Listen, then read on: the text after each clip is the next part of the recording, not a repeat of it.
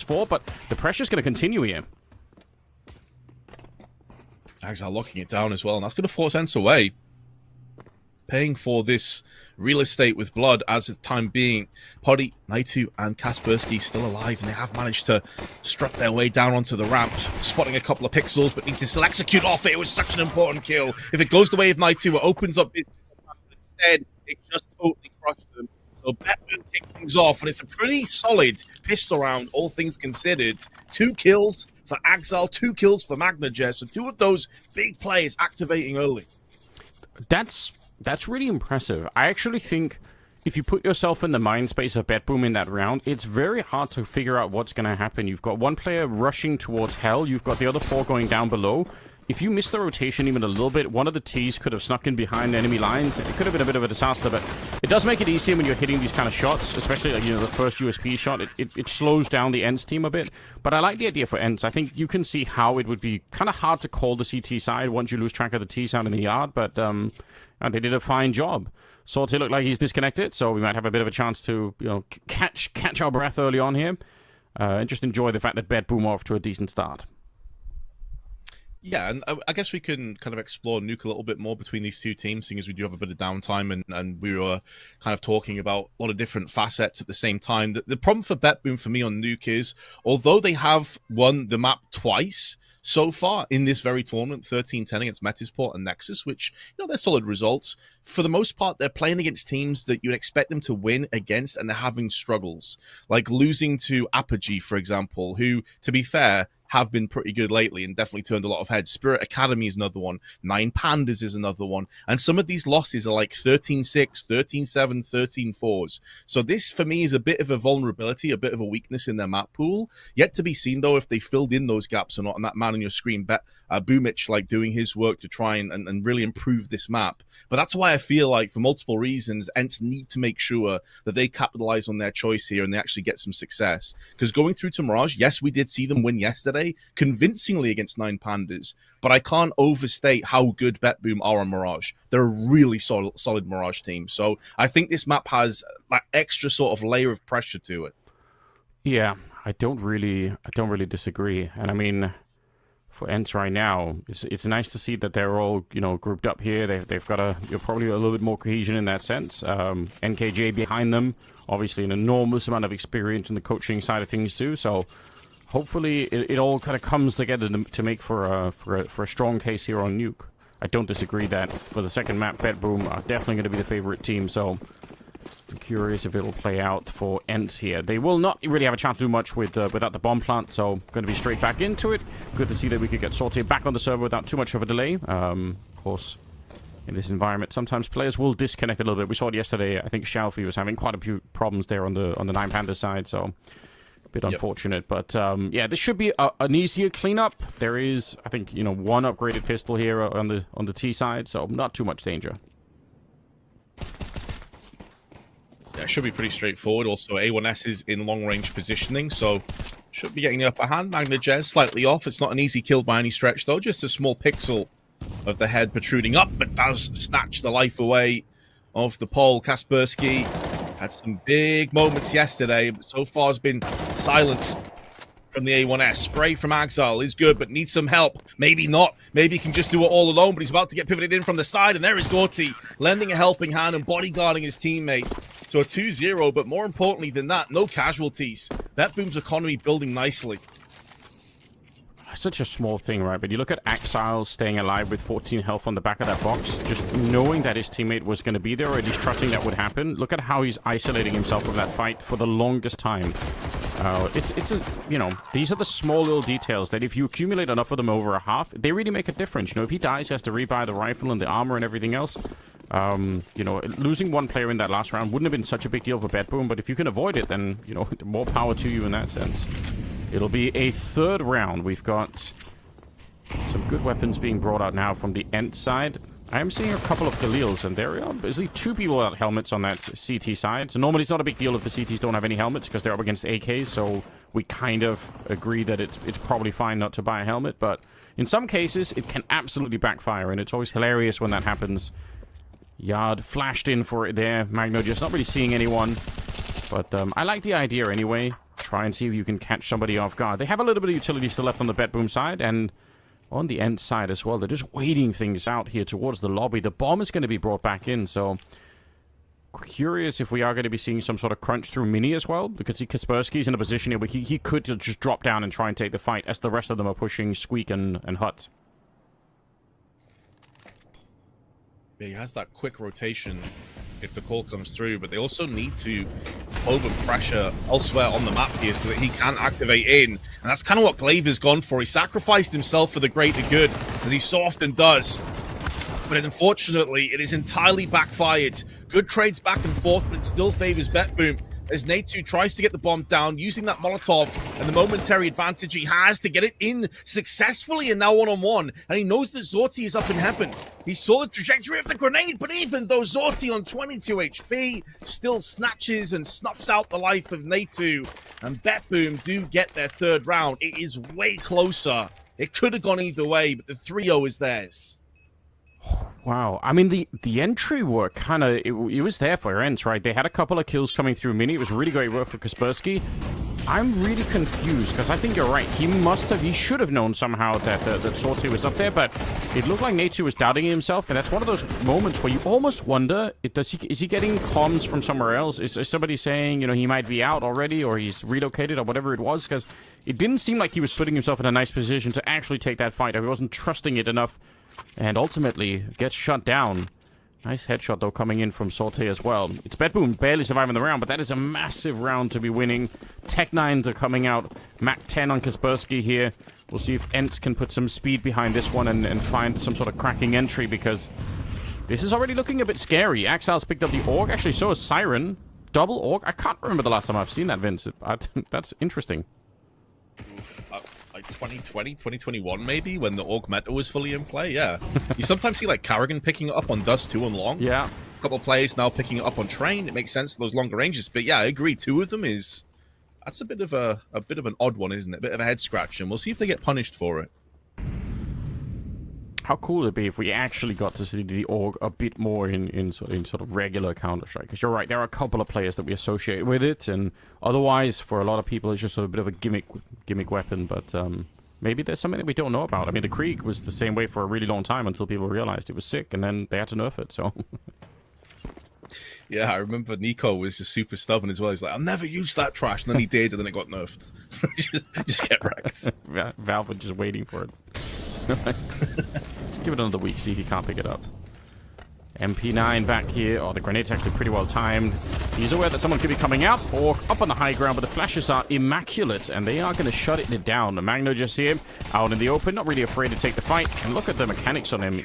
Probably could have had that third one, to be honest, but didn't work out that way. They're going to get an AK picked up, and they will save the other AUG. So, all right, they lose one of them. It's a pretty expensive round, and honestly, for ENCE, it's a round that's probably good enough in terms of the kills that you can... You know, you can build a story into this one. You're going to be saying to yourselves, okay, listen, it was close enough that if we win some of these rounds now, they're going to run out of money pretty quickly, and we'll be right back in the half. So it's obviously not a good start for ENCE. There's no way that we can, you know, we can't lie that much. But I think there's probably a way to get back here. And I think we've seen sort of glimpses, as you mentioned, the mechanical skill of Magnajaz is just so good, like with precision. They did make it through 3-1 in the MRQs. Their only loss was to Namiga. Some notable wins against Saw in particular. So a team that is definitely hitting that right form at the perfect time. And I think they can do some damage, you know, at the Major, genuinely, in that Stage 1 bracket. Oh, yeah. I don't think you can underrate these guys. Like, genuinely, if they show up and they're feeling it, they can get some serious wins. Nightsu, though, is going to open up the round. 4-on-5 to begin with. Obviously incredibly valuable to have some of those opening kills here, especially when you're starting to fall behind a bit. Yeah, the depth of the economy there on the CT side is not that much, so... Opportunity. They actually did rebuy into the second AUG. Yeah, that's very interesting to see. And they've got Boomich on the AWP, so... Picked up a sort of... Very curious. Now, for a while, they didn't have a real AWPer on BetBoom, and it was just Boomich doing it, which was kind of interesting. Nate2's back at it again, though. We'll drop the AWP one more time. And Kaspersky's making his way to the high ground. They're going to discover that there's really nobody on that A bomb site, so it could essentially already be a safe call here for BetBoom. I'm not sure if it's worth doing much of anything, just kind of save the rifles, because they're not going to have much to work with. Magnoges sticks around. I thought maybe he was just going to dive down the vent and escape. I feel like it was probably never worth fighting for that 5-on-3. They must have known that they had no position to win any of these fights afterwards, so curious to see them sticking around, but it'll be ENCE on the board now, and some of the work they put into the previous rounds paying off now, in the sense that the money is going to be very light on BetBoom. Exactly. They've been chipping away and chipping away. Even though the first 2 rounds were very clinical and pretty straightforward, there was that round that came down to the Night 2 1v1 clutch against Zorti, which he ended up losing out to. With still 4 casualties, and although they can hold on to one of these rifles, there's going to be nade damage thrown in, charging them out. Now, ENCE need to be careful as well, because it's not as if their money is ideal either. They've lost a lot out of this, but they have weakened Siren off enough that the bomb will finish off the rest. So, just the one surviving player in Exile, and that should be good enough for BetBoom. And yeah, just to go back to your point about Boomich, it was back in Cloud9 where he was playing with Exile as well, where like for this, they had this really weird like roster where Hobbit was AWPing for a while, and then Boomich was AWPing, and there was always like this question mark, like, are they actually going to get a primary AWP or not? And then obviously at the start of this year, Boomich and Exile joined BetBoom instead, and Zorti's been here since 2023, so it was just a really nice match. So well done by BetBoom though to get this roster in play, but and showing us that the signs of life, man, they're not going to get completely steamrolled in this game. Super important. A little bit of a potential move on top of the hut here. Right, 10 is making his way down, but Glaive is going to be so tempting. One good flashbang in, and he might have an opportunity. Doesn't know necessarily that Sortie is actually covering this line, so the flash would have to go pretty deep in the garage too for him not to get shot in the back. And so far, he's just happy to stick around and wait. His teammates have made his way down, so I guess if he can hold this position for a long time, it's going to be all right. They'll lose Kaspersky, and Poddy will get a shot in return. Not that bad. 4 versus 4 still. Glaive making the jump down finally, but unfortunately it wasn't deep enough inside of the smoke. Sortie is going to catch that kill. Okay, the Frenchman. He's got the AK out. Going to land the shot against the sniper at range. That's pretty sick. 3 versus 3, and about 45 seconds left, and now they're backing up towards the garage again. They have got the bomb picked up here, so I like this play, but it's very risky when you're this low on time. It could easily backfire. Yeah, you're going to have to pick up the pace sooner rather than later, just shy of 30 seconds. And I believe the player in heaven, Exile, did just catch a glimmer of a player down in garage. So that is vital info. They still haven't moved in. ENCE, you have got to start pressing forward. You don't have the luxury of time or the information that Siren is here. And you can hear him. You can see him just calling to his teammates, shouting to his teammates that they're pushing the site. And Exile with the AUG with a triple spray, showing us why maybe we should think about picking it up ourselves. He has sprayed to the AK, but it's a 5-1 score to BetBoom. I mean, great work with the AUG, obviously, and kind of a close round in some sense, but what I really appreciate, what I love about this round is the fact that Siren just stays put. I know it's a bit, you know, he didn't get any kills for it, but you wouldn't believe how often you see, even at high-level play, somebody wants to take a bit of a peek. When there's only 9 seconds left, they're running in there. Just staying alive is just so valuable, but they have to run back and check him. Whereas if he swings really early in that fight and dies, then for ENCE, it's a, you know, it's a free pass to just cover the high ground and not worry about the bomb site itself. And maybe they do get the bomb plant and actually end up, you know, with the chance to fight in the after plant. So I love the fact that Siren is just, you know, he understands the mission and just stay alive, just don't die no matter what, or at least make them push all the way in there and waste another 2 or 3 seconds, which they don't have. And as a result, they can't really have any kind of a reasonable fight afterwards. So close ground nonetheless in terms of how many people are alive on BetBoom. So the story sort of continues here, but for ENCE, it's hard to keep the dream alive. You know, every time they're going to be saying to themselves, listen, they have no money. If we win 1 round, then we essentially win 2, and we're right back in the game. Like, that's, I guarantee that's what ENCE are telling themselves every time. And while that story, it's true, and it's nice to hold on to, at some point, you still feel like, yes, but at the same time, it's also 5-1. And this first half is slipping a little bit out of their fingers. So if they want to really make something off this low economy on BetBoom, it has to be now. because it has been a slow start on a few players like Glaive is 0-6, some Die Young 1-5. It feels like it needs to be sooner rather than later. We saw them flub their opportunity last round, but Glaive is going to get on the scoreboard. Axile, his victim, with the back 10. And that opens up business on ramp if they should choose to go for it. Just making sure that they toss in a bit of utility there to allow them to clear out the close angles. You never know if it's a double stack. Poddy with that AK hasn't had many opportunities with the AWP because of the back and forth economy. Very capable rifler. Here is the problem that ENCE have had, though. We've seen it a couple of times. We've even discussed it. They start to get quite slow and quite downtrodden. The timing on that reload, though, could not have been worse. And ENCE will capitalize. I was imagining stuff like, why is he reloading there? That just seems absolutely wild. Maybe it was just pure timing, but it felt like he could have done that in a much safer manner. Kind of surprising. But yeah, this is exactly what they wanted. ENCE, they're going to pick up the round. They don't even lose that many players at the end, and unfortunately for BetBoom, it's not a good look for them here. Boomich on 2 kills as well, but like you pointed out, I mean, the fact that SDY... Glaive, I'm less worried about him not... I mean, it's obviously great that he can get a couple of kills in this one, but SDY at 1-6, that's got to change. They do need him. He is one of the core players on this team when it comes to the frags. There's no way to deny that, so... They can't have him lingering around down to the bottom of the scoreboard. Kaspersky's going to get the opening here, taking out McNotice, and so far so good. Pistols through the smoke, but no reason to really get panicked. Just leave it alone, yeah. Just don't even try it. I would just let it go. Stay as a group. Don't give them any AKs here. A little bit of discipline there on ENCE can go a long way. It's like you highlighted, though. Effectively a 2-for-1 round, and ENCE are making the most of that. As only Axile and Zorti remain. I say only Axile. He's 10 frags and Zorti on 7. They're not far from having the entirety of ENCE covered by themselves, especially as Axile's just connected with the 5-7, down to 37 HP, but this can still be a sting. I mean, keep in mind, there's multiple players here that are a little bit low in finances. Sure, a couple are pretty solid and healthy at 3,000 plus. And there is a shank Zorti. Oh, no. Oh, okay, ENCE, okay. I respect it, you know? Why not? You're 5-2 down, but get the knife out.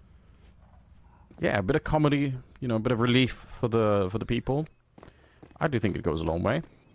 Axile, he's got the AK and hoping he carried into the next round, obviously. But yeah, 5-3. Again, if we just kind of, you know, if you just join the stream now and you just refresh the browser and you're tuning in.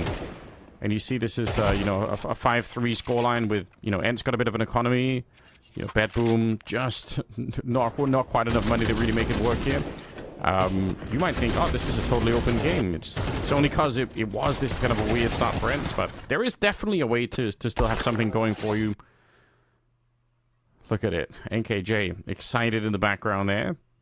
We got some staff watching as well. All right, everyone in the ENCE camp, they're pretty excited. I like that.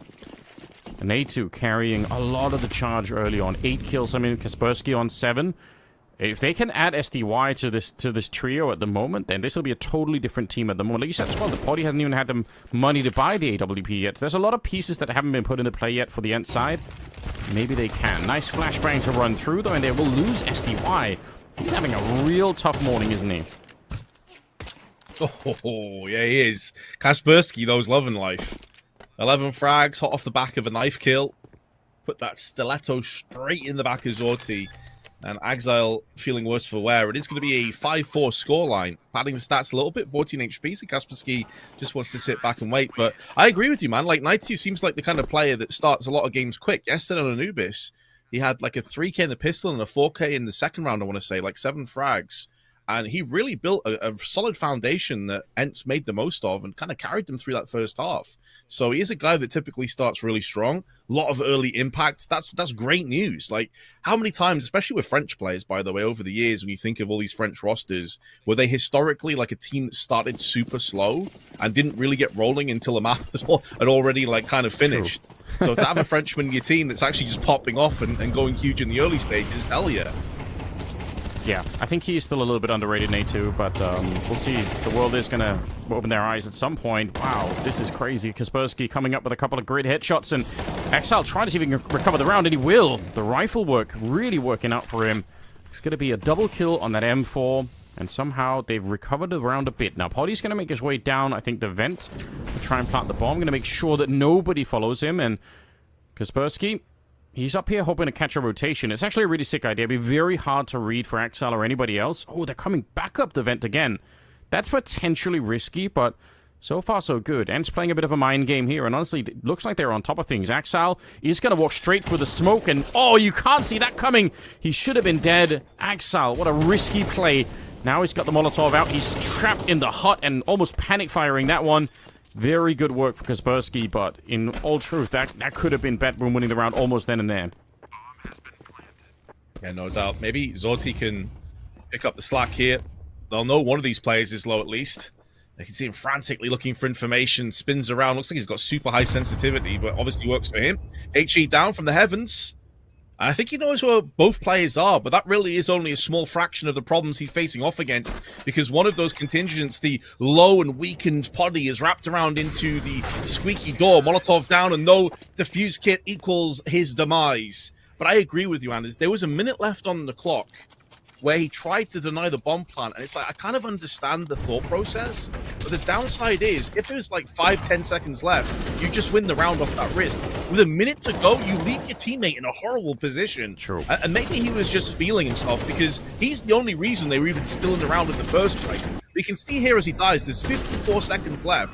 Zorti with no kit and no grenades really didn't do him any favors. Yeah, that was a really rough for Sorty to do anything with. And look at the turnaround. Look at what's happened as a result. Now it's a 5 versus 5 and or a 5-on-5 scoreline here, and we'll see if they can do anything in the ramp room, trying to push their way through. It's Sorty to go down early on. Magna just burns a lie of the glaive. Elsewhere on the map, it's just Axel here with the 5-7. Interesting position to stick around in. You can see how hard it is to control these angles for him. Gonna give it a shot. Nade 2. Flashed in on the side, and Axel, oh, he's been spotted as well. They're going to call it out. I like it. You said it earlier. Axel at one point considered probably a top 5 rifler in the world, and there's really good reason why. If you missed that era of CSGO, which I guess it's been a minute now, you've got something to look forward to, because Axel has actually been slowly recovering his form, and there's a long way to recover it all the way, but you can get a sense of how sick he could be. Going to get the kill on Poddy here. Actually coming back with the 5-7 even after being discovered, which is a bit cheeky. 3 versus 3 now, and 50 seconds on the clock. And for ENCE, this is a must-win round. These are the easier rounds that you fought really hard for to get, and if you give them back, it's a disaster. Glaive goes down to Boomich, and what have we got? SDY and Nate2, and again, SDY's had such a hard time getting anything done in this game so far. Yeah, still kind of been stalled, and that's what makes this such an impressive comeback, because without one of their most tenured and experienced players, Siren though with a 5-7, a lot of damage also inflicted. This would be a great moment for SDY to show us why we expect so much of him. Smoke down, not ideal though, forces him out into the open, only 10 seconds on the clock, and they're circling him like a couple of hungry sharks. And although SDY maybe best Spoomich, it's Axel from the back that takes him down, and BetBoom regain the lead, around with 5-7s and deagles. So rough, isn't it? It's really good work, though. BetBoom just clear on the mechanics. You could see the 5-7 coming in a couple of times here. Siren getting another kill for it. Yeah, such a sick pistol. We all know it. We keep saying it. It probably is a little bit overpowered. And yet every time you see it, it's a bit of a delight, isn't it? But yeah, for ENCE, so much hard work to get into such an advantageous position, and you end up slipping up just a little bit. It's not bad. The 5 rounds in the first half, ENCE can recover it. They're in the game. It's not like they've just lost the map now, but it's just a sour feeling when you know that you could have at least had 6 and might have even had a good shot here to get 7 on the board. It's Kaspersky getting 1. Unfortunately, they're going to lose Nate2 right afterwards. Boomich catching him, trying to get down the vent. And we're in a 4 versus 4. With the bomb trying to make its way right down towards the site really early on. I don't know what Boomich is doing, but he's going to get shot in the back. Molotov to stop the rotation. Siren runs right through, and that's going to hear the singe on the other side there. Siren gets caught. A lot of mistakes, I think, being made in this round, unfortunately, for BetBoom. Leaves Sorte on his own with absolutely no chance to win this one. No, this feels like it's pretty much a done deal for the half, and it will finish all tied up, 6-6. Zorti is being smothered, constricted, flashed, blinded. and perforated by bullets. 46 HP separating him and his demise, and Glaive will put him down. He was at one stage 0-6, now 5-8. And I agree with you. You know, you said it's not really about him getting frags. We saw him sacrifice himself multiple times for Kaspersky to drive off those main drops. He ends the half on 16 kills, by the way. So Glaive showing that it's not all about the kills. It's about the impact, it's about the misdirection. There's a lot of different facets to Counter-Strike. 6-6 for the score, though. I think ENCE will be pretty happy, considering at one point this was a 4-0 score in favor of BetBoom. Yeah, I mean, I agree. It's a very good turnaround, and it's an easy story for ENCE to tell themselves going forward too, right? You're going to be saying, hey, listen, bad start, great recovery. We're ready for the second half more than they are. And now they're escaping. They've left. Okay, well, that's great. It's just you and I, Vince, I suppose. Oh, Kaspersky sat there like, guys, where's the team gone? Hello? He's talking to himself. We do still have more work to do. Okay, you guys stick around. Listen, I appreciate it. It's like a half work day kind of guy, you know. You just go for lunch and then you just don't come back to work. It's actually a bit underrated. You could do it more than you guys recognize, you know. I used to do it like when I went to a technical school, I think it's called, in Denmark, where you learn to do like coding and basic stuff like that. It's a real long time ago. Went to lunch, I just went home. I was like, I can't be here anymore. I'm leaving. A similar thing happened when one of my first jobs I had. I worked in a local city council, and this is how old we are, Anders. We used to have like actual physical filing cabinets, you know, with like actual documents. Yeah. Things called paper, I hear it was called. Some ancient Greek stuff. And because they would give me so much and I'd finish it early, I'd just go to sleep in there for like 3 hours. It was brilliant. Sick. I love it. Just easy work. Listen, you know, finding ways to cheat at work is one of the great pleasures of life, you know. It's a kind of an underrated thing. It really is. Should be done more. I think one of the jobs I had, I did install World of Warcraft on like a virtual machine, and then I just kept it, booted up in the background. So every once in a while I'd be like, listen, let me play a bit of World of Warcraft, and then we'll get back to the work in a second. I'm sure that's going to happen all the time, you know. That's so based, man. Which expansion are we talking, or are we talking classic? Oh, you would have been Burning Crusades, I think, wouldn't it? I think it would have been a little bit later on. Classic, bro. Yeah. Sick. Good times. Those were the times, weren't they? But yeah. And unfortunately, we have video cameras right in the office, so we actually know when they're skipping out on work. There's no excuse, you know. We've got the banged rights here, unfortunately. So we're going to send a letter to the ENCE, administration. We know not to. We'll send them a message later on and say, I don't know if you know this, but your guys, they're only playing half the game. What's up with that? Yeah, we're so happy with that half that they just said, you know what, peace. I'm going to go celebrate. And we're out. Maybe SDY needed like a stern talking to. They're like, listen, buddy, this isn't good enough. We're just gonna need more from you. And like, I mean, to be honest, he has been playing so well in general that it has been surprising to see him not step up more than he currently is. So hopefully that'll be more of a feature of the second half. They can bring him back into action. Because I think that they're gonna need him, right? They're not gonna be able to, I think, defeat BetBoom without him doing a lot better. Mate, is that just a random cactus behind Zorti, by the way? Yeah. I just caught that. It's just a cactus, because why not? He's like that minimalist lifestyle. Just no paintings, no nothing. Just one cactus just to kind of, as a statement, but you never need to water it or anything. I can appreciate that. The thing is, if he gets tilted and, flies backwards, he could end up just stabbing himself. That feels like a hazard, like a work hazard. And anyway, we're live again. ENCE now on the CT side. I wonder what kind of, maybe it's one of the fun cacti that you eat it and exciting things happen. Who knows? Who knows? Maybe there's a hidden reason there. Regardless, maybe if he stabs himself with it, he'll get superpowers, like a weird kind of like cacti man. Is that a thing instead of Spider-Man? What would his superpower be? Like firing like spikes at people or something? Yeah, little quills or something like that. Or he never has to drink anything. He's like, he can just stay hydrated. That's his superpower. Just always hydrated. Anyway, Kaspersky coming in with some sick dually action. 3 kills as they were occupied looking elsewhere. Siren trying to recover the round here, but how could you realistically do that? You could see a really good job on ENCE as well. Ducking down, avoiding the fight, Not because they're scared, but because they're smart. And I think that's you want to see this. You can see it Glaive as well. Why take the fight? It's not worth it. It's a 2 versus 5. If you fight them and give them the opportunity, then there is a way back into the round for BetBoom. But if you do what they did here, which is very, very relaxed, then there's never going to be a chance back. So really good stuff here. Siren out in the yard. Down to the last 4 bullets. Going to get a chance for some more battles here, but eventually ENCE should close this one out. Yes, sir. Love the way that they popped up. And they also, I believe, sent a player towards main, making a lot of noise running around, which is what drew away the crosshairs of the 3 players that Kaspersky was able to devour and gobble up to get those frags. So very well played by ENCE. And I think we're seeing more signs as these maps continue on that Glaive has clearly got a lot of ideas, as you'd expect from an IGL of his kind of experience and his veterancy. But yeah, you could see that they were looking through the smoke, maybe anticipating a player was going to push them from the side, and none of them were looking at Secret. Now that's definitely an oversight, definitely a mistake. But Kaspersky's aim still really on point. Yeah, but I think it's worth criticizing. You're right. That's something you don't want to see. That many people, and nobody is fully ready for it, or they didn't have the utility either. It's a pistol round, but, you know, still, if you're going to leave that open, you've got to be aware that it could be disastrous.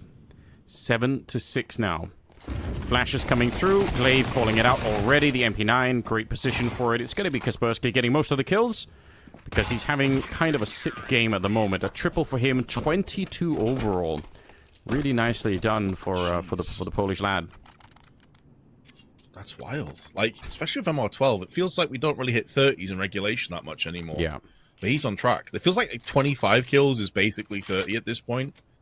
Doesn't quite have the same ring to it, though, does it? But, like, he's on point right now. Like, he could actually just drop a 30 bomb. He's been playing phenomenally well. A huge piece, an X factor as to why they got back into this. It was 4-0 at one point. It was 5-1 then, also to BetBoom. Yeah. So this last sort of 10 rounds has been incredibly one-sided.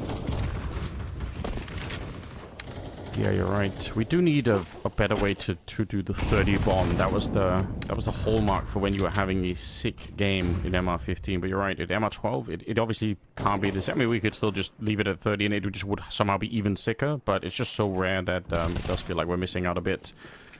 Potty taking down Magno just and actually realizing there's nobody else out in the yard either. That's an insane amount of tactical information to rotate around with. You could see SDY trying to get the incendiary down. Unfortunately, he's just a second too late, so they are going to push in front of it. And I'm shocked to see him coming back for this fight. I don't really want him to do that. He's going to take Axile down, so maybe I'm wrong and it's worth it, but it seems like a big risk. Potty goes down. SDY will get another one in return. Still a 2 versus 3, and ENCE, okay, there we go. Natu taking care of things, and they actually will be pushing in. But that push from the ramp, I think they could have done with the rest of the team from Dark when they were still alive up there, and it probably would have worked even better. So, yeah, good round for ENCE. No, I'm not getting too critical, I hope, but there was a chance there that they could have given some more real estate back to BetBoom, I think. The thing is, though, that was ENCE's effective bonus buy. Like, they had a bunch of MP9s. That was a full rifle round on BetBoom, so I think ENCE will be very happy. They've got an AK in play. Sure, Glaive is still on a MP9, but it's a half buy coming up here.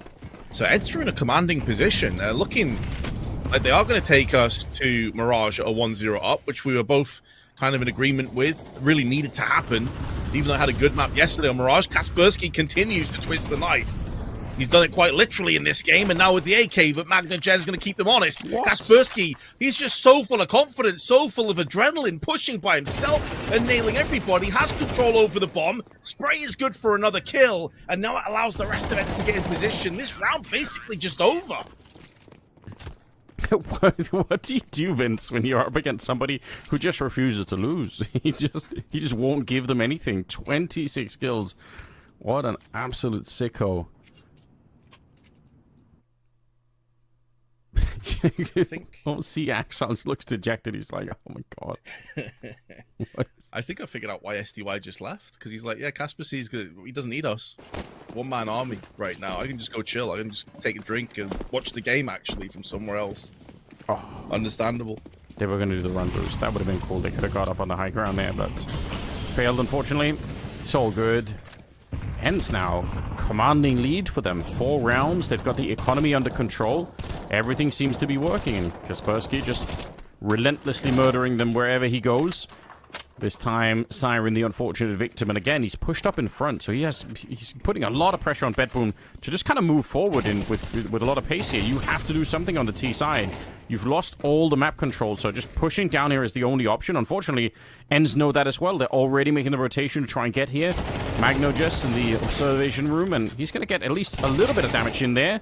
Poddy and SDY fighting their way back, and it somehow turned into a 2 versus 2, and there's a lot of time left, so a winnable round for BetBoom. And honestly, if they want a chance to get back into this game, they really need this round. Yeah, they do really desperately require this. 2 players are weakened, but Poddy feeling a little bit worse. 25. They did tickle the bomb, draw out the shot. Oh, Kaspersky, the way he's playing, you kind of anticipate him to get that kill. May seem harsh, and all of the wall bangs not far off. No kills forthcoming.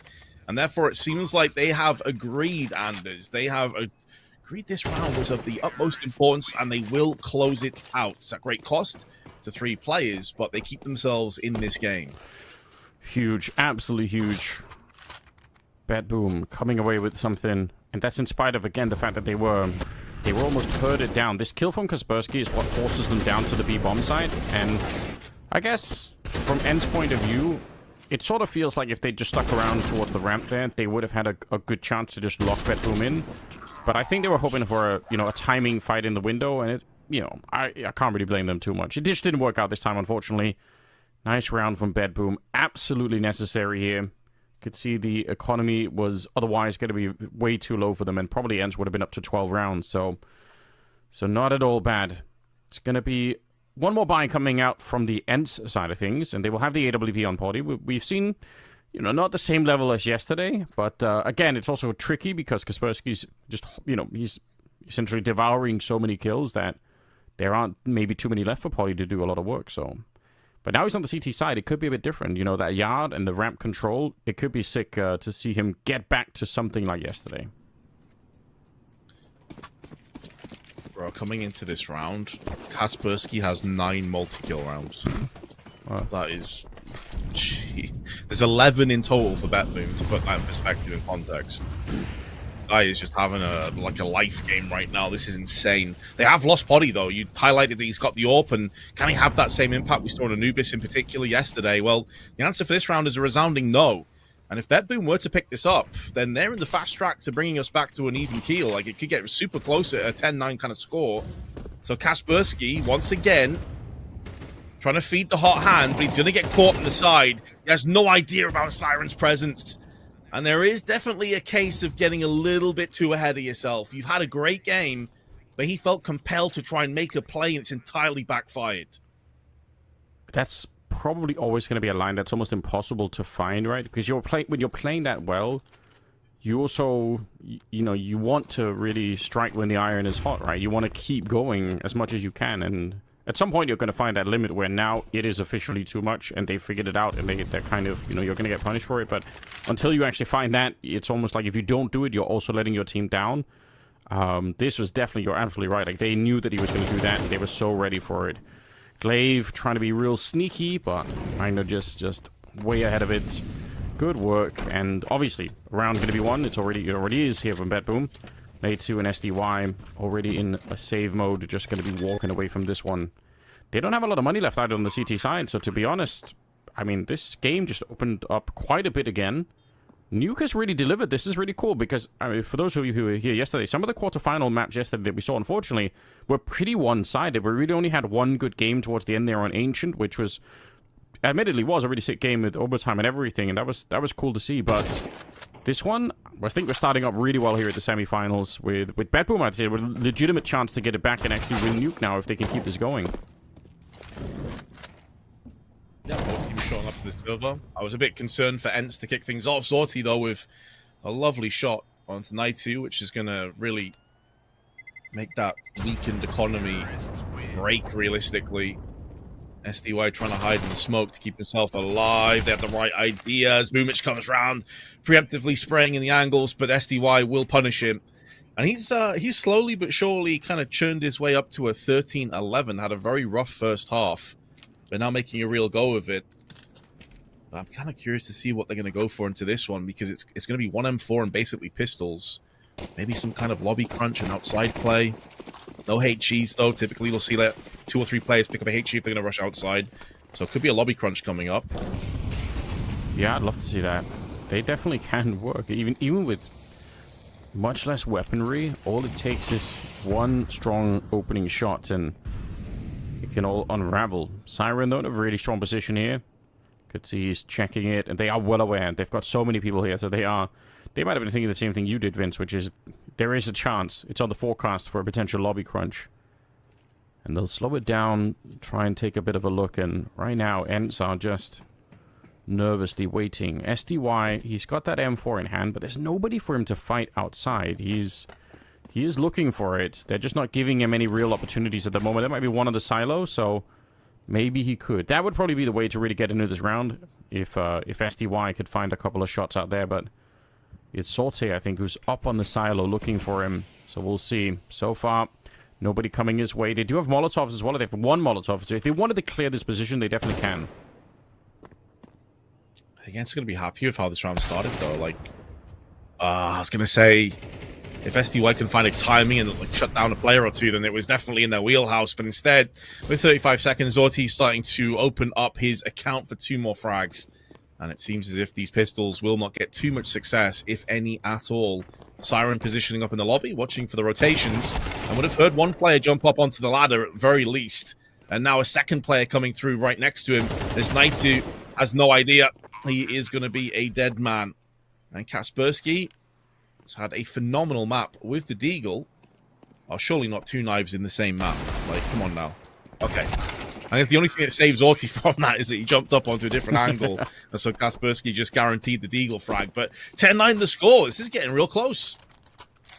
Yeah, I think we're right back into this one. And a big reason why, it seems at the moment, is the fact that Sorte is hitting some nice shots with the AWP. Might not be the most spectacular flicks, but he's pretty consistently getting kills like these, and that's all you need sometimes. Just, you know, a couple of nice frags coming out with the AWP.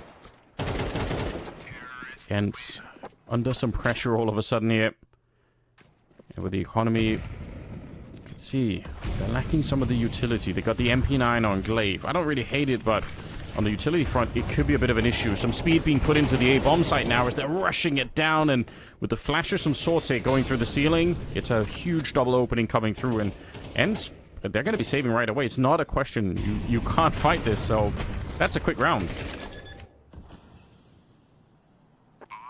Love the call, knowing that ENCE were just off the back of buying and maybe missing out on a couple of key grenades here or there, mixing up the pace and catching them off guard. And the issue for me here is, it often is the case, is when one player is having an amazing performance individually, but nobody else is really showing up. What happens if that guy begins to get a little bit quiet? What happens if BetBoom in particular are able to shut him down? This is something that Astralis historically were great at themselves when they used to play against the likes of Simple. They had the perfect ways of closing him down, not allowing him to really get started in games, like choking him out, like making it really constrictive for him. And so if BetBoom can kind of funnel their way into just getting rid of Kaspersky early on the round, or forcing him into like these weird retakes, then who else from ENCE is realistically posing a threat right now? Like, you got a couple players that are doing okay, but most of the heavy lifting here has been on one man's shoulders, and he can't do it all by himself. Yeah, that is always going to be the weakness of having one player that's popping off like that. And we saw for ENCE yesterday, that was potty, at least for some of it. But the upside to that was, all it really did was it paved the way for more players to join him behind potty. So it wasn't just him alone. He kind of, managed to drag more people with him. I guess SDY is on a bit of a recovery mode at the moment. He seems to be slowly improving, but yeah, you can sense the potential weakness here. Timeout called. ENCE want a chance to discuss exactly what's going on at the moment, but yeah, they're in a bit of a rough state. Tied up game, the money looking a bit all over the place, and BetBoom waking up a little bit more. And I think that's kind of nice to see as well. They had such a good lead in the first half, and to see them kind of slip up a little bit and let ENCE back into the game, that could have been a sign for worry as well. But mentally, they look like they're right back on track, and I don't know, might even be favored to win. Just looking at the money here for the ENCE side, that's something that should worry you.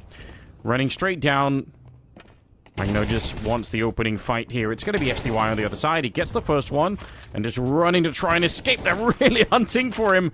And somehow he gets to live. Glaive is here with the USP, but honestly, that's not bad work. He's done some damage to Axile as well, and it'll slow down BetBoom. Nice move from SDY. It seems like such a small thing, Anders, but how many times do you see a player get a kill and then stay there and be like, screw it, I'm getting 2 or 3. They die a 1-for-1, and it instantly puts the pressure on the rest of the CTs. Like, the fact that SDY had the clarity and chaos to get the 1 kill, couple of bullets, land on a second play, and then back out and try and bait them into that vent player that had rotated down. That's the difference between a guy of his kind of composure and your average pro player. I know it seems like such a basic thing, but so many players fall into that trap. Yeah, I think it's definitely true. Guy that I work with for Skybox is a former Source IGL called Gravity, Danish guy. He said one of his defining characteristics when he's looking at new players and, you know, their skill is basically looking for if they can figure out when not to fight. And I think that's like a nice way to encapsulate that whole idea, because it is just so critical. Sometimes, yeah, it's great to take all the fights, but knowing when to disconnect from them is so important. And definitely SDY getting a chance to fight again now. Unfortunately, they're going to be losing Glaive and A2 down in the site below. BetBoom really taking their time after that initial engagement. They slowed the game right down. They didn't want to rush into anything crazy, and it's actually worked out for them. Looks like they've had a chance to really compose themselves. It's going to be Axile taking down Kaspersky. And for Poddy and SDY, the best call here is absolutely to save the weapons. But doesn't change the fact that SDY still bought them a chance to get into the game by winning that early fight and staying alive. So everything we said still pretty much holds true here. It's going to be BetBoom, though, up at 11 rounds. So getting much closer to a victory. And like we said, because Mirage is the second map, this is a really terrifying idea for ENCE. If they lose this map, they might not get to Anubis at all. Right, yeah. Mirage is... It's a pretty scary map. BetBoom very comfortable, very solid on it. And in that last round, you could even forgive SDY if he stood his ground and tried to get as many kills as possible, because it's a round where they don't have that many primary weapons. They had an open 2 M4s. I think Glaive was on like a USP.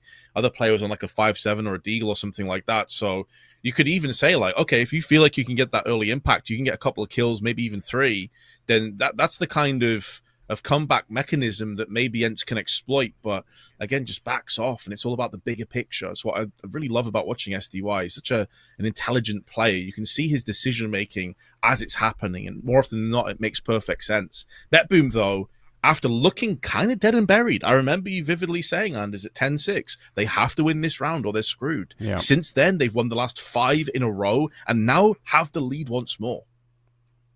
I think that's such a... It's such a great quality to have as a team, that you could be, 4 rounds down, you win 1 critical round, and it revitalizes everything, and they're right back on track. Everybody knows what to do. That's such a good sign for the future, because there are going to be games when you end up, 4 or 5 rounds behind, and you have to make a bit of a comeback, and having the strength to do it makes all the difference. Magnet is going to be going down. It's Kaspersky finding his 29th kill, just 1 away from the 30. It's going to be a nice little flick here for Poddy up on top of the high ground. And Kaspersky swings back in for it. It's a lot of bullets, but he'll get the job done. Axile dies, and Sorte is not long after going to hit the dirt. It's nobody even going down. A lot of damage there onto 3 of the players for ENCE, but they actually all survived. Now 11-11 tied up. This game, it's really delivering now. There's money on BetBoom. Overtime is definitely on the cards right now if we can keep this going. But Kaspersky, I mean, he had a little bit more in him. We said, like, what if he runs out of energy? Well, he's got some more left in the tank, Vince. He's on 30 kills of 130 ADR. And we're moving into the very end of the map. I mean, this is an absurd stat line by anyone's standards. Zaiwu, Nico, Monesi would be delighted with this kind of a performance. It's such a ridiculous game from Kaspersky, and it's kind of telling and almost sad that his team is still 11-11. This is the kind of score you'd expect to see somebody like basically 13-7 win. Instead, though, the shutdown nearly in the back, but the smoke is in the eyes. SDY still gets his man alongside Naitu, and BetBoom, they're struggling. 2 players down already, trying to make moves around and ramp, but Poddy's missed. You can see NK's reaction says it all. Hands on his head. He had to land it, and that's now put them in a really awkward position. It absolutely has, but you know what? He's actually buying a lot of time. I think he knows he's probably going to die here, and look at it. Naitu gets the kill on Axile just because Poddy refuses to die. What a frustrating scenario there for BetBoom. They know he's back there. They know that he's definitely dead, and he knows it as well, but somehow he just refuses. He just doesn't have the courtesy to actually go and die, and as a result, he lives through it somehow. And now it's a 2 versus 3, and Poddy still being there. That's so crazy. But the bomb is planted anyway. BetBoom suddenly with a chance to maybe revitalize the round here. The gun barrel is showing. Easy kill for Siren to take down Poddy. It's going to be a bit of a return. The Frenchman's dropped Siren, and now it's all on Sortie. He's got no chance. Doesn't get the angle right. He assumes he's going to go for a bit of a swing, but he was still waiting for him. So, ENCE, they pick up the round. It's 12-11, and it's a really, really fine job for them. I think NKJ just lost like 5 years of his life after watching Poddy miss that shot. It forced rotations out, which allowed them to get onto the site. Nicely attempted by Siren, but it was just too many bodies to contend with. And so ENCE will have map points. I believe a buy will be forthcoming, though, so it's not going to be an easy final round. Of course, there's always going to be a buy coming, but I mean with AKs and Poddy's frustrated at himself there, I think. Natu got 4 kills in that round as well. Really, really cool. 12-11. And, alright, no AWP in play on the T side, but otherwise, looks like they're going to be in a decent position to do something here. They need the round for overtime, and no reason to think they can't do it. Pushing real close here. Glaive gonna set it up, look for somebody on the other side. Siren ducked down behind the wall. Poddy's gonna disengage from the ramp position. Realizes they're already pushed up. What a nice find. Siren drops Kaspersky of all players. That's the super weapon dead and gone, and now he's trapped in the corner. SDY will take him down, but Glaive actually walking in. This could be a sick timing, but somehow Sortie is ready for it. I thought Glaive at least had a chance there to get 1, maybe even 2. And now they're a man down, and overtime is looking very likely all of a sudden. 55 seconds. Although Zorte is low, yeah, they have so many forward positions. Poddy's going to try and get aggressive. Does land the flick. So Boomich sent packing. I just love NKJ's reactions, man. Like, he's just so into the game, of course. And now Naitu, 4 kills in the last round, but nothing in this. SDY has been entirely avoided, entirely bypassed. And BetBoom should have the easy plant downstairs. Can SDY pick up this 1v3? I was about to say, Boomer just got 6 kills in regulation. That's not a lot to work with, but I guess just like with Glaive, maybe it just doesn't matter. It's up to the rest of them to make this one work. 1 versus 3, and Axile is there to catch him already. We're going to overtime, ladies and gentlemen, and what a great way to do it as well. Fantastic work for BetBoom. They really were quite far behind at 10-6 at one point, and then they managed to bring their way back. Fantastic work for Axile with 20 kills in regulation, Sortie with 17. It's a real team effort coming in. A round like this one with Siren, even if it's a 1-for-1 trade on him, it's a lot of space to take up for the CT side. They're really going to be nervous about a round like that one. So, yeah, here we go. It's a semi-finals as well. I think we deserve something like this, especially with some of the quarterfinal games yesterday. So I'm here for it. No doubt, but the players will know it's going to be a very long day. True. Because, of course, they have to wait for the next best of 3 to finish, and then they'll be in the grand finals. So they, of course, want to get this one done as fast as possible. Not expend too much mental energy into this game. And like you say, going into OT, I mean, it's great for us, great for the neutrals. Not so much for the players. Kaspersky, though, is going to kick off OT as he left off in regulation. Is up to 31 kills. Shot misses from Poddy. Is struggling a little bit in this game. The Kaspersky is keeping them interested on the rooftop as he's burning alive. Axile puts him out of his misery. And now SDY gets aggressive, finds Axile when he has a Molotov out. You need to take that risk, unfortunately, there. Axile not ready for it, but very nicely done for SDY. They were in a 4-on-3 for just a couple of seconds, and if you don't make a proactive play, then BetBoom have a chance to cool down the round, and we've already seen that when the round slows down, BetBoom are really good at making some of these decisions. Out in the yard, though, no smokes to cross, and Natu, big opportunity for him to actually pick up that kill, but he's stuck around, and Sortie comes back in to blow him out of the sky. It's going to be SDY and Poddy now. No, none of them down below. So the bomb, very likely to get planted here. ENCE, what a tough position. How do you retake this? One of them with the AWP? Almost got to wonder if Poddy can't find a better weapon to go for the retake. The only saving grace is they haven't actually planted the bomb yet. So this could effectively get down into a 2v2 momentarily when they do go in for it. SDY not firing off any shots. It's going to be a shooting gallery. He's denied the bomb plant. No, he hasn't. It just went down the nick of time. I thought he'd done it. Siren still has a chance. They don't know his position. It stands to reason. Maybe control room, maybe double doors. He may get the drop on one of these two.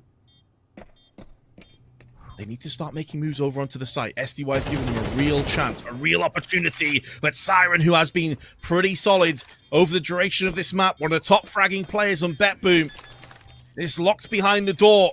But Poddy, he's had his struggles. Flash comes through, takes the shot, but Siren just has to waste the time on the clock right now. Oh, goes back in with a kick. It's going to be incredibly close. I'm not sure Poddy has this one, though. Oh, just a matter of milliseconds away, and Siren seals the deal. That is a bitter loss for ENCE after that huge double kill. Like you said, very nearly denying the bomb plant altogether. They probably thought they had that one 2 versus 1. Look at SDY here. From such a miserable start for him to being able to pull it back and actually performing at a really high level. It's sick individually for him. Unfortunately, they didn't have enough tools either. If they had a smoke or anything like that, they could have put so much more pressure on that last player on the T side, and they just didn't quite have it. NKJ a little bit frustrated, and you can totally understand why. It's close. It's real close here. But BetBoom winning the first round in overtime. And, yeah, deep breath here. Timeout been called. Of course, you get another one in overtime. It's one of the things that sort of gets refreshed. So, hopefully, we can see ENCE finding a way back into this one. Because it's been a bit of a struggle. Like I said, 10-6 at one point. And now we're up to 13-12 in favor of BetBoom. It's been a very nice recovery for them. It's been a real roller coaster because BetBoom have had vast leads and then vast deficits. But all that matters is how you finish the map off. They have the advantage, super close. I know some people will be questioning why SDY didn't shut down the bomb planter first and then the secondary player. Because, of course, if he kills the bomb planter and then dies himself, it puts his teammate in a really bad spot in a 1v2 deficit. So he was playing the numbers, just didn't quite work out in the end. SDY looking to take some aggressive fight here. Very unfortunate that he doesn't get the kill on Magnogis. That looked like it was a easy pickup. Smoke obstructing his crosshair, maybe just a little bit, but still. Got plenty of time left. Glaive on the one side, Siren on the other, and they're actually crunching the lobby behind. So for Siren, it's probably just a question of trying to get this kill on Glaive. He's surely going to be traded out one way or another. Poddy gets one, and there we go. Glaive, a little bit quicker on the trigger this time. Back into a 4 versus 4. And the bomb being freighted towards that mini position. Kaspersky just sat out in the middle of the bomb site, hoping to catch somebody off guard. No flashes on the peak. 1 for 1. Bit of team damage done as well from Nighty. I'm not sure where that came from, but 3-play-3 with 40 seconds left. Molotov down, looking to try and push onto the site as soon as possible. SDY is going to have his work cut out for him. If he goes into heaven, there is a player up there. That could be the key jewel in this game, and it has gone in favor of SDY. That now opens up their opportunities to go for this 2v2 retake. Flash to set it up, but unfortunately he can't even get into the bomb site itself. Shut down by Sawtooth, who's really come alive in this game. 20 kills for him, and now they're going to just peek. Before he even gets a chance to touch it there, they actually call his bluff. They say, we just don't think Glaive has what it takes to be able to fight this one. Nice timing, nice round. It's BetBoom with 2 in overtime here. I do like the play from Kaspersky, to be honest. He can hear them pushing out the high ground behind him, so he knows that he's surrounded. And I think he's basically gambling that they're not going to be ready when they come in from mini for somebody to just be sat right there. Which, to be fair, is kind of unlikely. If he could have got the double kill, it would have really changed the round, but this time it was just the 1. And they're in a little bit of trouble. I'm getting nervous now once again, Vince, because it seems like it's getting a bit out of control. It is, but to try and settle your nerves a little bit here, Anders, in regulation, you have to keep in mind that ENCE, even though it was a 6-6, they were 4-0 down and 5-1 down on their side. They won the vast majority of those rifle rounds. So even if BetBoom do get a clean sweep here, I'm not going to ENCE out because their regulation T-half was looking pretty damn good. That being said, though, have they cooled down since that point? Have BetBoom maybe made some adjustments? We're not entirely sure, but I will say that I think ENCE's T-side was looking pretty damn good. So I'm not ready to give up on them just yet, but I do agree there are definitely some alarm bells ringing. Body towards the ramp.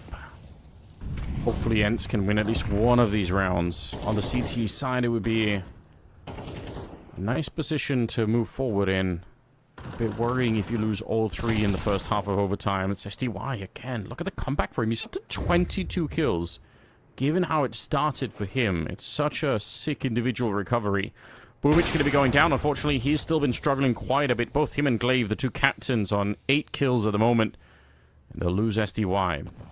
BetBoom could see with the damage done to Axal already. They're not really favorites to win this one. A man down, and with Axal being close to death as well, they shouldn't have a chance here. But you never really know.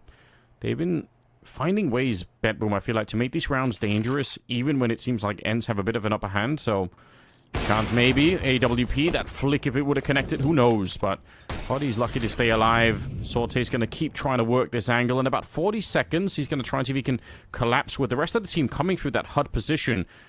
Body snuck around. Okay, Sorte, he could have never seen that coming. Well, he even tapped the window open to try and bait as if he got into the lockers, but Body was there. So, if anything, he just kind of summed up his demise. A nice attempt in the end for BetBoom, but ENCE make sure they don't get clean swept in the first half of OT. And yeah, I mean, SDY kind of proving that, you know, form is temporary, but class is permanent. Something that Exile is also trying to prove to himself. Back in his Gambit days, of course, he was playing alongside some incredible talent. Obviously, the likes of Shiro. The 2 of those were kind of terrorizing the online sort of COVID time of Counter-Strike, if you remember back a few years ago. Yeah. So he had a bit of a dip, as we mentioned, and now he's trying to get back up to there again. He had a really good performance at the Shanghai Major, which now, of course, is a little while ago. So turning a few heads. Either way, into the second half of OT we move. ENCE on the T side. Not looking for anything too aggressive on A, but SDY is pushing outside already. We're going to try and blow open the smoke wall, but SDY a different angle. The Magnachess is dealt accordingly. Oh, I like it. Natu is going to be taking out Boomich, who must be frustrated if nothing else. Just the lack of ability to get a couple of more kills. You just know when you're this close to winning the first map here. A couple of kills for your captain could go a really long way. He's got one in this one before he just get traded out. So 4 versus 3. And they are making their way down. The entire ENCE team taking over the lower part of the map here. Finally, Axile started this shot. We're back with the double AUG and the AWP. So scopes on all the guns left here for BetBoom. Unfortunately, it won't help out Axile. He's going to be traded, and Glaive with a nice headshot. They just cleaned it up. They only lose 1 player, and ENCE tying up the game 14-14. You already said it. Maybe I shouldn't have been so worried at the start of the overtime here. ENCE look like they are recovering pretty nicely once again. Yeah, that's always the thing, though, isn't it? It's like you can get a lot of success at the start of the game, but as players kind of warm up, as they start hitting their peak levels, it doesn't necessarily guarantee continued success. So from an ENCE perspective, you're very happy with how this round started off. As you highlighted, it was pretty one-sided in the end. Kaspersky continuing to just get kills. But what I'm also happy to see is that it's not just SDY that stepped up his level. Nitio has as well. He's actually having a lot more impact now. Even if he's not getting frags necessarily, he's impacting the game in other ways with his flashes, with damage that he's inflicted, and he's drawing away players. Sorte, for a second, may have an opportunity, but the smoke has just replenished itself, and so he sees nothing on the cross. It's close. I think that shot went right past his head, SDY, but you'll get to live. Axel, not sure if anyone could have made his way down. He's a little bit paranoid down here, but doesn't seem like anyone is immediately nearby. They've lost track of where some of those T's are. Glaive towards the lobby. And just the calm before the storm here. 50 seconds left. Natu's taking a bit of damage, but one good opening fight. It will be a brilliant one. They're going to trade their way forward. 2 for 1 with Sorte and Axel going down. That's about as good as you could have hoped for here for ENCE. And what can you do right now if you're BetBoom? How do you even get close to getting into a retake position? That's the question that will be scarring them right now. Bouncing around the back of their minds. That's giving them a chance. The door back in. It's just got a little bit sweeter. Boomich sprays down onto SDY. Glaive was completely out of position. It's now a lot more pressure down on Poddy and Kaspersky. the latter of which has been landing nothing but headshots, but it will go the way of BetBoom. Oh, dear. You're asking, how can they possibly do it? That's how Anders. That, I would say, unfortunately, that's one of those rounds that, I say it all the time, you're going to be laying awake at night thinking about this one. ENCE with every chance to get the job done. Very smooth take of the bomb site here. 2-for-1 trade. You get a quick bomb plant. And BetBoom is so far away by the time that bomb goes down. It's not like they had a lot of time left, but the kills are happening way too quick here. This is exactly what you want to see ENCE fight a little bit less, but obviously with the bomb being planted in that position, they felt like at that ramp setup, they just had to do something. They didn't feel like they could fall further back. So, unfortunate. Now suddenly BetBoom with an opportunity to take away the map. They just need one more round here. There's a gap in the smoke, and you could see Magno just is thinking about it. Somehow Glaive is the one to come out on top, in spite of the fact that he was running into that fight. So, good job. The captain still got a little bit left in him. 11 kills so far. ENCE gunning for double OT.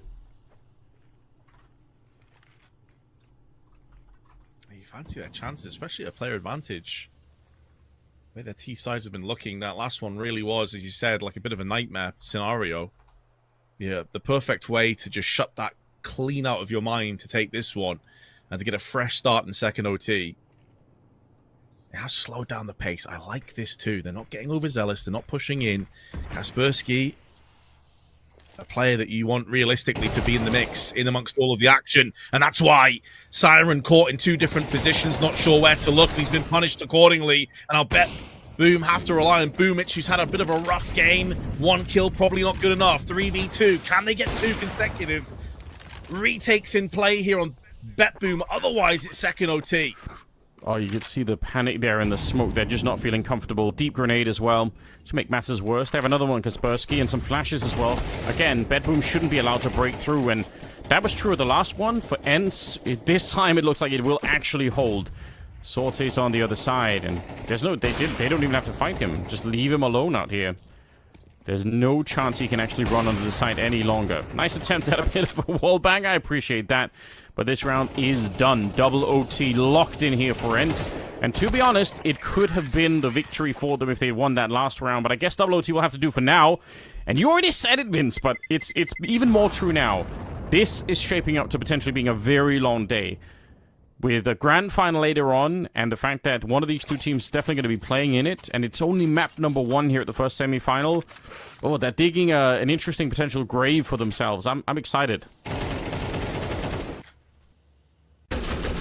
If ENCE end up taking Nuke, I very much expect BetBoom to nail Mirage, and then Anubis is our third map, and I genuinely think that's going to be a super close game as well.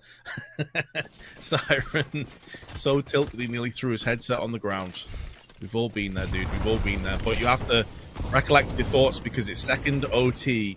He has had a good game, typically a player that you don't look at. I was mentioning before in the pre-game segment, it's this deadly trio of BetBoom, Exile, Zorte, and of course Magnajez, but Siren has really been keeping up the pace himself. He's got a couple of very impactful doubles and triples and even clutches, so don't write him off either. Failed smoke in the yard, I think. They managed to double smoke this position. Okay, they're going to use another one, but that just means it's not exactly ideal for ENCE. I guess it'll have to do for now. SDY sneaking across now. Looks like he might try and just play towards the garage, or he's going to fall back a little bit further on. For a minute there, thought he might try and take a bit of a dive in. It's not something that ENCE have done an enormous amount. There are some teams that are really big fans of smoking the yard and then pushing through the smoke as well.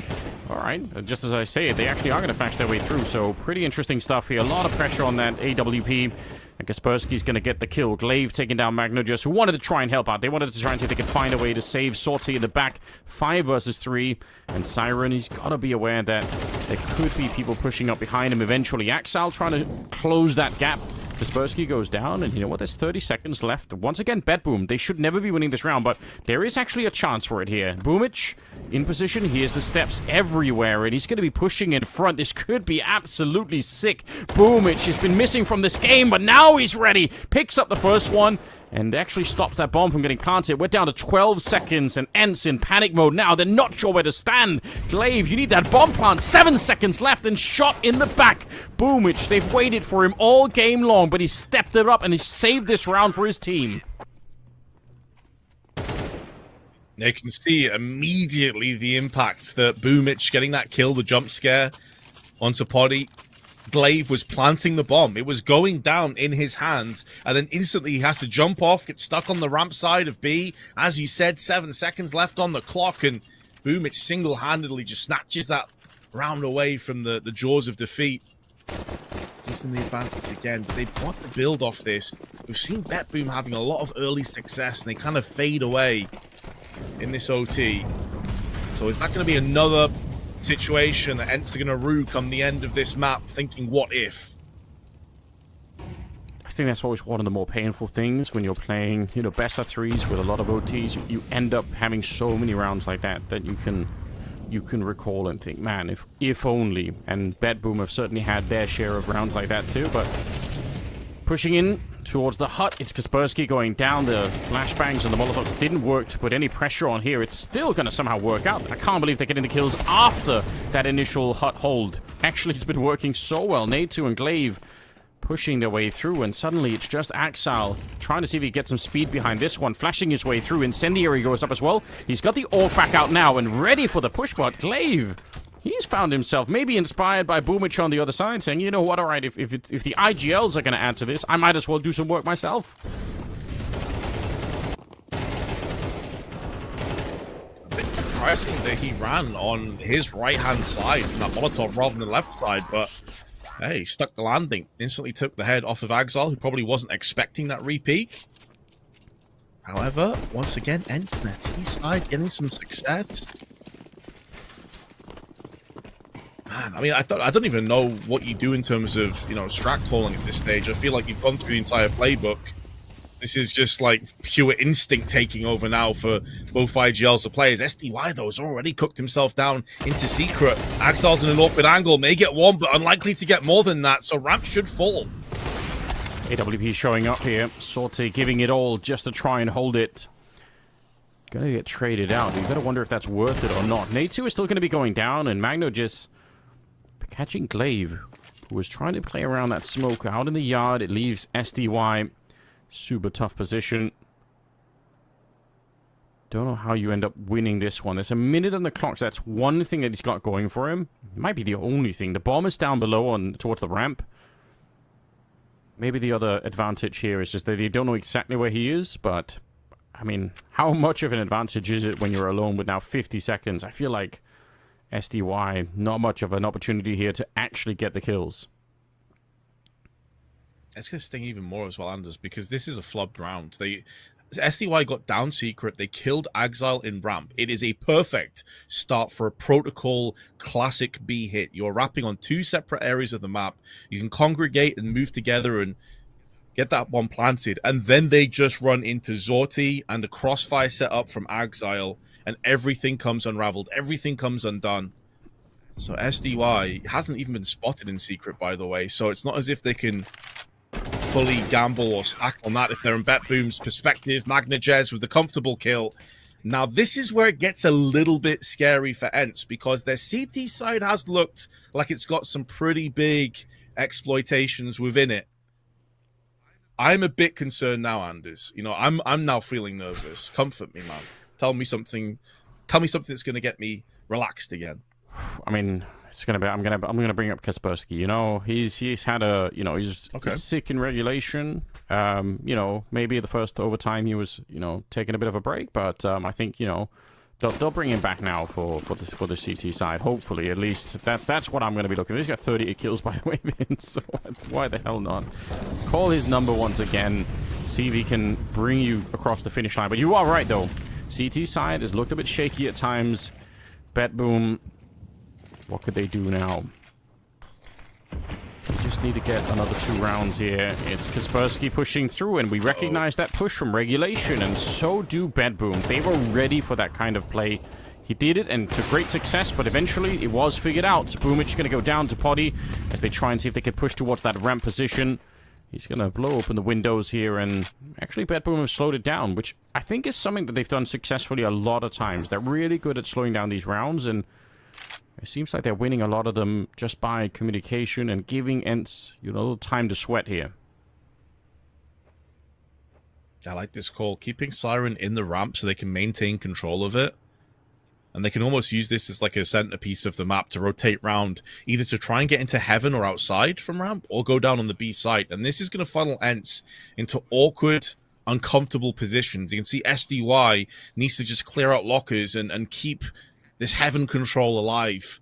Now, the thing here for BetBoom, though, is it's all well and good having these 4 positions. What do you do with it? You've got 30 seconds. You still need to execute onto a site and commit. They're so sure that someone was going to show up ramp, and when that doesn't happen, all they've really done is waste an enormous amount of time. Ooh, I wonder if they've overcooked this one. Down to 17 seconds. And they're making their way back towards the A-bomb site, trying to see if they can find any kind of an opening here. And they will. Magna just gets one. The trade should be in for Exile. Glaive, I mean, it's a good job to get the one kill there, but still, the bomb is going to be planted here. And BetBoom, that's almost such a, nonchalant way of winning the round. Like, oh, we're just going to waste all of the time and then just walk onto the A site and get the 2-for-1 trade we needed. SDY and Poddy, how do you recover this one? You kind of need to do something here. You've got the money in the bank, so you might as well give it a shot. But Siren will clip SDY at the top of heaven there. And Poddy, you could see him sliding away. Knows that AWP is not going to be retaken in 1 versus 3. So BetBoom up to 18. Oof. Obviously, money not really a problem in these OT rounds. 16k start money, but still no survivors. Yeah, I guess it just goes to show how confident they are on Boomich and his leadership, right? Like, yeah. I think a lot of players would get antsy. They'd get a little bit nervy, a bit fidgety. They want to push out and make something happen. But no, they're all listening. They're all rallying behind their IGL, and why not? He's just given them 2 chances to win the map events and put themselves in a glorious position in the semi-finals. Yeah, this is pretty powerful. Glaive will line them up. It was nearly a team kill there. As they did want to put a lot of pressure on. They would have been ready on the hut as well, or on Mini there, so it would have been pretty sick if they actually could have made their way out. Squeak.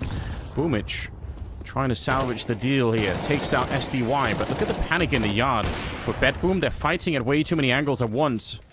Poddy's gonna disengage, and that is definitely the right move here. Even if it felt like BetBoom maybe were at a breaking point out there, they could have got shut down a couple of different ways, but still. It's a 4 versus 3. Now, say this, Vince. We've seen them lose rounds like these before, and they can't afford to do that anymore. They're going to lose the map if they do, so focus here. They've got the men advantage. They've got the utility, the weapons, and everything else. It's such a good position. Yeah, whereas they have lost rounds like this, I feel like this is going to be one of the hardest to win for BetBoom. They have no smokes or incendiaries to go onto the site with, and their positions are known.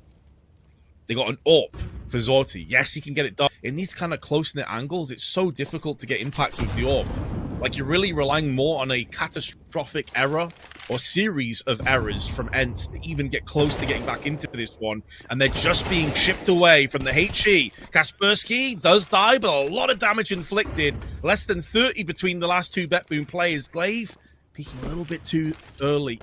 Flashes himself, but it's allowed Boomich the opportunity to scamper downstairs. Fakes as if it's going to be a B plant. That would have been heard from Nightu, but he's not biting down. He's not giving this one up. Tries again. It's not happening for BetBoom. Boomich frustrated, but ENCE have his number.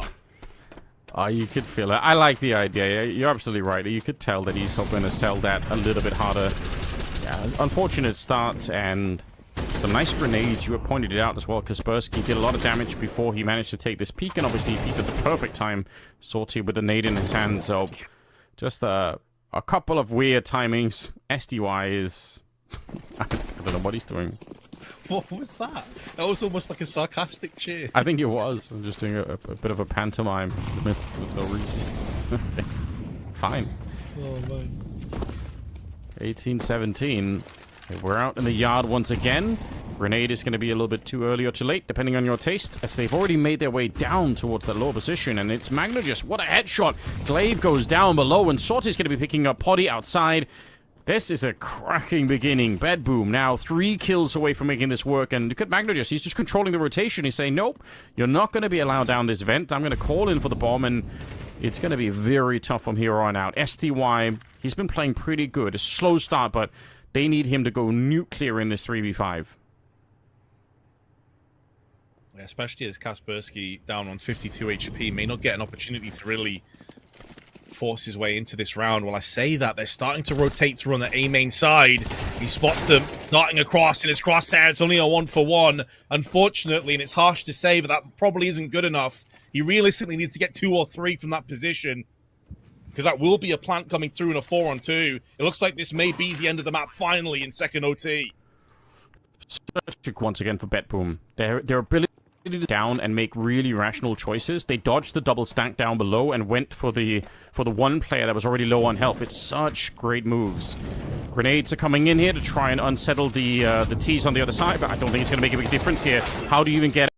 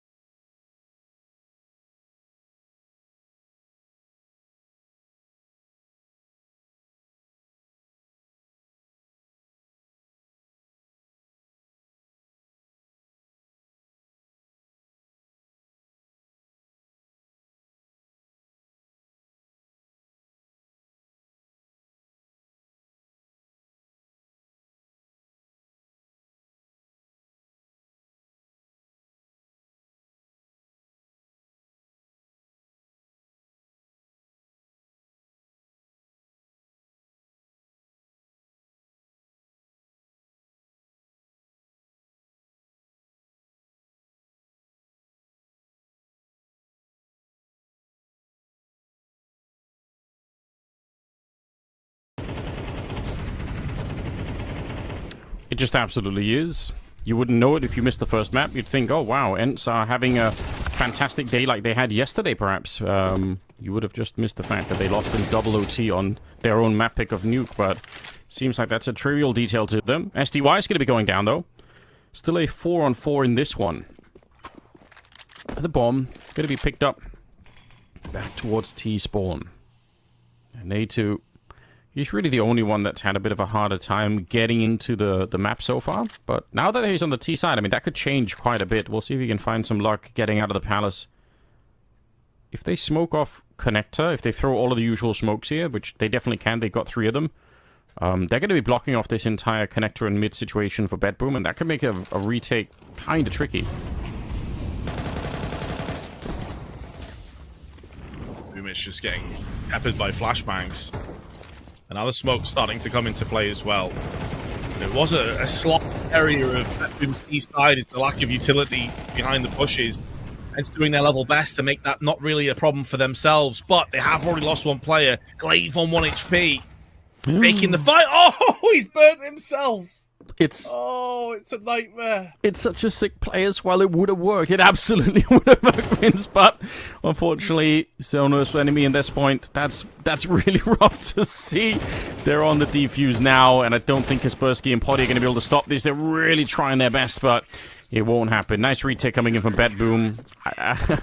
Unfortunately, as funny as it is, I think he would have had that kill for sure. Yeah. You also understand why he's done it, right? 1 HP, Mac 10, try and catch him in transition, making moves from on the con side. It was the last tick of the Molotov, the last spread of the Molly on 1 HP. It's the kind of thing that like looks really foolish, but honestly, I just think it's kind of unlucky, Anders. It is. Like, I mean, you can see why he's doing it. Yeah, for him with low health and a Mac 10 on the side, if he tries to play, you know, a normal position, he's just going to die no matter what, I think. So playing inside of the smoke and trying to walk through it on a bit of a timing is, I think, a pretty good choice. It's just that he himself had also thrown the Molotov. It just spread further than he was ready for. I mean, it is funny, just unfortunate as well. Still, they've got a massive lead, and there's no reason they can't just brush this off and say, all right, fine, whatever. You know, back to work, back to business. And I think at the end of it, only 2 people surviving on the BetBoom side. So it's not like they had a ton of money. They're going to pick up a couple of AKs here. So that's something to play around with. ENCE keeping up the pressure and deciding to force into this round with AKs, a Scout, and a Deagle. They just want to finish this as quick as they can. Kaspersky making quick work of Axile, who's just been finding nothing at all. He's just getting blown up every single time. Still on 2 kills, by the way, going into round number 16 here. And now it's a 5-on-3 as they've just opened up the middle of the map. A lot of damage as well landing down. Sorte's got to be careful. Doesn't even matter. just shot through the box. Why not? Okay. Fine. It's unplayable when ENCE are feeling this way. Kaspersky, it's his man up to 19 frags. SDY warming up at the perfect time just before Anubis. And ENCE with 8 opportunities to take us there. Oh my goodness, this has been such a clinical, admirable performance by ENCE. Like the fact that they lost the first map, the way they lost it, coming out of the MRQs as well, not making the major. I think a lot of people assume that this was a dead team walking. I myself thought that it was a distinct possibility.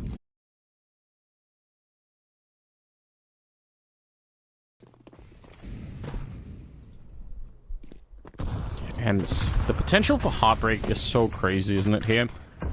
They've had so many opportunities where they've built up the round, they've got the money back on their side, they put BetBoom in an awkward position, but BetBoom seem to have this talent right now for wriggling their way out.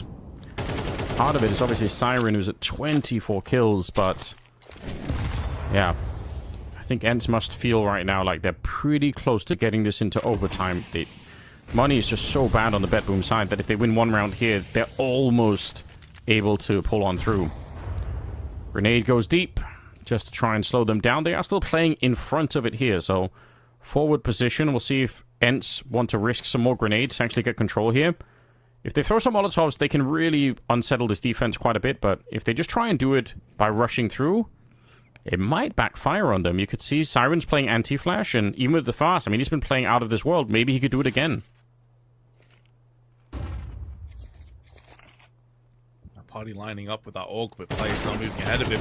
Boomich, it's the bait and switch. He's got one. That could be good enough. I don't think they know that Siren is here. It stands to reason, though, where one player would reside in a low eco. Two probably will follow. Zorti is putting 3 bodies in bags, laying them out where they stand, and now it's down to Potty in a 1-on-3 to desperately clamber onto this opportunity, to this possibility of taking it to 12-10. But he's tickled the bomb, draws them out into the open. Huge second headshot, and he has more than enough time for this plant. But Axel's moving up close, has the tight left angle, may have just missed his chance. Potty desperately trying to keep ENCE in this game, and clutches the 1v3. You could see the frustration. Siren, he's actually pissed that that didn't work out. And for Sorte as well, been so quiet on this Anubis game, and then he steps up and does this. This is supposed to be the semi-final winning move right here. 3 in a row. It doesn't even matter that he dies to Potty at the end. I mean, you could make a case that he should have played it a little bit more chill, but regardless, that's supposed to be BetBoom already celebrating the victory. On to the next. Here we go. But instead, they could end up in overtime. All the money gone. Everything has been wiped out. What a disastrous turn of events. I can't even blame Siren for being that pissed off, man. He's 24 kills. He's just been so instrumental on this Anubis. He was punching ghosts. It was pretty awkward, but hold on a second. We're not going to see 2 rounds of full USPs win, are we? Like, surely we're this not isn't happening. Wait, I just, you know, if we do, we'll call the local police and we'll send somebody to arrest the whole ENCE camp. We'll just for crimes against Counter-Strike. They can't get away with it. There's a AK picked up, which is nice. I'd say very strongly recommend you save that AK no matter what. It's just never going to be worth it. They already are. So Siren here, quite far away, but it's the value of having that weapon to try and stave off overtime. That's the really big difference here. Unfortunately, he is in a position where they can eventually find him, so doesn't look like Potty is too aggressive in going for this one. Maybe trying to bait him out a little bit, but yeah, I don't blame Siren either. I mean, I get that frustrating playing deathmatch, Vince, so I totally get it. Yeah, imagine you've played out of your mind. You got $300,000 up for grabs. At Grand Finals, you're on the CT side of Anubis, and you know it could go to OT again. You know also you'll be playing again later today. Yeah, I can get it for sure. I can understand that frustration. Just unbelievable. Back and forth we've gone here on Anubis. We did say, I think at the very start of it, that there was a potential for some drama happening if we could even go to a third map, which honestly, I think both of us were wondering if that was even going to be the case, because once Nuke went the way of BetBoom, we thought pretty much it's a done deal. It's going to be a Mirage picked up by the same team, but that just wasn't the case at all. ENCE came right back, and it has been a dramatic affair on the third map. One of these two teams is going to be playing another best of 3 later today in the grand final. So they'll have a bit of a break, obviously, watching the other two teams play. So that is at least something, but still, it could be a really long day where you have to stay focused for a long time. We've already had double OT on one of the maps. Maybe we could have another bit right here if ENCE can just pull this round together.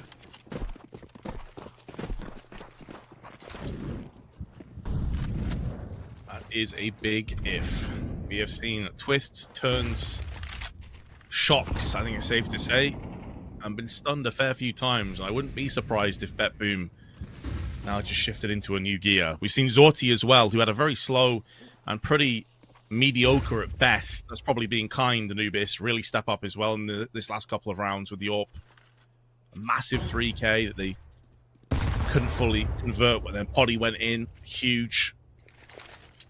Decent damage to kick things off onto Natio as well, so I just need to tread lightly. They're on thin ice over on the A side. Very slow and methodical round. Yeah, nobody wants to make a mistake. Nobody wants to be the first guy to go down here for ENCE. There is a bit of a cheat going on, because again, they've put the AWP over at this A bomb site, which allows 3 people in the middle. What I'm curious about is whether or not they will start to move forward, because I think having 3 people passively is, yeah, it's too much of a risk, so you might try and see if you can sneak someone in. Potty, is he aware of it? Missed shot for Sorte, and Natu takes him down. There's a chance in the middle as well, but the favor will be returned. They trade AWP players there, both of them falling in slightly unfortunate circumstances. And it's a 4 versus 4 all of a sudden. Deep Molotov here. Lucky did not get caught. It's very risky to throw that one. It's going to be a straight headshot. Axile gets banged out, and it's a 3 versus 3. 20 seconds here to try and get this overtime ENCE. And now they're running back to the A-bomb side. It's just one player here, Siren. Could he finish what he started is the big question.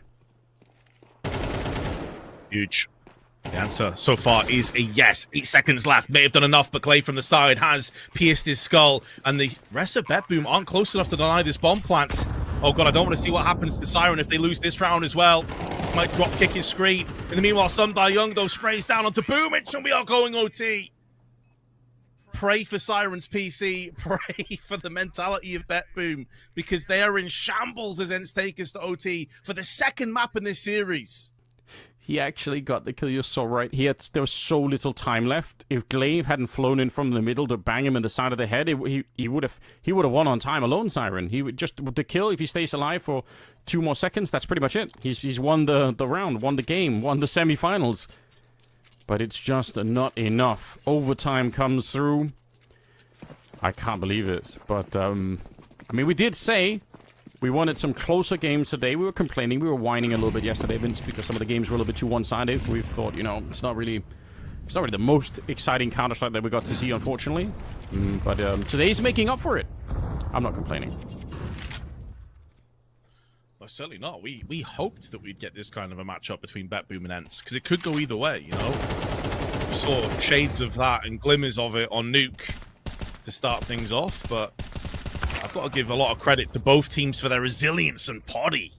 Axel kind of opened a small crack in the smoke, and Poddy pushed him out of the round as a result of it. So ENCE take first blood in terms of manpower in this OT. Last time around, it was BetBoom that weathered the storm, got us into second OT, and a chance now for ENCE to get revenge.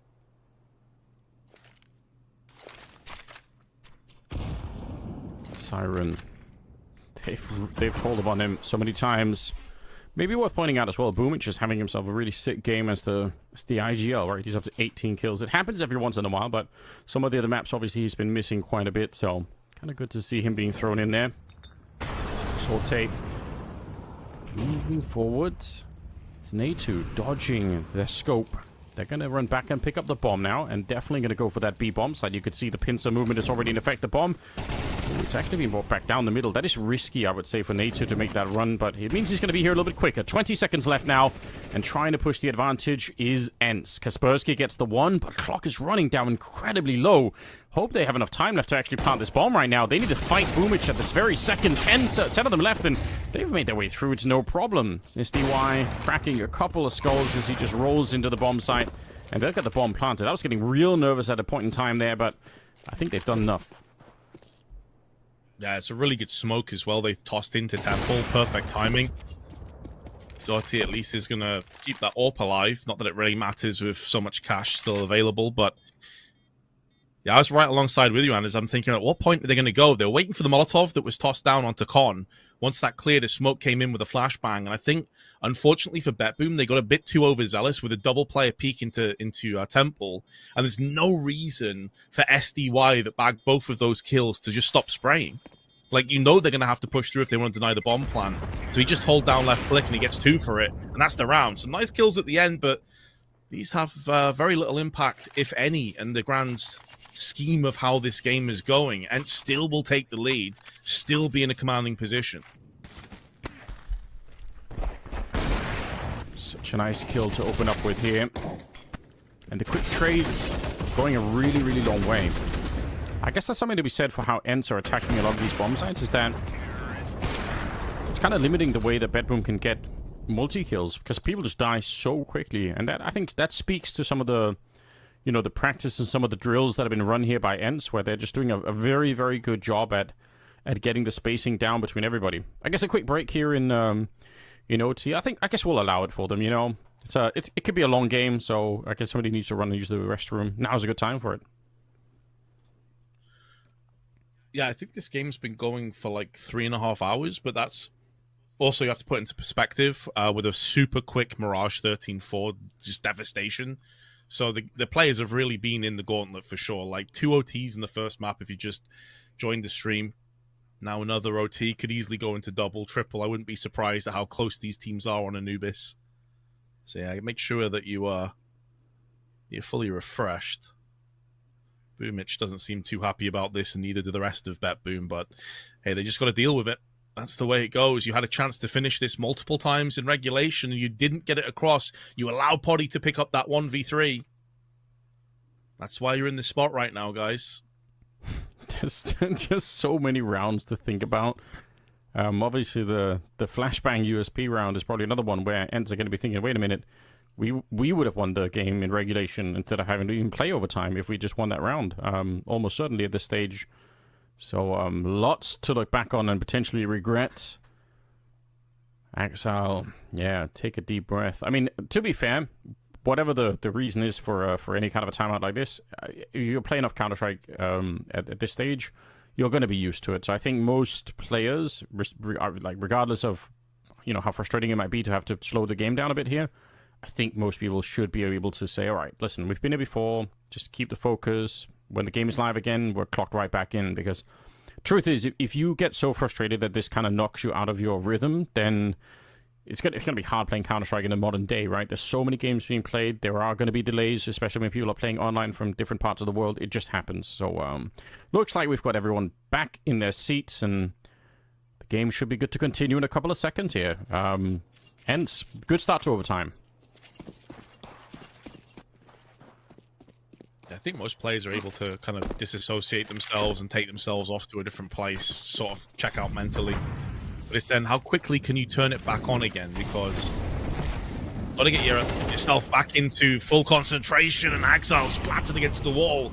SDY, again showing no fear on Anubis. HE's not going to be enough to take him down, but down with that AUG, once again putting it to use. Having a lot of success with this gun. It's really been working out. Not that often that we see it to such a high level. Boomich in the corner, almost with a bit of trigger discipline. Looked like he was looking for the double spray down there. Glaive finding himself in a weird position, but he's able to get the first and even picked up the second. Unfortunately, the Molotov will betray him, and he ends up going down. 2 versus 1 here, and Poddy very low on health. He's got time, and with the AWP, it's not completely out of the question that he could do this, but a lot of dice rolls to get through this one. He's got slightly an element of surprise, although it looks like he's walking, almost tracing Sortie at this stage. 45 seconds. He wants to make sure that there's nobody up here on the high ground, and more than anything, if he can find a kill and make it a 1 versus 1, it's such a big advantage to him. But Sortie's got what looks like an almost unbeatable position at this stage. I really thought he was going to sneak into the CT spawn. Oh, they both missed their chance. It's way worse for Poddy because he had the opportunity to put that into a 1v1. Now his position's known. There's going to be a fast rotation. Misses the second shot as well. Not even sure how he's still alive. He's on 1 HP. He can't clutch this. This would be outrageous, and Magnajez seems to agree. All even again, but Poddy's going to be so disappointed because he did have 2 chances, and we've seen him land crazier flicks than that. Yeah, we absolutely have. It was the timing as well. It was just a Sortie was looking away. He'd held that line for a very long time, and it's the second he decided to, I'm just going to reposition ever so slightly, that's when Poddy showed up. But still, it just wasn't enough. So, 13-13, we're tied up once again. Timeout called for ENCE here, just to discuss how they want to play this final round of the first half of overtime. This one, just a regular kind of timeout, so... My god, double AWP now on the CT side with the AUG. Whatever the configuration, Vince, they love the scopes. Get these people some binoculars so they can really enjoy that part, you know? No, they definitely do. And interestingly, Magnajez with a secondary AWP is not something that we see too often.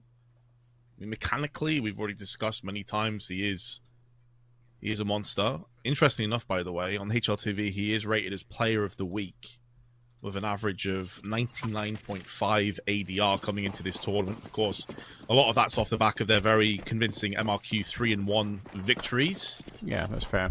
So let's see what he can do with the AWP. P90? Let's go.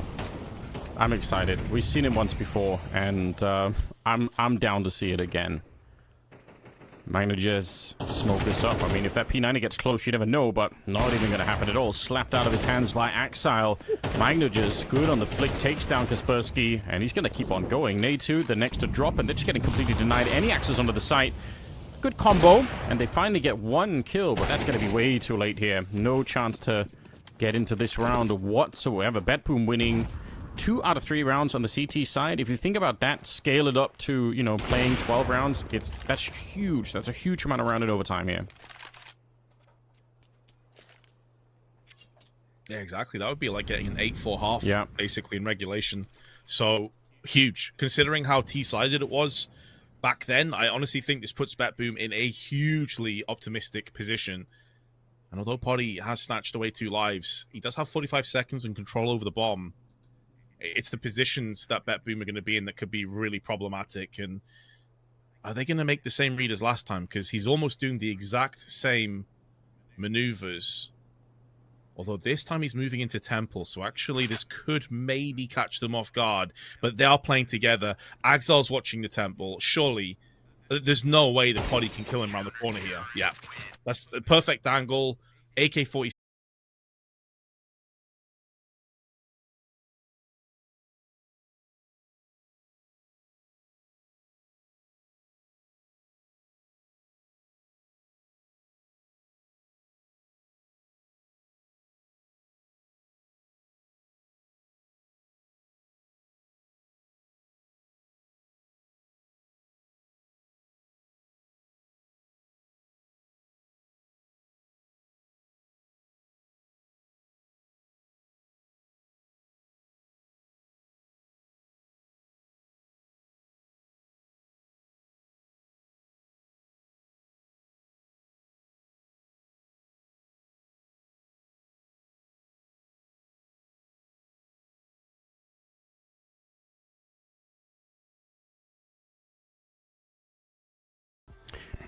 Hopefully there is. I mean, ECLOT last time, they said they did think there was a chance. I don't know how confident they are in it. You could see, you know, the odds are kind of also, you know, suggesting that it could be fairly favored towards NAVI Junior here. But yeah, if we're wrong, then that just means we have a great game on our hands. But they're a really, really solid team. From the very first time that I was able to cast them at the start of the year, you can instantly sense that there's something deeper going on with this particular lineup. So there's a reason for all of the hype, and hopefully we get a chance to see some of that right here in the game when we get into it. Inferno as our opening map. Definitely not too sad about that. One's picked by ECLOT, so yeah, we'll see how they end up faring there. But it could be, I mean, if it's a long series as well, I guess that gives more time for ENCE to relax and to get ready for the grand finals. They had a pretty long game, so they might enjoy if it's not going to be too quick. But I guess there's another side to it, which is that if it's way too long, it's going to feel like you're restarting the day again. So always hard to figure out what actually is the best thing, is to sort of have the break or to go straight into the grand finals if you're the, you know, the second semi-final team. Yeah, I think it's that sweet spot in the middle, right? And so let's go back to the players again. Also, by the way, we will be up in Inferno in our first map, and of course yesterday we did get a chance to see ECLOT play against Nexus on this very map. It was pretty one-sided. ECLOT ended up winning it 13-6 in the end.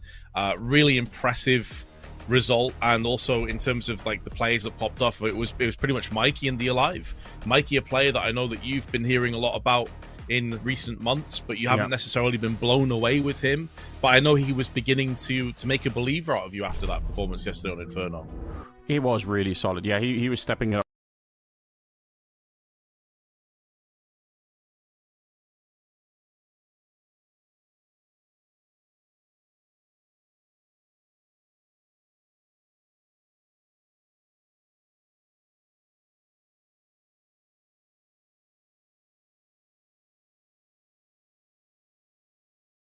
Utility for them to play with here on the T side. It's kind of interesting to see. Already being burned out. Mikey under some pressure, but he actually landed a headshot on the Krabani, who just barely gets to stay alive. And Mikey sticking around, but maybe a little bit too long. Makazi will take him down, so the early kill goes in favor of NAVI Junior. Yeah, trading out a lot of damage. Mikey down to 1, Krabani down to 3.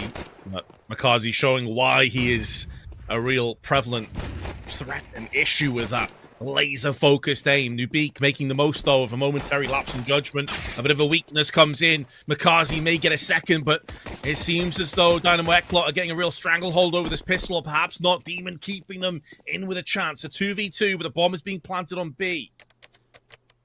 Look at the Alive already. Cerebral play. He's just crouched down, waiting for somebody to run through. Maybe someone's going to be a little bit too quick, but that's not going to be the case here. Forsey will spot out one. I don't know if they know that both are coming, but they're going to realize fairly soon. There's no kit anywhere, so it has to be a bit fast here for go for the retake. Otherwise, you could end up in a weird position. Forsey with a good little kill. Actually, the Alive getting the kill on Demon there, and now Cemetery. They should just hide from him. They don't have to fight him at all. I'm shocked to see that they actually stuck around to take that fight in the open. They're going to win it anyway, so it's a fantastic beginning here for Dynamo ECLOT, but I think that was risky to both be facing that, just in case he hits a couple of sickening headshots. But yeah, here we go. They need this, I think. They are the underdog team, and if you're going to beat a team like NAVI Junior, it has to be some strong starts. Yeah, and I think this really factors into what we saw a lot from ECLOT yesterday against Nexus, especially over on Ancient, which of course was the third map. The only close map between the two teams is ECLOT are a very aggressive team. They love the pressure, the pace, push into your face. They're going to take a lot of wide swings. If given the choice between fighting and not fighting, they're picking a brawl every single time, as we saw at the end there. Sometimes it does backfire, and I do worry a little bit against a team of NAVI Junior's kind of level and ability if they'll get punished more often than not. But a great start here to kick things off, and although there is a full-on investment on 4 of the players, Simtree is going to be holding fire and trying to get his hands on that AWP a little bit sooner. Oh, double grenades! Demon down to 1. Kind of lucky to be alive, as you could tell. He's got detail here with the MAC-10. Stug is on the other side, waiting to see if he can snatch away a kill with the 5-7. Close enough to get it done. It's actually the Molotov. All right, they finally get rid of him. 50 seconds, plenty of time. And ECLOT trying to see if they can get their way into the middle. Pretty decent trades. They've lost 1 player so far, but it's totally acceptable. Wakaze goes down, and it leaves Krabani very far across the map. So, pretty well-paced round, I would say. ECLOT using the utility to clear out some of the corners. It all sounds really obvious when you say it like that, but there are some teams where you just forget about it, or you don't want to use the utility that early on. You try and save it for later in the round, and then you run into the 5-7s and die instead. So much prefer it the other way around here. Going to be a second round for them.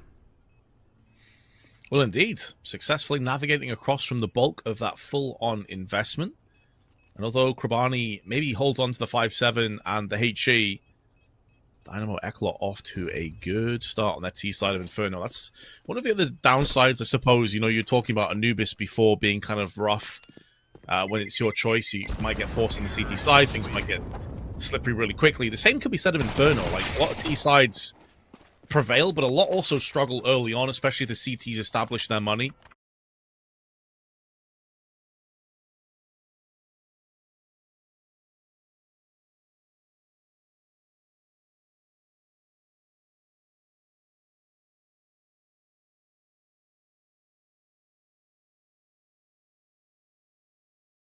Behind the bomb blast, but yeah, they get to save the AWP. That's at least making it a bit expensive. And honestly, for NAVI Junior at this stage, I mean, you'll grab on anything that you can make into a good story. So making that an expensive round and saving the AWP, that's something to build on. We'll see if they can do something here in round number 6 that's going to be coming up. But yeah, right now it's ECLOT pretty much controlling the pace of the game. And you know, with this being their map pick, it's really nice to see how confident they are.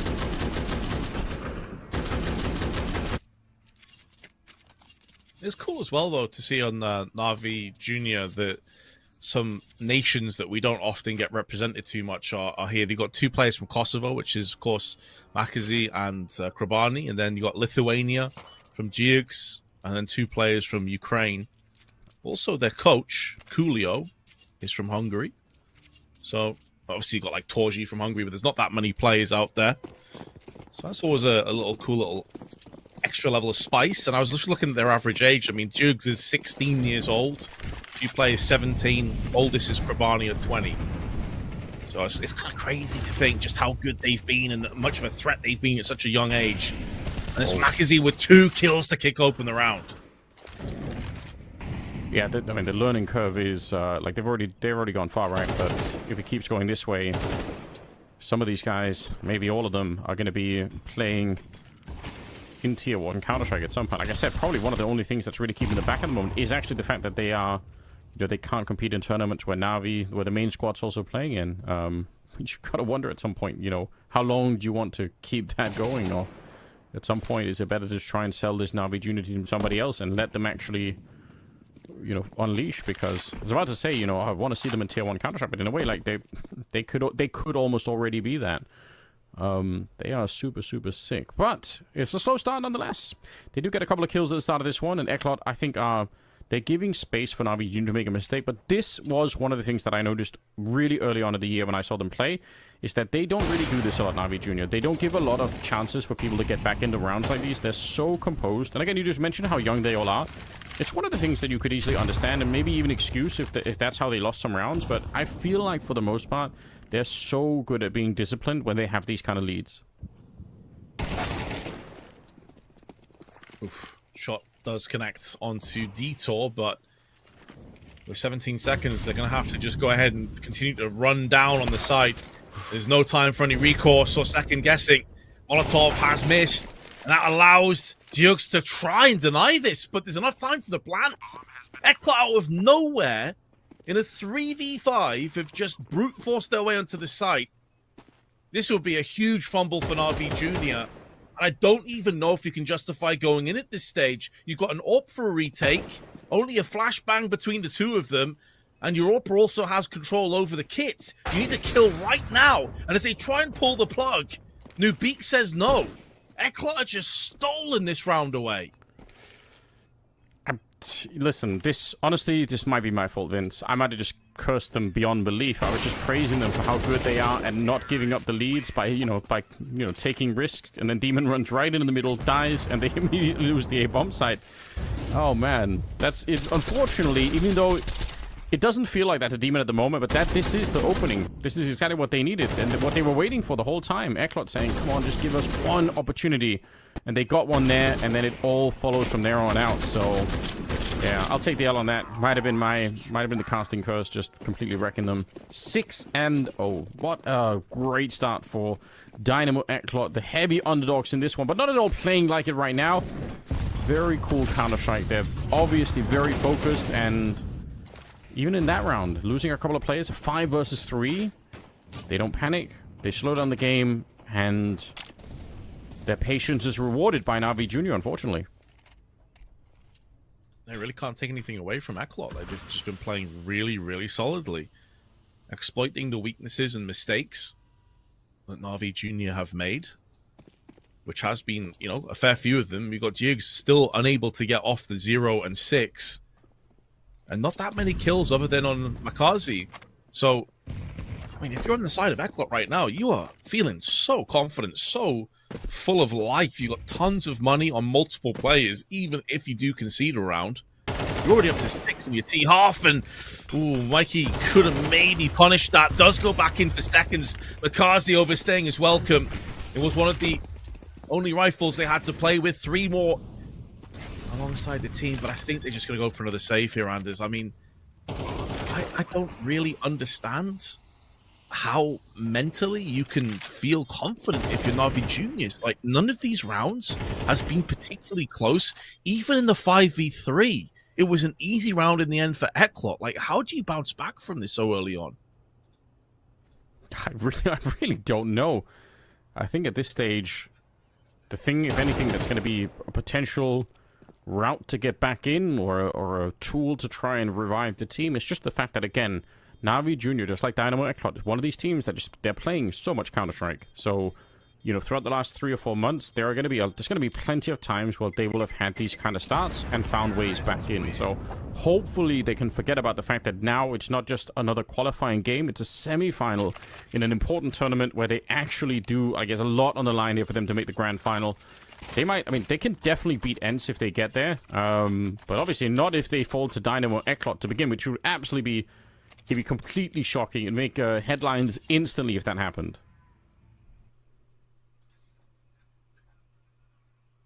Especially considering that, like, the second map would be one that Navi juniors are just straight up best at, which is Ancient. They got 74% win rate, 34 maps played. So it just kind of goes back to the point you're raising. They've been grinding so much Counter-Strike online. But this is also a map that we know that ECLOT are pretty good themselves. We just saw them take down Nexus yesterday in OT in the third map on Ancient. They look pretty good in the process. So if they were to just stomp this first map, take a 1-0, is it feasible that we could see a 2-0? That just seems crazy to me, considering how widely respected Navi Junior are, how kind of feared they are, honestly, right now, and how good they've been on a 7-match win streak. I guess truly anything could happen. This kind of beginning is that it makes you believe, doesn't it? We've got 0 and 6 on duties at the moment. We've got 1 and 7 on Krabani, and yeah, McParcy's got 8 kills, but that is not enough. They need more, and typically they're way more dangerous than this. Flashes to the middle here. Demon looking to catch a bit of a spray down. He's going to get 2 kills right off the bat. Runs out of bullets and still gets a little bit of backup. All right, I think Duke's actually got 2 of those instead of Demon, so still not bad. A 1 versus 3. Detour doesn't want to slow it down. It's a blinding headshot as he takes down Cemetery. And we'll find no more after that. Krabani able to shut him down. I mean, again, this is finally around for Navi Junior. I guess we should celebrate that. You know, they're on the scoreboard, and that's great news. But even then, it feels like they get the early double kills. Nearly, I think, a triple before Dynamo ECLOT get into the round. And it still ends up kind of close. Yeah, Detour on 13 kills right now. Punished them quite a bit from the apps. Made that costly. Didn't allow them to establish really any kind of full economy in their back pocket. And so, yeah, again, like, as you say, they win the round. You don't feel particularly confident about their prospects. Some nice shots up on the double stack on quad and on the roof. But now Banana Control is imminent as they double nade it. And McKenzie, not for the first time, success through the smoke of Banana. Able this time to back away, pretty healthy. They got the kill they were looking for, the hit and run. Need to make sure they just keep a stranglehold over this, because we've already seen them lose multiple player advantages. Yeah, I mean, right now, this is kind of the beginning of the game for Navi Junior, right? They need to find a way to just slow things down and get back to something that feels like normality. They haven't even been allowed to build up any routine or any rhythm. It's just been very one-sided. So yeah, if you can win another round here and start to normalize things. I mean, at this point, 7-5, pretty decent scoreline if you want to try and get back into it. Flashed in for the kill. It's dangerous to stick around after you don't see anyone with a flashbang, because remember, those flashes also work as sort of a beacon for the other team to know that you've probably peeked in there. It looks like ECLOT would love to push this one. They've set up the smoke towards the B-bomb side at CT spawn, and now they're going to see if they can make their way around the corner. It's Mikey looking for the opening. The spray is just perfect, taking down Krabani. And unfortunately, again, good chance for a bomb plant, even in the 3 versus 5 here. Now it's 4 versus 3.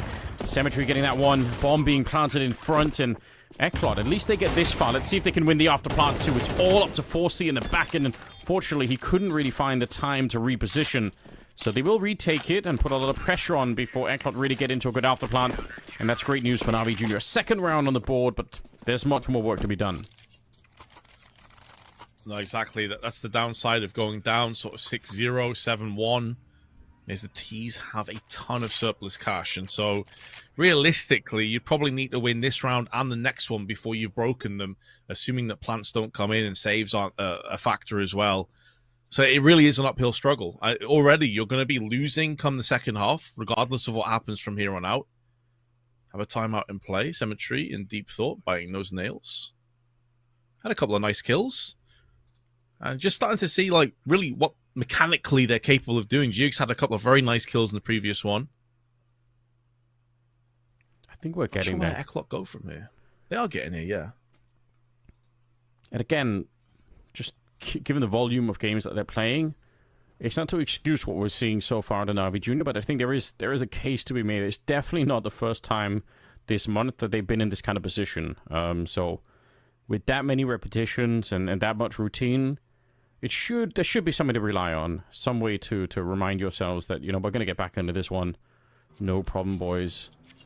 Timeout is expired, and we're going to get back into the swing of things. Makaze kind of leading from the front. It's good to see him with some kills, and now they just need the rest of them to step it up. A couple of AKs have been picked up on the CT side, always very helpful.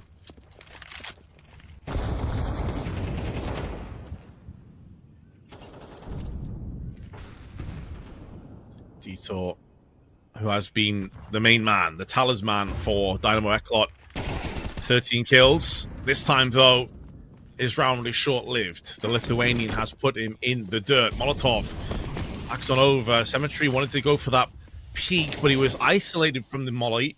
His teammate wasn't able to follow him up, so he decides better off that decision, which is a solid choice. As you say, it's more of like a rock-solid AWP, but Mikey decides it's his moment to shine. He won't be outshone by Detour. Double entry, B-site open for business.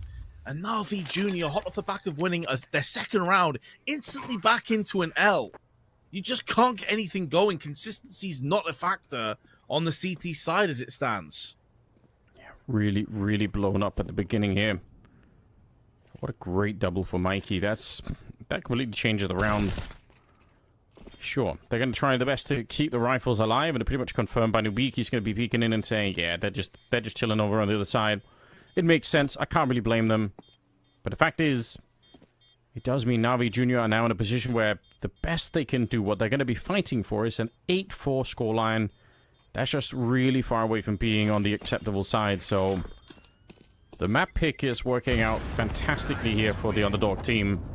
And there really aren't many signs of life right now for NAVI Jr. I'm really surprised, but at the same time, like we said, it is always more fun when things don't go according to plan. At least as a spectator, you know, I think most people tuning in, if they've been watching this tier of Counter-Strike, they would have expected NAVI Jr. to pretty much roll through this game.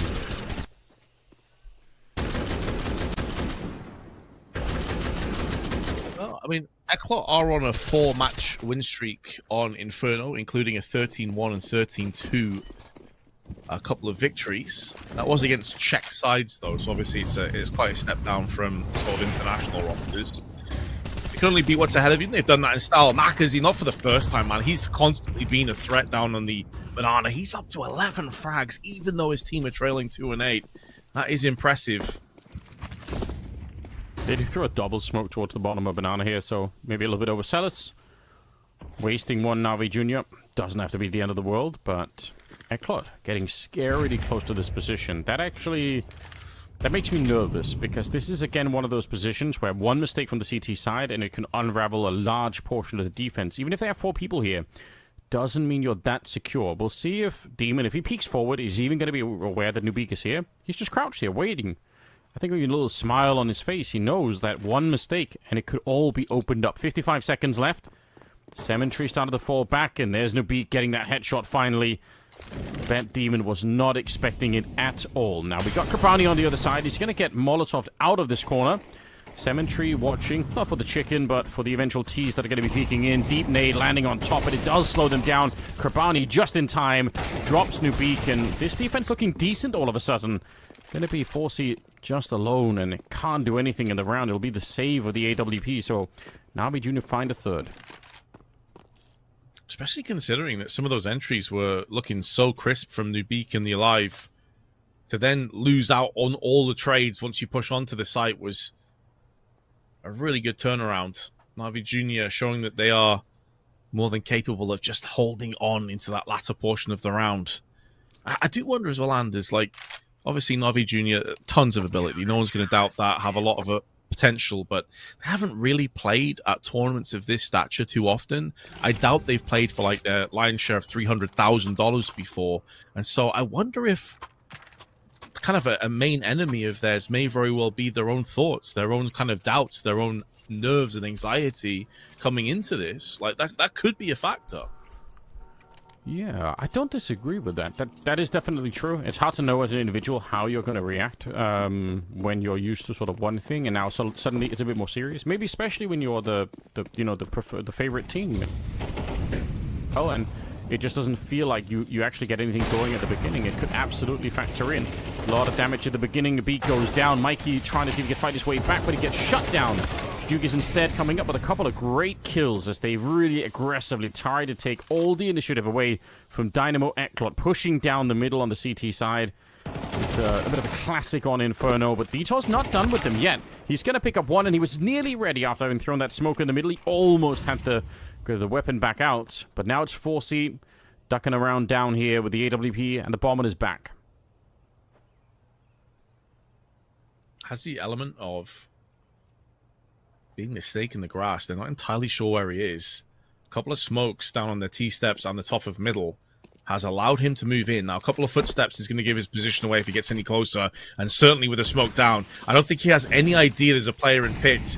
The smoke is more to just keep himself alive from being peeked in from the short side. And now the HE is going to clear out the cobwebs off the smoke. Looks back in, but Cemetery just faster on the draw with the AWP. So after a pretty horrendous start, I think it's safe to say, on this CT side, it was actually 6 rounds to 0 at one point, and then 7 to 0, pardon me. I think a 4-8 scoreline's not too bad, but obviously probably still not good enough. I don't think so.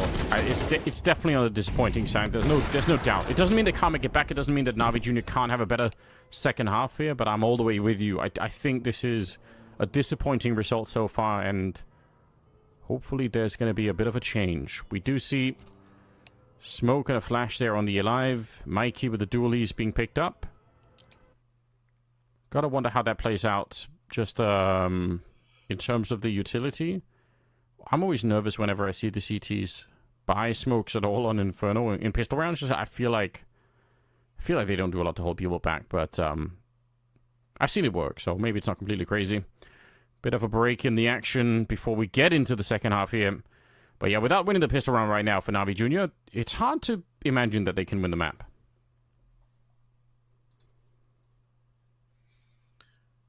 Yeah, I think they'll be feeling the same way right now. Getting on the same page. See from Mikey's cam trying to absorb himself into the monitor. He was, I think today we saw some Young pick up a P90. I'm pretty sure it was Mikey yesterday on Inferno. He banana rushed with the P90 if I'm not mistaken. So we know he's got that in his locker. I mean, whatever it takes. All right. We're getting some stretches in. Remember to stretch, guys. Make sure the neck, shoulders, it's all in order. I say that, obviously, myself, completely wrecked. But, but do as I say, not as I do, I believe is the way it goes.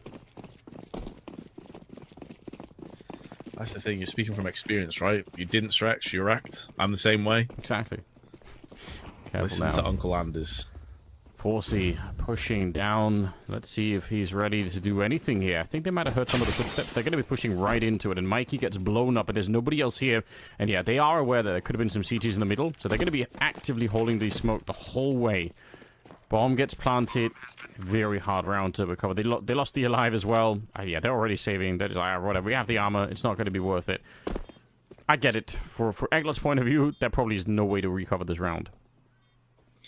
I am kind of confused as to why you take Julies and then basically sit behind the sandbags in a very passive angle, hoping and praying that no one checks the angle. It's an obvious spot that people are going to be checking on the approach.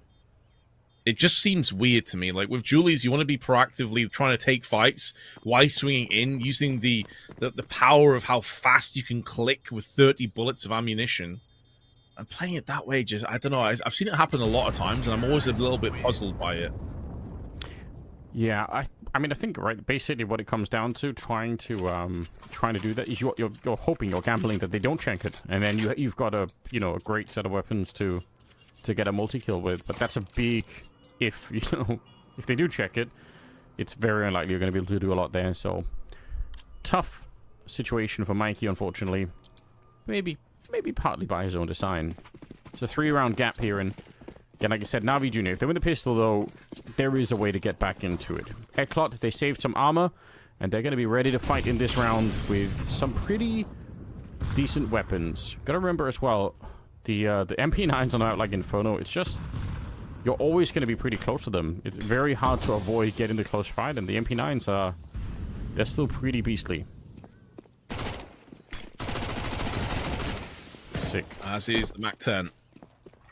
Yeah, the Alive tried to throw a smoke, but he was spotted from a mile off, and Krabani's not going to give him a second chance. I think, yeah, honestly, if I'm thinking of maps that lend themselves the most to SMGs, I am thinking of Inferno because of how tight knit, close angles, how many positions on the CT side especially. You can play them like apps, boiler, up close on B, up close on middle. If you get banana control, like there's so many areas. Like this map is one of the reasons why you see so many saves. One of the reasons why you see so many teams just tap out, even if they have a player advantage going on to like the B side or the A side, is because of how close the corridors and the alleyways are and how difficult it is for you to fully like spread yourself thinner to go for those wide swings and get that buddy up system in play. And so, yeah, I think the MP9s here are kind of huge, but the downside for Dynamo ECLOT is if you go for a stack on the A side and you have no real information gathered on B, you are effectively just flipping a coin. And that's by design. They want to try and have like a second round here to play with them again until they have enough for rifles. So it's fair enough. But it does mean that NAVI Jr., who were down 7-0 at one stage, are now just 2 rounds away from tying us up. Yeah, it's been a much better start to the second half for NAVI Jr. There's no question about it.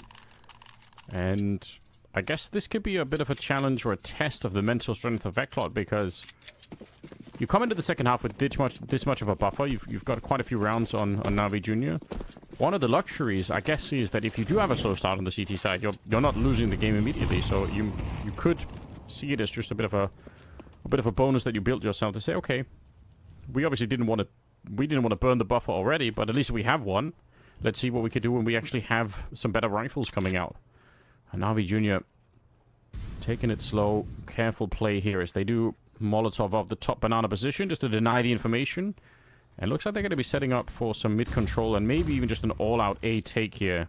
They know that nobody from NAVI Jr. or from Dynamo ECLOT immediately could know what was happening on banana, so you just push before they can even get the information, and they pretty much wipe out the defense. Yeah, pretty straightforward. This time around, not as much of a reason to hold on to all these weapons. Like, ideally, you want to have the rifles, so there's every reason to try and go for broke and take a couple weapons away from NAVI Jr., maybe upgrade to an AK or a Galil. Don't think that's going to come to fruition, though. Tito has also slowed down pretty considerably. He was 13-4, now 14-8. Just a totally different ball game being on the CT side as opposed to the T side. New Beak will execute Krabani, but it does mean that NAVI Jr., they're going to have 7 rounds. And now Dynamo ECLOT are looking over their shoulder, starting to sweat this one just a little bit, because the importance of them picking this up with Ancient up next, a very good map for NAVI Jr., it can't be overstated. I honestly thought Dynamo ECLOT were going to run away with this, Anders. It looked, for all intents and purposes, like NAVI Jr. were very like shaky, nervy, anxiety-ridden, but this T side has been anything but. Yeah, and again, I think it's down to the scary fact of having the routine and having played as much. It's very, very tough to break down a team like this one because they've been here before. They've done it many, many times. They probably feel decently good at the moment. 8-7. ECLOT. What could they do? A couple of MP9s still on that CT side. They run right through all the explosives and the flames in the middle. Nuke, the perfect spray down. 3 kills. That's so much money. And should be the round pretty much secured as well. AWP on the other side. 4C. Gonna make sure that there's no shenanigans happening. It's just the leader left. And strong start here. ECLOT, they pick up some rifles, and that's what I meant with having the buff, alright? Slow start to the second half, but at least you got so much of a lead that you don't really have to panic yet. And this... Oh, Krabani nearly transitioned into that second spray. This is also kind of like a bonus for NAVI. They kept multiple MAC-10s in play. And so I don't dislike the call to try and just get really aggressive up on arches, especially if you've made the read that an AWP's going to be in play. You can charge him down.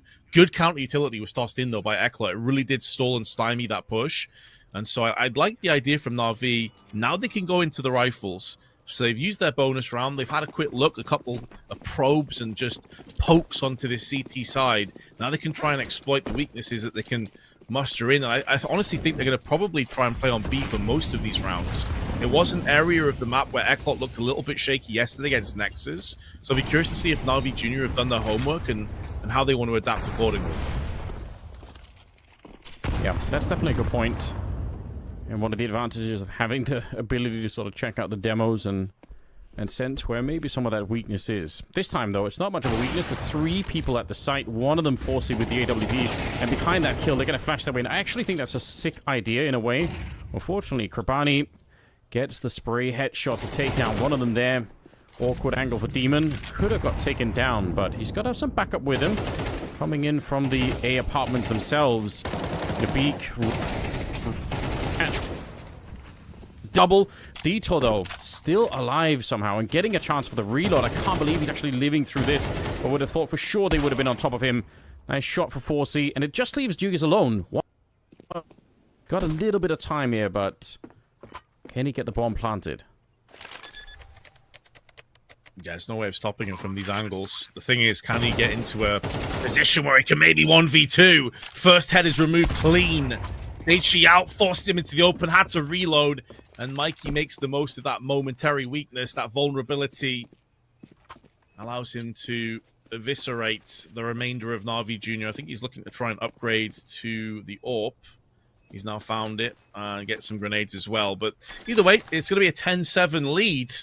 I'm also surprised, like, Detour just refused to die, and that wasted a lot of time and effort and energy for NAVI Jr. That's super interesting stuff here, but the round was close regardless. I think Detour just, the fact that he got to live that long, definitely could see he sucked in all the attention at the bomb site. Nobody could do anything but try to deal with that pit position. Close for Mikey at the end, but a job well done. 3-round lead. Takes away some of the momentum from NAVI Jr. that they really had coming into this one.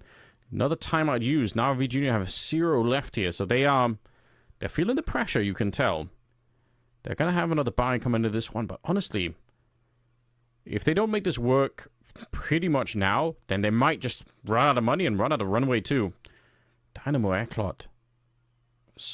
Again, can only say it so many times, but it is impressive to see the level of focus that they've shown up with for this game.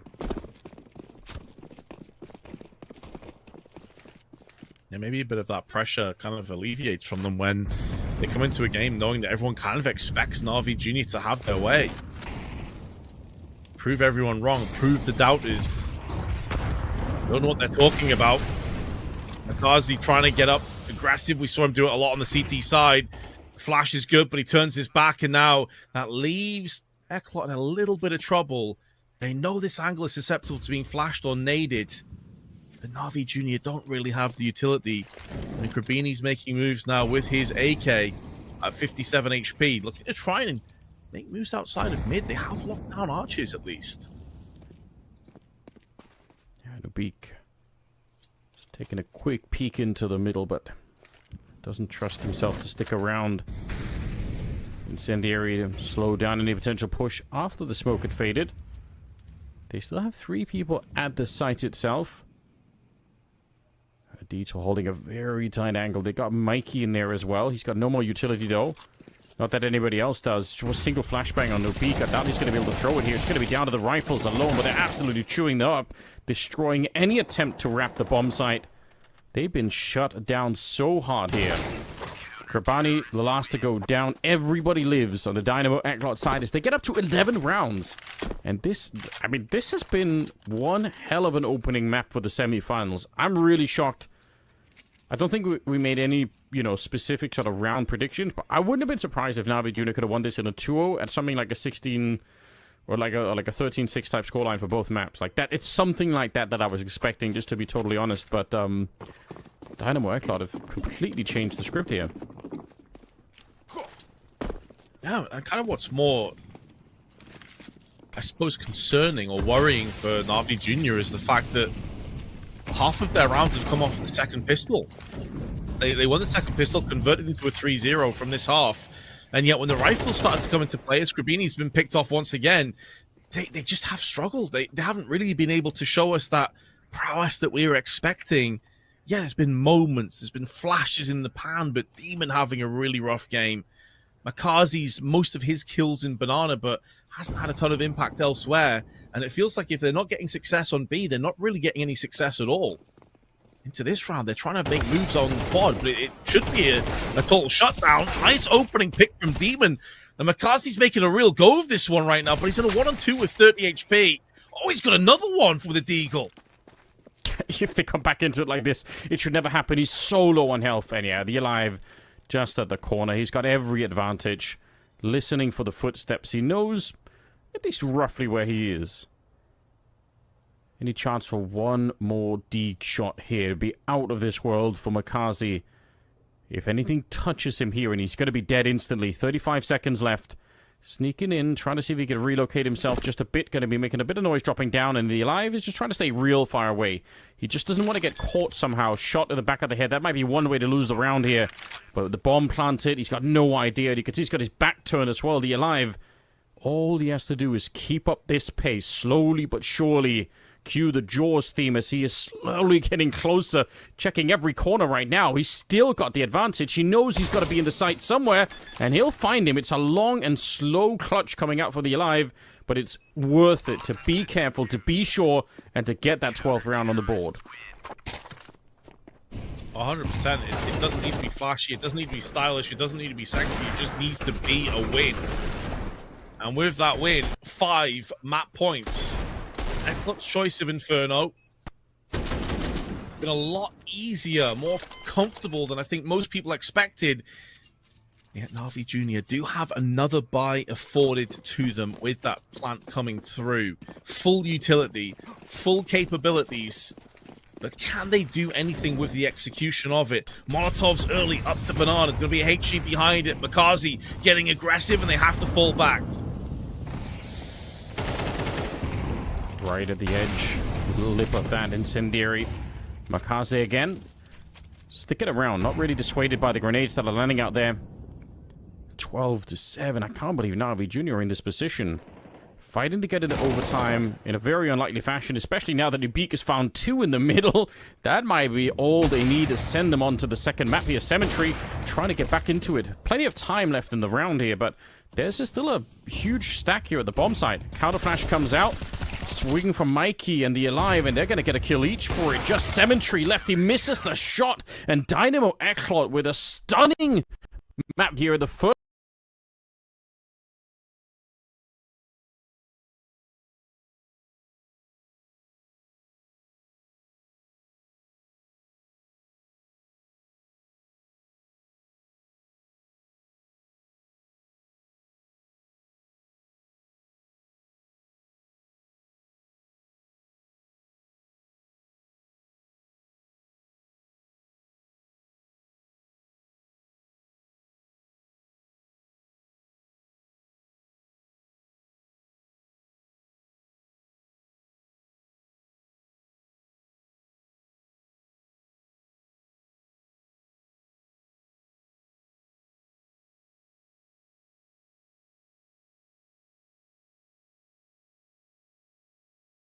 How relaxed they normally are and how often they don't give up those kind of rounds, and they went straight in.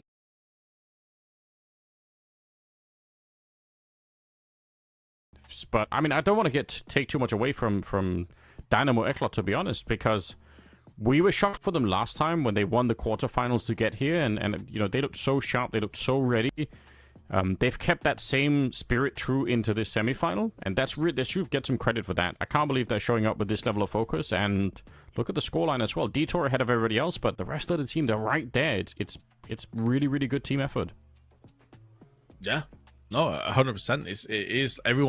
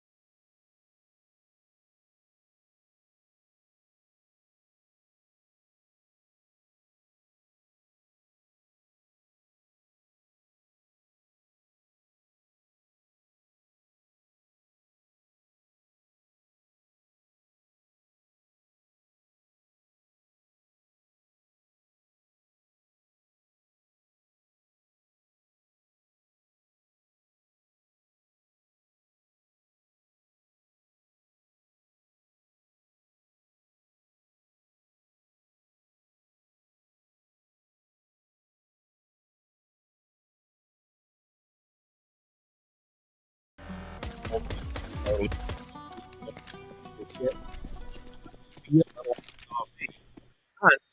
what really worries me is that in that previous game, the cars only one rating. So they really need other people to step up, and so far it's just been Mikey shutting 2 players down by himself. Detour now spots 2 players from the back, tries to deny a couple more lives, but it's not going to be happening for him. Mikey goes back in for a 3rd and a 4th. An absolutely beastly round. What is he up to? Just cutting down Navi Jr. He's looking for the ace as well. He hasn't even reloaded yet. Down to 7 bullets here. It's going to be the Alive to claim the last kill, but a disgusting performance from Mike. He's starting to really live up to the hype, you could tell. Crispy clean on that one. And Dynamo, ECLOT, they're going to win the pistol round going into map number 2. It's a nice platform to begin with here. Look at how pressured he is, but then he bites back.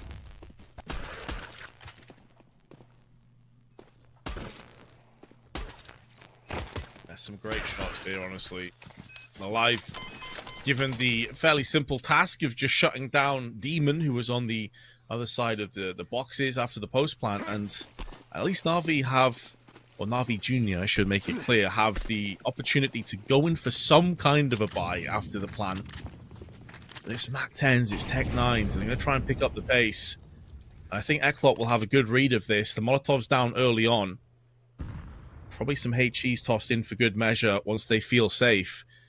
But this is the kind of situation. This is the kind of stature where if Mikey wants to kind of introduce himself to the world, this is the kind of tournament, these are the kind of games that you need to do it in.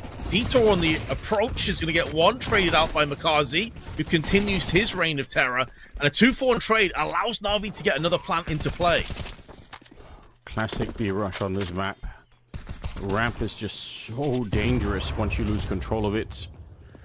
They've lost 1 player on the T side, but apart from that, the bomb plant, and honestly for ECLOT here, it's kind of scary. You feel like you're going to go for it because you had the better weapons, but it's also a lot of weapons to potentially throw away and lose, and you can't really rebuy them. Forsey gets 1 down to the USP for Mikey here, and he's struggling to find the kill. Will end up going down. Cemetery with a couple of them, and now the Alive low on time. You can see the bomb is already ticking away. I think for him to find both those kills and defuse was almost impossible no matter what here.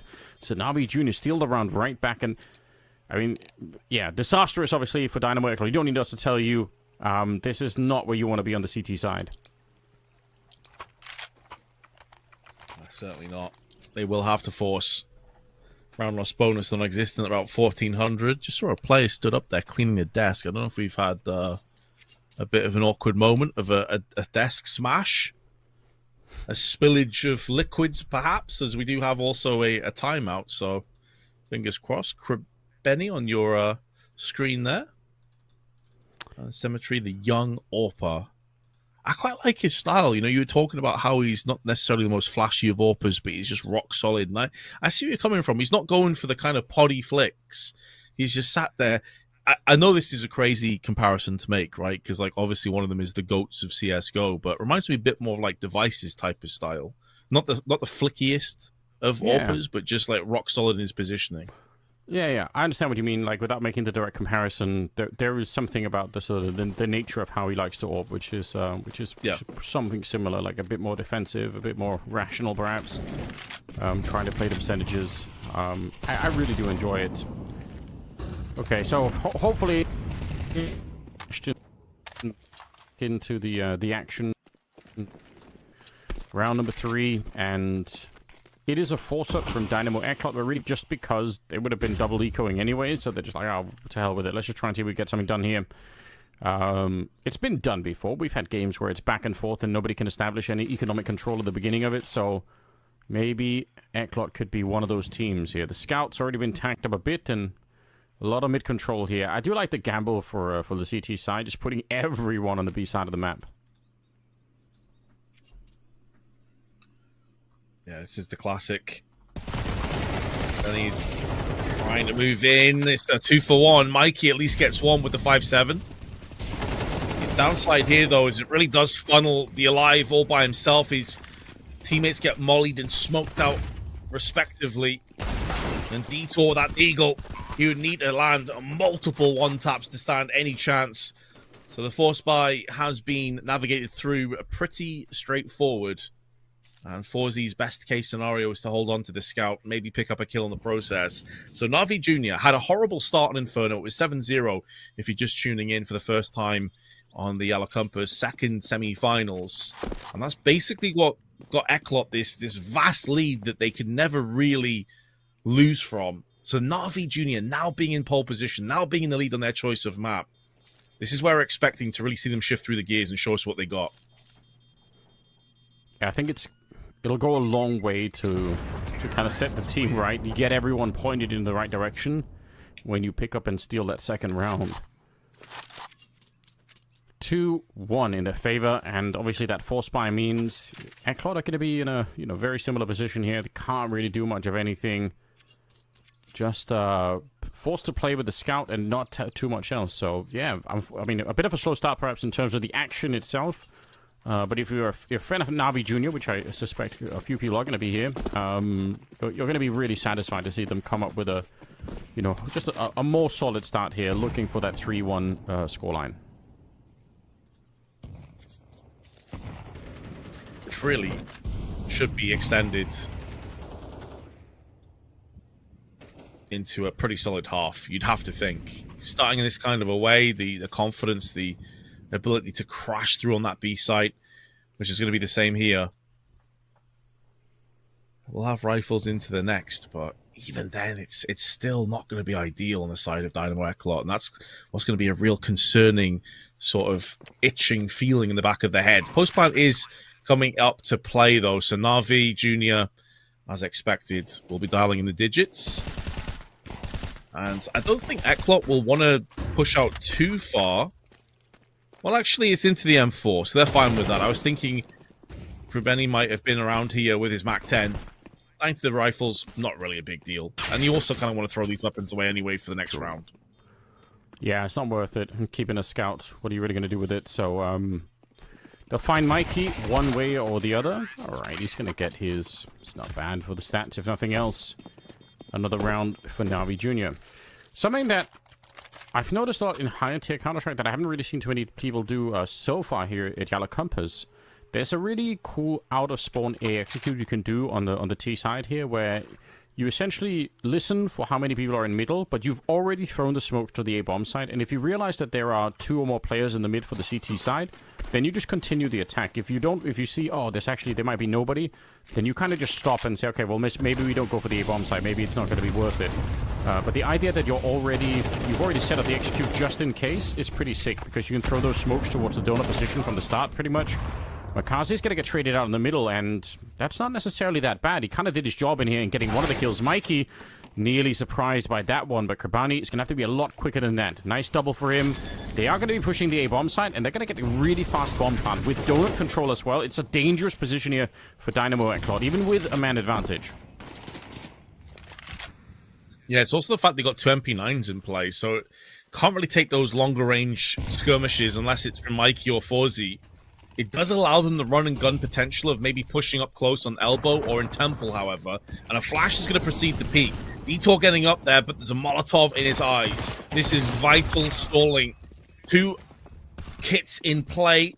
1 now for Detour, but they are putting down the bodies where they stand. Jugs, though, is doing his level best to waste the time and clutch purely off that basis alongside the A1S. It's a heartbreaking round, a brutal round economically for ECLOT, and Navi Jr. finally starting to show us the promise that we know they're capable of. Absolutely sickening play coming out here. You said it earlier, 16-year-old here for the 16-year-old here for the Lithuanian. He isn't playing like it. How do you stay cool in this kind of scenario? He doesn't even go for the repeat here. There are so many micro decisions there to be made that he could have screwed up. He could have been a bit more aggressive. He could have been a little bit further back in the wrong time. Everything about it is perfect. Yeah, that is a disgusting play, and Dynamo ECLOT probably a bit shocked at that. You could see the timeout being called here. Not so much to plan for the next round, I'm sure, but just to take a deep breath and get the whole team lined up here, because Navi Jr., hot start for them, 4-1. Did cost them a lot, obviously, but still, that's really cool. Yeah, it's a really solid clutch.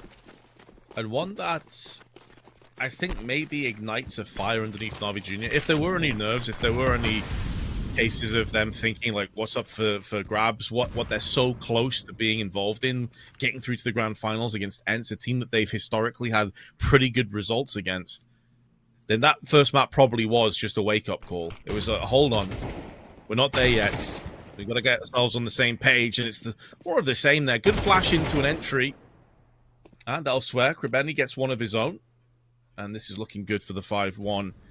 This is much more like what I was expecting to see in the series, Anders, to be honest. Like, I thought this is how Inferno was going to start, too. Yeah, they are reminded, or they're reminding us, just of how good they can be. Which, again, there's a part of me that would have been really shocked if that wasn't the case. Just because of the level of routine and depth that is in this team, it would have been so disappointing if one loss there on the opening map would have completely pulled the rug out from under them. And it doesn't seem like that's the case at the moment here. They're going to steal an AK. Forsey hiding far away from the action with this one.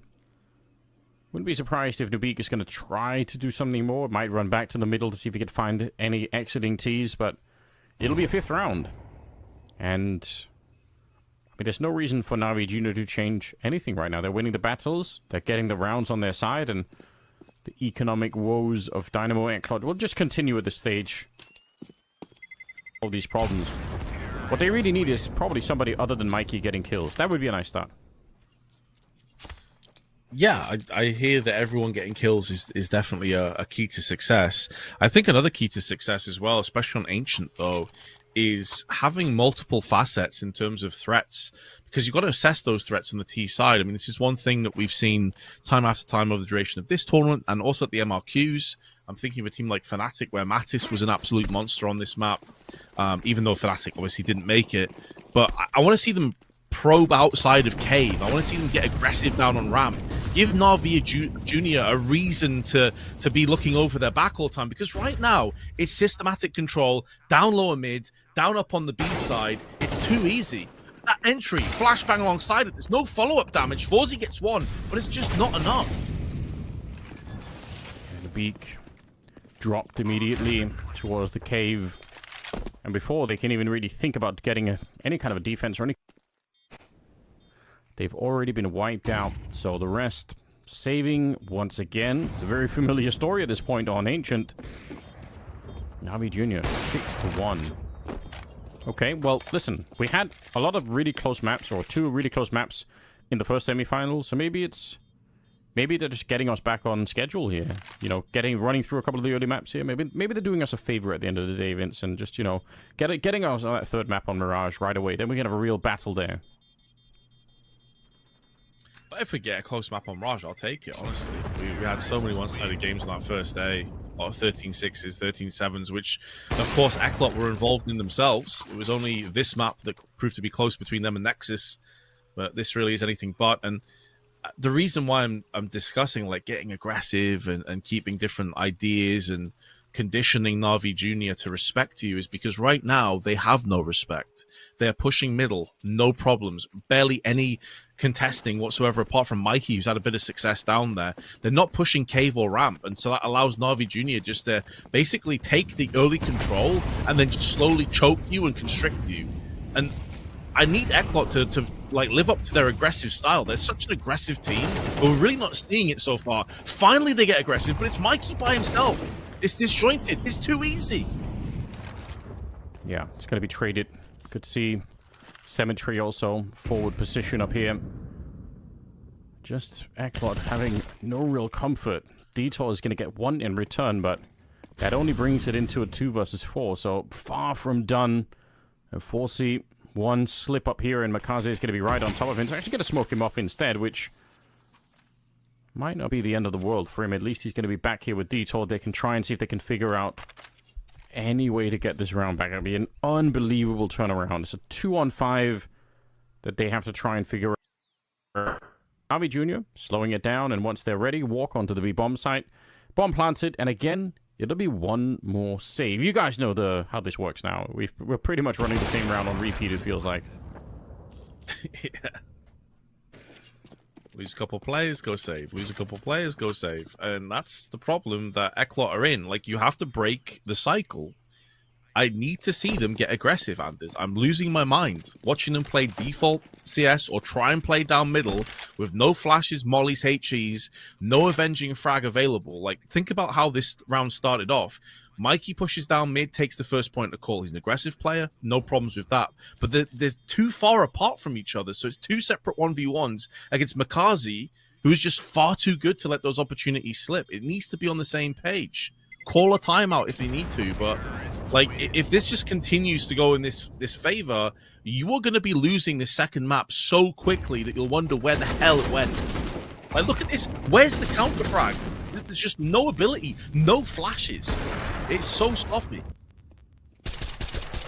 Yeah, unfortunately, it's not living up to the standard that they themselves set on Inferno, where everything was just so much more in control for them. But instead, 7-1. Rough position here. Timeout called once again as Dynamo ECLOT just spiraling, falling out of the second map really quickly. Inferno was all theirs, and they just looked like a different team almost. NAVI Jr. getting back into it so fast here. Could just be that we're going to have to settle this on a third map of Mirage, which, like you said, if it's a good map, then I'm all for it. But it does make me sad just because of nothing else. I feel like we haven't really seen a lot of Ancient so far, and I like watching Ancient. I think the meta is pretty cool, but NAVI Jr. are kind of breaking the meta by just, you know, again, you win fights in middle and the B-bomb side. You don't need very elaborate executes beyond that. You're just going to be winning the rounds from there on out. Again, Makazi in the middle looking for an opening here. And the wall bangs, so close. Detour actually jumping to try and stop his angles from getting shot. You can just see the lack of respect being shown, and it makes perfect sense. That, like, ECLOT haven't really done anything to gain that respect. Good flash, good follow-up damage, and although the Alive can get one, he's going to get swiped from the back. And it is Demon that plunges the AK and secures what looks like to be an 8th round into another save. Feels a little bit like deja vu. I mean, I can respect the amount of utility they tossed into middle, but you saw that from Makazi's point of view. It's like, yeah, you've put loads of Molotovs on the ground. That's kind of cute. Thanks for keeping me warm. I'm still just going to push up mid and take Donut anyway, and there's nothing you can do to stop me. Yeah, he just doesn't worry about it, does he? I feel like staying warm using Molotovs is a pretty fairly post-apocalyptic world you're drawing for us here, Vince, but, you know, I can appreciate it. Still, when you've lost technology, but you've got, you know, a whole stash of Molotovs somewhere, why not? Alright, they're going to survive the bomb for the most part anyway. Losing a couple of players at the end, NAVI Jr., they don't really care. 8-1. Again, there's just not enough kills happening at all on the CT side right now. They're not having the output that they were looking for.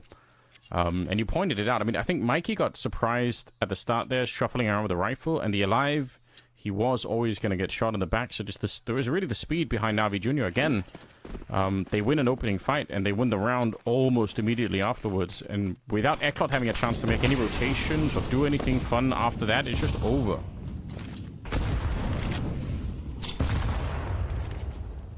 Also, the other very damning part of this performance is that the one round that ECLOT picked up was the pistol.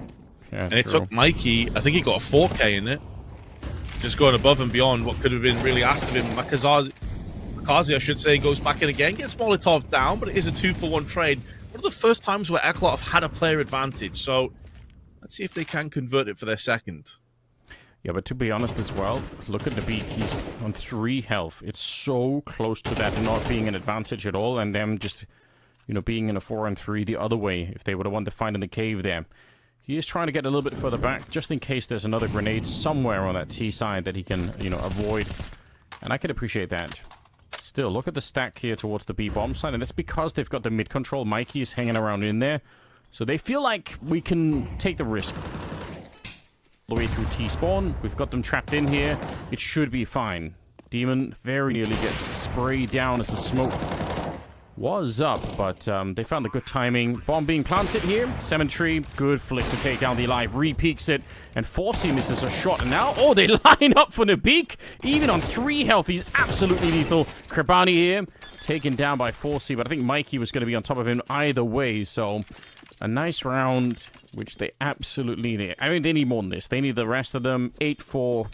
I mean, even then, it's a long way back. Let's have that conversation if they can actually get the 4 rounds to begin with. Yeah, exactly. Let's cross that bridge when we get to it. And if we do, because right now it looks like that bridge is going to be set ablaze at any moment. I've got to say, I've been very impressed with Makazi. He's a player that you highlighted coming into this game. So many entries that he's already picked up for himself. Nice round, though. For ECLOT. Just build themselves back in if they can. 11 kills for Makazi. I think practically every single one of them has been massively impactful. He's on 5 and 0 for opening duels with 3 multi-kill. Kind of crazy. 120 ADR as well, if that wasn't enough. Look how aggressive he is, I'm just like, dude has no fear at all.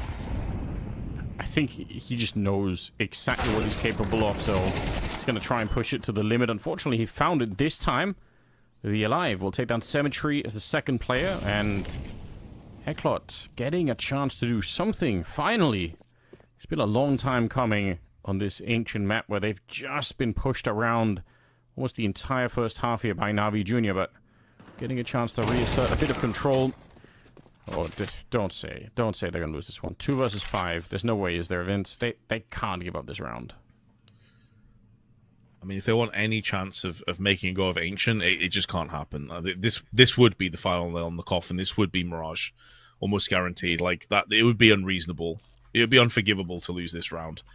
Now, I will say, Krabeni's on 11 health, so Demon is going to have to do the bulk of the heavy lifting, and he has been found and killed by Forsey. That's the bomb that also drops to the ground. And so with that moment, it looks like Sanity is going to be re-established to a certain degree. Being said, though, I was going to say, if we could get another couple kills, that in itself could be a bit of a problem. But they do have tons of money, actually, for the last round, so that wasn't really a factor. So 3 rounds, though, to ECLOT. Nice hold from Red Room. Good crossfire. Good double up. They needed it. Road back, if they want to survive the map, is just crazy long, but at least they're getting a little bit on the board here. Final round of the half is coming up. Demon looks like he's about to fall into the monitor, but alright, he's back. We've got him back. Let's see what they could do. Timeout called just to be sure. I mean, I guess for Navi Jr., you could say 8 rounds is impressive, probably enough to win the map, but why take the risk? If we can find a way to get another one on the board, get up to 9, then so much the better for us. They certainly have the weapons for it. 5 AKs coming out here, so well equipped for this one. They got the utility as well, rushing towards that A side. I think the Alive already sensing it somewhat. Grenades are raining in. He's going to call it out. The smoke is up, and they actually will respect it. I thought for a second there they were just going to keep on going. Yeah, the way they've been playing and how aggressive they've been, yeah, I'm right along with you. I thought they'd just push straight through the smoke, get super aggro, get in the face. But I do like the fact that they're not just one-dimensional. They are capable of slowing down the pace and letting ECLOT sweat this out, maybe go for rotational plays. And it's like Pavlov's dog, you know? Like, they condition them so much to these fast hits that the second they don't go through, the rotations come in, and Akazi makes the most of it. Just nails them in donut with a double. And this round practically over before it even began. Beak sneaking in. Love to find the bomb there before it got planted, but that wasn't really available. It's going to be Demon getting the kill, leaving the Beak on his own and spray. I mean, it's a nice attempt at a transfer. It just unfortunately was not going to be available. So 9-3 on the board for Navi Jr. going into the second half. That is a very commanding lead. And Dynamo ECLOT, they're getting humbled a little bit right now. Again, they played impressively on the opening map, so we know they can do it, but Navi due to finding another level on this one might be a third map that's going to be brewing for us here at the semifinals. Again, if you're just joining, we already have one grand finalist team. That's ENCE, who ended up taking down BetBoom over at the other side of the bracket, and now we're down to find one more here today. It's exciting to watch a team like Navi Junior because I remember pretty vividly when Gambit youngsters were making a name for themselves during sort of COVID, and that was obviously like Shiro and Exile, those kind of guys. I mean, Makazi in particular, I could easily see him playing for a tier 1 team. Like, honestly, the way this guy's playing right now, his confidence, his mechanical skill, like, the guy's insane. Yeah, I think it's just a question of time, but like I said, I think that could be true for a lot of the Navi Junior squad here. Krabani, unfortunately, losing control of the dualies a bit. They're going to lose Makaze as well, so we're going to have a chance to talk more about him in this round. Hard retake coming through. USP's trying to get the rush down. Cemetery is a pretty good headshot. Oh, and the Alive goes down. Suddenly, Forsey, and he's real far away. They don't know it yet, so they're checking everywhere. No one's defusing the bomb yet, but they're going to find out. Oh my god, it doesn't even matter. What a clean headshot. The USPs, delightful when you manage to work them like that. And Navi Junior, if they weren't already winning the map, they probably will now. Bruh, that's such a gross shot. Like, you probably feel pretty hard done by if you're the Alive. Like, you've managed to wiggle your way around the back. You're waiting for him to try and get on the bomb so you can show your hand, and you just instantly get evaporated. And pardon me, it was Forsey, not the Alive. What can he do about that? He's just having a look, and suddenly his head's been removed. Just have to live with it, don't you? There is nothing you can do. Like, oh, that's it. GG's. 10-3. We're going to be seeing 3 Gillials picked up here. Tech 9 and the Mac 10. Unfortunately for Nuke, he gets caught at the wrong time. And the rest of them, they probably wanted Nuke to, you know, play a bit of a distraction, maybe find a kill so that they could go onto the A-bomb site. Grenade is really well timed. Yeah, they're going to try and push for it anyway, but so much damage has been taken before they even round the corner of that A-bomb site. Makaze gets a couple of kills. Like you said, he's got no fear. He's going to take all the fights every single time. And now it's on Mikey. He's already low. So the dream of even a bomb hunt here should be washed away. It's actually a pretty good kill, but like I said, he's going to get down one way or another. 11 on Navi Junior.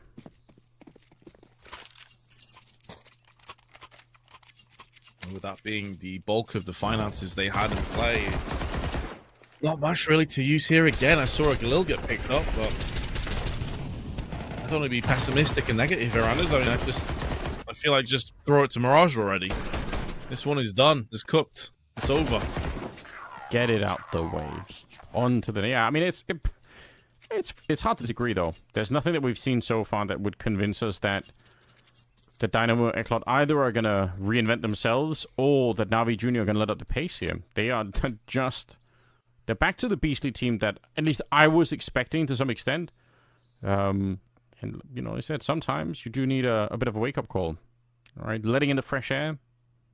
Still sunny outside. I'm jealous, you know. Obviously, in Denmark and the UK, for those of you who don't know, we don't really have sunshine. It's not a real thing.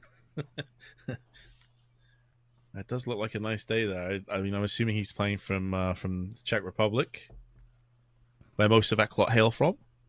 And then obviously a couple of players there from Slovakia as well, but very similar area of the world, of course. Deep in thought as well. The Alive, I don't know, meditating, trying to turn his brain off, figure out where to go next. It does just feel like they're tapped out of this map, though. I mean, by no means am I going to say there's no chance they can get back in this. We've seen crazier comebacks in the past. You got to believe in yourself, but at the same time, like, for all intents and purposes, they have been utterly and completely outplayed, like, this entire map. Like, if we're being completely honest about it, they won the first round. They got obliterated in the first half. Yeah, there's only so many ways that we can say it. Just looking up Slovakia on on Google Maps as well, which, you know, I always, with a lot of these Eastern European countries, I sort of know where they are roughly, but I always go to check just to be sure that I'm not completely, you know, illiterate when it comes to this stuff. I still haven't been to the country, though. I'd love to go sometimes. I feel like some of those, the capitals down there, they're super underrated. Definitely recommend it. Hungary in Budapest is one of the coolest cities in Europe, as far as I can tell. Haven't been to every one of them, but I recommend it. So I'd love to try and travel around to more of those places. We need more Counter-Strike there. Let's go. I believe the capital of Slovakia is Bratislava. Is that right? Yes, I believe you're right. All right. Well, let's see if NAVI Jr. can take us to Mirage sooner rather than later. Dynamo ECLOT, though, do have all of their plays over on A main. They're very one-dimensional. They've pretty much gone all in on this play, and now the Tech 9's coming out first, but Symmetry's not affected by the flash, and it is very much the massacre that the entirety of Ancient has been. It's not going to change pace anytime soon. Forzi at least has perched up with 11 kills, but he won't be adding to that tally in this. And 9 map points. It looks like we're going to go the distance for our second consecutive semi-finals. Makaze again. Seems like every time you show up, you have to pay with, 2 or 3 kills just to get past him, and that's that's a tall order. That's a lot of bodies to be throwing his way just to try and get onto a bomb site. 12-3, and Navi Jr. Enormous opportunity right now to close out the map right away and get onto the third and final map of the series here. It's a semi-final. Spot in the grand final. And Navi Jr., they weren't going to bend it that easily. Not broken on Inferno at all. Forzi here, trying to make a bit of a play. Nuke, he's going to be sprayed down, actually wallbanged quite a bit, so already feeling uncomfortable on the other side here.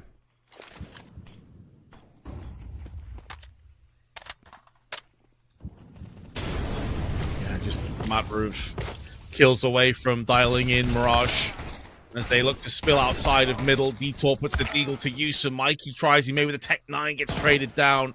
Cemetery puts them one step closer. Smoke plumes. Oh, I thought he was actually going to pull the trigger and fully commit to going outside there, so decides better off that decision, falling back into the smoke. But Krebeni surely has just put this map to bed. The Beacon a 1-on-3. Just feels like he's delaying the inevitable here, Anders. I mean, you have to try, even for the mental of the team. You're not just going to be bowing out, but how do you get back? There's only 30 seconds as well. The bomb is not in his control. It's just such a far stretch. I think he knows it as well. They're not giving him very much to work with. 20 seconds, has to make a bit of noise, and now they're going to go for a bit of a fight here, try and peek him. Wall bangs as well coming in from the other side, but it will be Cemetery to take him down, and Navi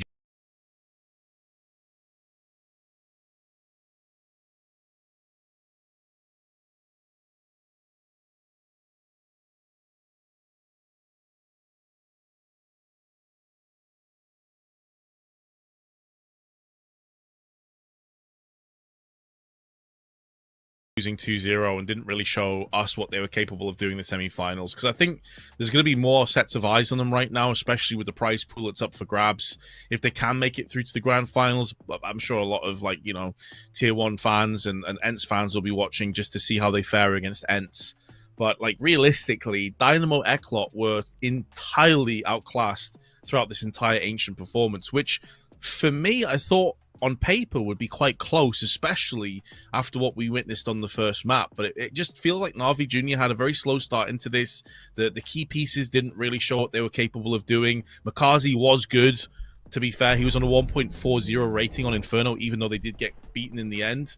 But he just continued it here. The man from Kosovo, just 18 kills, 116 ADR, just bossed the server. Yeah, it was fun though. It was fun to see, and I think a lot of people that have seen Makaze play in this way, they come away with a similar feeling. It's like, this is something that's worth paying attention to. So I think this is one of the great joys of watching the slightly lower tier of Counter-Strike, is that you get to spot these guys as they're coming up, and there's a lot of them. Many more people than maybe you even realize at this stage. When Apogee ended up playing in the PGL Progress tournament, and you got a chance to see some of the Polish guys there play. I think for people that never seen them, that might have been a big surprise, but for a lot of other people that have been watching some of the online Counter-Strike, you knew that they were going to be good, and like I said, it's not just them, it's Navi Jr. out there, the Spirit Academy's out there somewhere as well.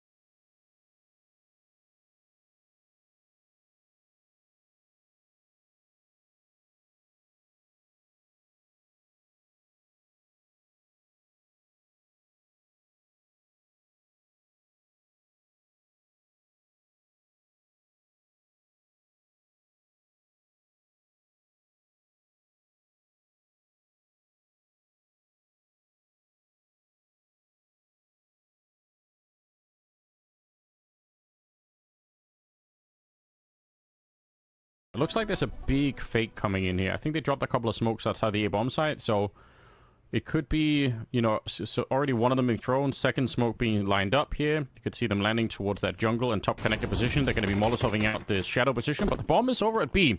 So all of this just a little bit of a trick to try and see if they can dislodge the defense. So far, so good, as they get a couple of entry kills, and the bomb is going to be planted following afterwards. So it did move out the Dynamo ECLOT team, even if they kind of still stuck around. The fact that they were running away as the actual execute on B was happening is really hard to deal with.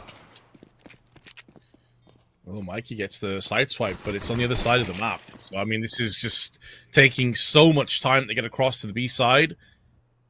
And may very well just be setting up to save at this stage. You've got the Julies, you've got yourself a Kevlar on the chest of Nuke. So, realistically, your chances of clutching are practically zero. No kit to play with. And therefore, NAVI Jr. do kick off our third all-important map with some success. Good kills from Nuke. But it won't stop the fact that NAVI Jr. will be hot and heavy into the next round with a solid buy alongside it. Yeah, I mean, you'll take it. It's interesting to see. It's kind of rare that we get to see fakes like that in pistol rounds because you don't normally have a lot of utility, so, you know, wasting, or it's obviously not a waste, but throwing something into a bomb site and not executing into it afterwards just feels like, oh, it could be rough. What if they don't bite? What if we're just throwing away smokes for nothing? But it absolutely worked out. M4 picked up on Nuke behind the 3 kills that he got in the pistol, so he's going to be super well equipped here. I do like it. We're seeing this a lot with the MR12 format, that people are trying to optimize so hard to try and get back into the games as early as possible, and it does make sense because if you're successful, then the reward is right there. Obviously, on the downside is if you're not, then you're going to fall quite far behind. But I think for ECLOT, I mean, again, they probably are the underdog team here. I think taking a couple of risks is warranted. I certainly tend to agree, as Jukes has dropped down onto the van, and so far this risk is paying out in dividends as the 5-7s are ripping through the backs of the T's, and suddenly Cemetery with a Galil alongside him has to try and pick up both players, different angles. Needs to also retrieve the bomb and try and traverse his way through. There's the first. Spots the second. A lot of damage inflicted. 5 HP remaining for Detour. And it will be a clutch from Cemetery. Allows them to move into his crosshair. Didn't get too crazy in terms of desperate. Bided his time and waited and put the superior firepower to use. Oh, man. That is as close as it gets. But the relocate back behind the van, because the smoke was up, you could tell that the last 2 CT players, they weren't thinking about it at all. They didn't expect him to be able to slip the net there. And he did. Nice control. Took a lot of bullets to get down Detour, but who cares? Okay, they're going to be buying into this one as well. So, ECLOT kind of tripling down on this kind of an early economic play. I must say, it's risky. It's insanely risky. I sort of understood the idea of having Nuke and you know, buying some 5-7s or whatever, but you're kind of keeping it up now, maybe past its due date. We'll see. Again, if it works, it does make sense, but unfortunately that logic, it has to come to an end at some point, because otherwise you could just force every single time and say, well, if it works, you know. At some point we've got to return to sanity as well. Yeah, it's like this economic game of chicken where it's who is the first to blink, who is the first to subside and basically tap out of this. And of course the real victim of this is going to be Forzy, because the AWP on the CT side especially, this puts you so far behind the curve. Typically you want to get the AWP in like the 3rd or 4th round. This could put Forzy back into like a 5th or 6th round AWP being picked up, and he is one of the better players in ECLOT. He's their top statistically alongside Mikey, so that, for me, is a bit of a worrying sign for them, as Krabini will find the drop on Mikey, and this time, yeah, they've made sure they've Molotoved and flashed out all of the angles, bit of awkward damage inflicted across there as they push into the marketplace, but this is a very easy, straightforward 3-0, and this is where that risk just doesn't really pay off. Yeah, sure, you've got an M4, but a scout and a 5-7 alongside it with no prospects of a buy into the next round just straight up sucks this early on. Yeah, it really does. I mean, it's nice that you pointed it out there, the adaptation for NAVI Jr. to just use a little bit of extra utility. Just make absolutely sure there's no surprises. pretty much already hunting across the map, which, if there was a kit in play, maybe you could have made a bit of criticism saying you end up running really far away from the site. But there's no kit, and I think NAVI Jr. probably could have guessed that. Ooh, they find the beak. That's actually a really big deal here. That's the M4, the only one they probably really wanted to save. Lost, Scout, and 5-7 brought into the next round. 3-0, NAVI Jr. Not really slowing down from their ravenous pace that they set over on Ancient. They just keep it going. I mean, if you start to add these rounds to Ancient now, in terms of NAVI Jr., it's become a very, very one-sided series after Inferno. You could just tell that they are not finding the same success at all. Yeah, that's very true. In Inferno, where they were just basically pummeled into the ground 7-0 to kick things off. And now NAVI Jr. are returning the favor. Again, this is where, from ECLOT's perspective, it's just so rough. Like, you're trying to put these upgraded pistols into play, but you're stacking the bulk of your defenses over on the mid and B portion, and Demon shuts down Mikey in the back. That's the keys now for the A site. They'll unlock that one, no problems.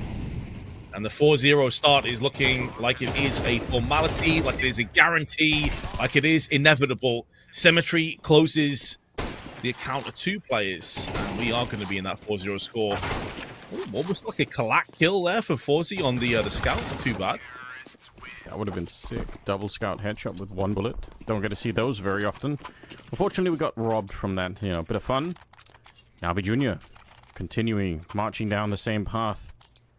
So few kills right now happening on the CT side at all. And again, part of it is just the economy, but that's a position that they put themselves in as the issue, right? It's down to some of the early choices.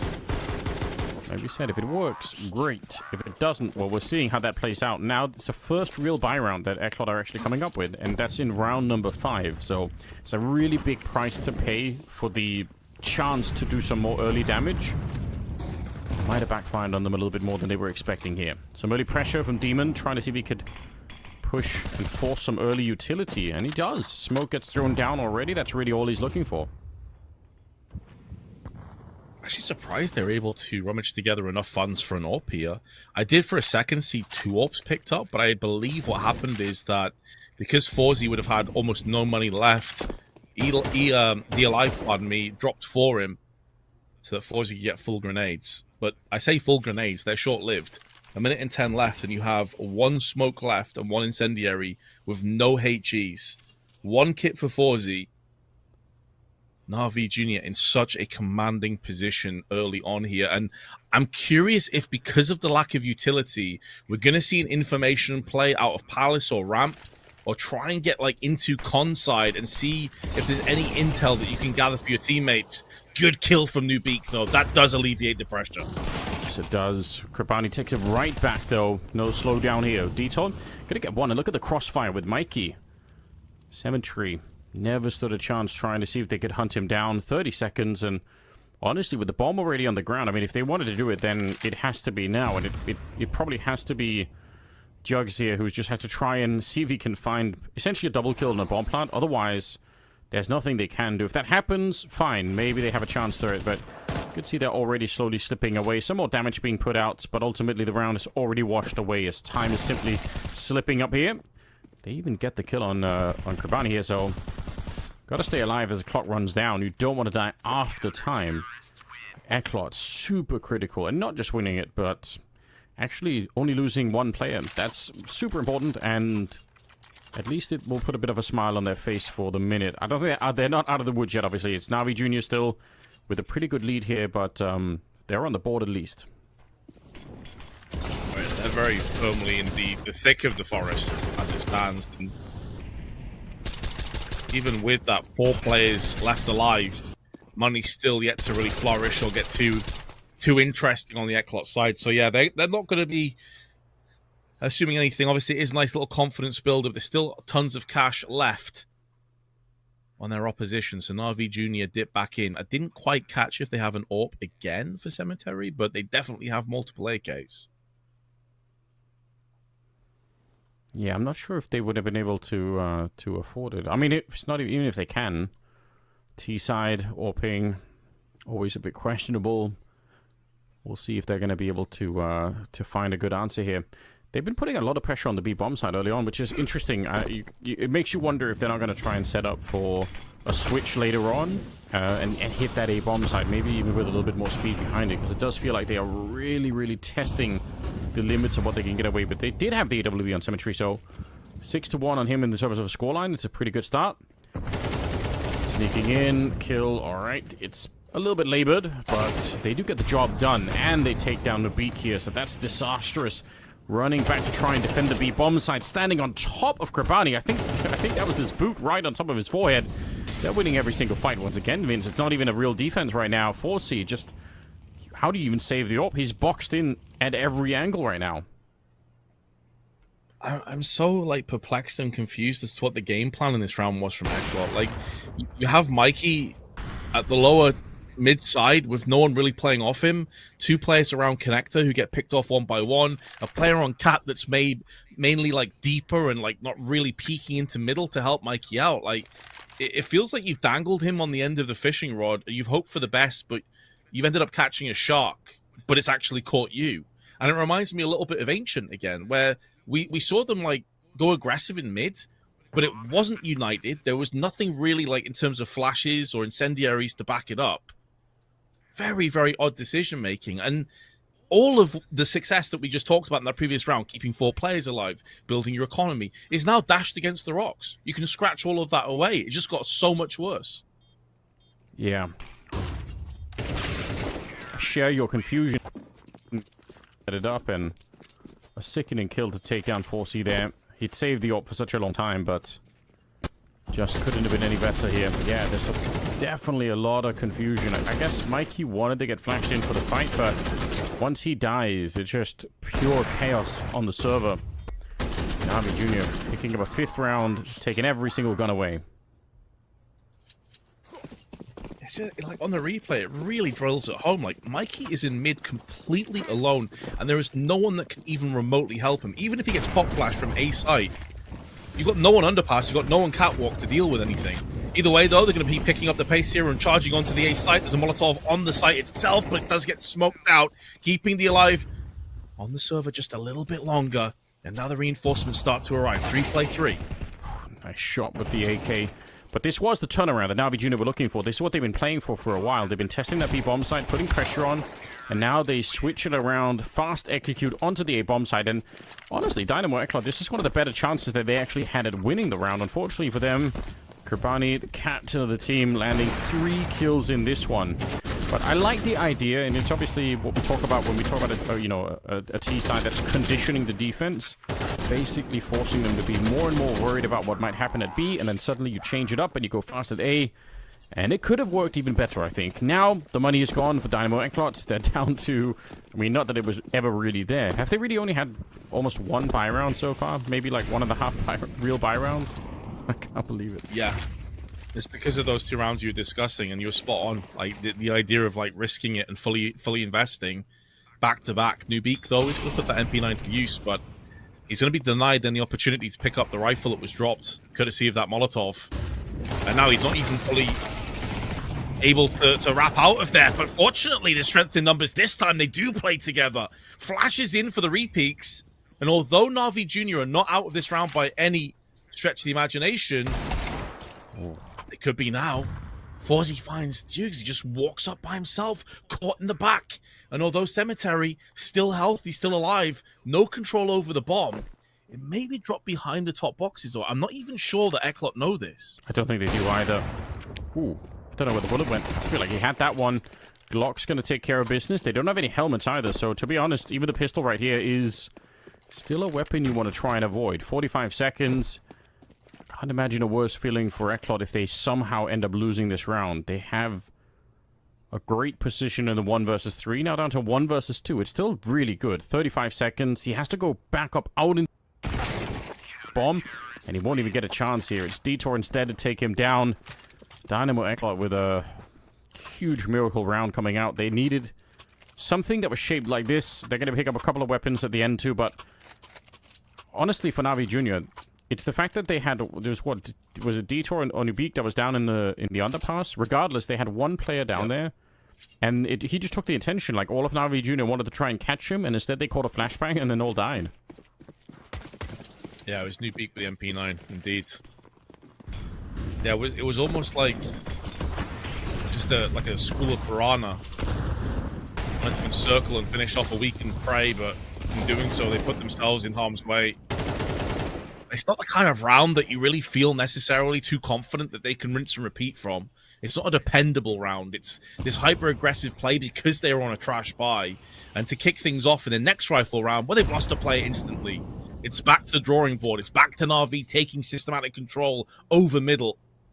And having players in Palace as well. They can wrap around onto A if they should choose. 2 players in con, very important kill, but it's counted immediately.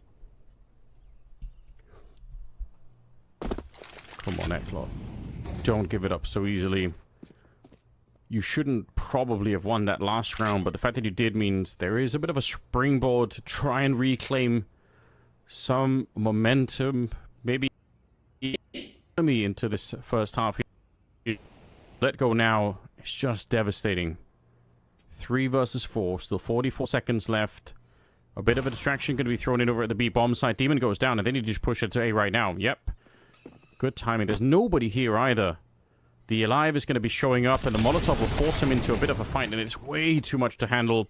He goes down, and the truth is, they can't really do this. Retaking right now, look at the money. You can't justify it. Oh, certainly not. An AWP and an AK. Got to hold on to it. At some point, like, holding on to weapons is just not going to be good enough. We may have already reached that point, to be fair. I mean, you're eyeing up a 7-2 deficit already. You know, weapons that you're going to be able to pick up from Forzy, who's on a healthy amount of cash, but none of these rifles have felt secured or stable or really something that you can build off or get behind or feel confident in the slightest. And this is the Navi Junior that many teams are fearing. Many teams think can hold their own against tier 1 opposition. This super, super young mix of players showing us why they're so revered. ECLOT just can't get into these rounds, man. Like, they're really trying, but again, it's disjointed. Where's the flashbang from middle?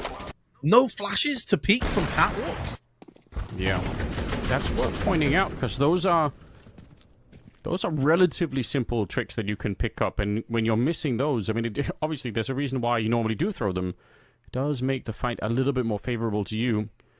ECLOT having a real tough time putting together some of the basics here. It's coming back to haunt them. 7-2, Navi Junior.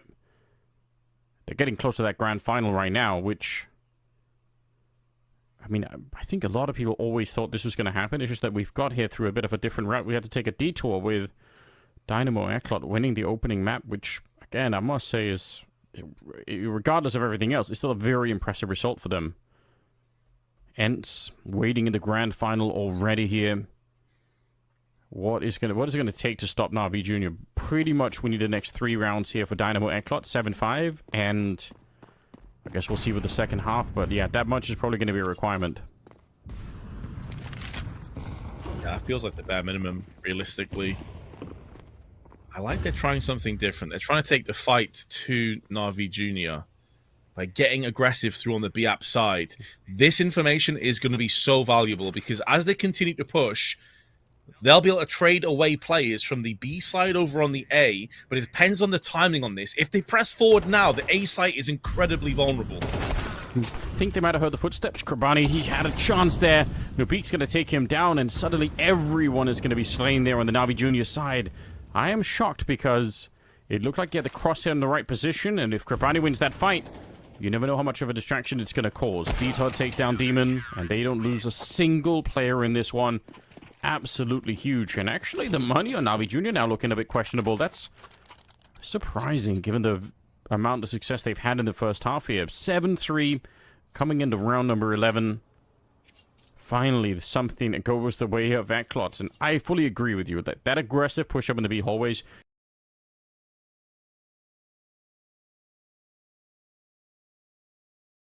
you have to try something. You have to find a way to take some control back into the game, and it's not a bad idea at all. And that's precisely what I was waiting for on Ancient, and it never really seemed to come on their CT side. They weren't doing those proactive type of plays. It was like people trying to be solo heroes. Up they go into middle. Symmetry gets 2 deeks. And that's weapons they can pick up now and use. Sadie, so missed shot from 4C, and he can't escape. How does he die to the Tech 9 at that range? They're gonna catch the Alive. What is happening, Vince? How could they win the round flawlessly and then get beat up by Deagles and Tech 9s? Can deny the bomb plant, bare minimum, but he thinks a player's pushed into bench. That's going to mess with his crosshair. Nice attempt. Transitions into a 3K. 2 players remaining. Oh, he's about to get backstabbed, but he made noise. Demon is not unknown in this position. And so Detour goes back in, has to switch to his sidearm, runs out of ammunition and time and health. And NAVI Jr. snatches away. Was it full Glocks? They may have had like a P250 or a Tech 9, but for all intents and purposes, that was a pistol. I mean, that's...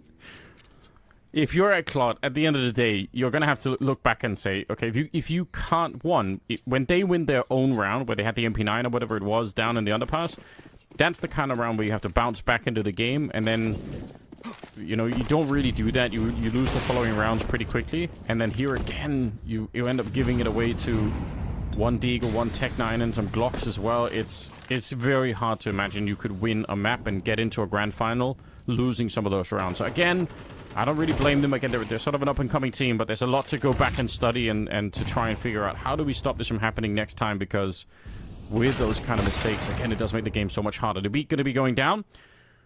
Cemetery having a real good time of it. 12-5 is his scoreline, and he will keep going very nearly the quad killer because he assisted there on the kill on the Alive, and Detour alone to try and see if he can bring even one more round on the board. I don't think that's going to happen here. NAVI Jr. suffocating performance on maps 2 and 3 now. Last kill as Detour goes down, and it's 9-3 in the first half. Yeah, it's been a rough map and a half, I think it's safe to say, for ECLOT after a very good start. Feels like if there were any nerves, if there were any jitters for NAVI Jr., that they are a thing of the distant past. They're smiling, they're laughing, they're having a good time, and why the hell not when you're playing this solidly? Meanwhile, though, on the other side, Dynamo ECLOT probably feeling pretty beaten up right now, pretty sad about what's been going. They did have opportunities in this half as well, like 9-3. I don't think necessarily paints the full picture of ECLOT's moments that they had. They just weren't able to get any consistency and string together a couple of rounds and really do much with it. But here comes the full-on execute as Jerks is going to try and hold the line by himself as long as he can. Has to fall back. Mikey making a deep push for it here. Glock right into Makazi's ear. And Detour's going to make sure he gets the kill, but they will lose Mikey at the same time. Bomb planted rather swiftly here. So now the clock is ticking against NAVI Jr. Can they get the repeat in? Not bad at all for Kerbani. But still, that jungle position is really strong, and they have to dig those T's out of there. I don't think that's going to happen here. Detour gets the last kill, makes it a bit of a double for himself, and honestly, I love everything about it. The bomb plant position is so strong for where they all end up pushing into the jungle, so any kind of a defuse will just be exposed to that one. Nicely done, good plan, and good follow-through. And to maybe give like ECLOT a bit of a benefit of the doubt, by the way, their T halves have been so much better than their CT side. So if you go back to Inferno, the map that they did win in this series, it was that 7-0 lead on the T half. They kept NAVI Jr. submerged and constricted, economically speaking. So maybe they can go ahead and return the favor once more. HE up and over onto the smoke, just to make sure that no one pushed in there, but also allow him safe passage to now peek down on middle. There is a force buy from NAVI Jr. though, but nobody on the B site itself. They've got players on catwalk, but 3 of their 5 are on A. Nice shot for Cemetery though with a scout, but it's only going to be the 1 hit, no kills. Couple of players down already. Quick bomb plant as well, so no even chance to really do much of anything. Deagles at range. We're going to be watching them just try and see if anyone's going to be walking into the crosshairs here. Mikey out for the hunt. He was already low on health, but he's happy to try and see if we can optimize the round. We'll give a little bit more money for Makazi to work with. And the round will just slowly kind of fizzle out here. So ECLOT at least getting up to 5 right now. It is obviously still possible for them to come back, but again, there's just been such an impressive amount of kills coming through on the NAVI Junior side that it's very hard to imagine that the T side here will really flourish.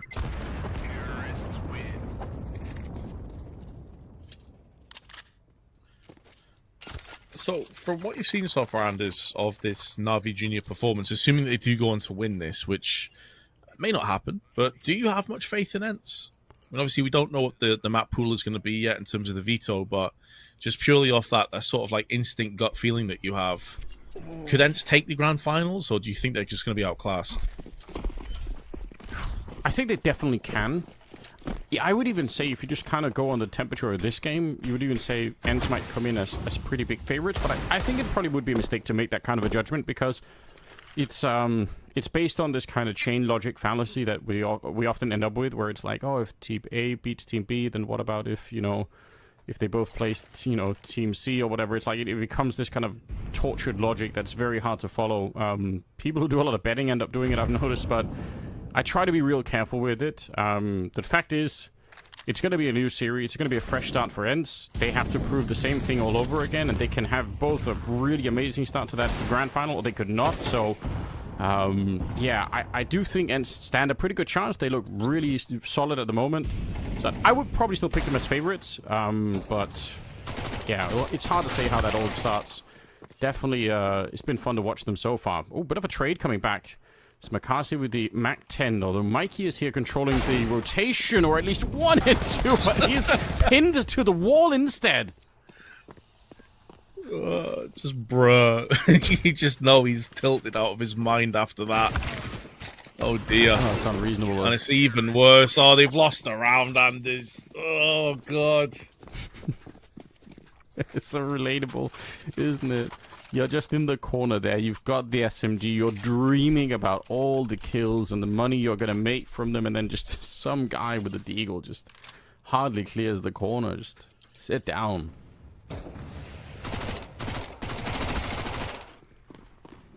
I'm, again, a little bit perplexed, though. Like, Nuke goes out by himself. They've got multiple players in the B app side, but they're already wrapping around in underpass.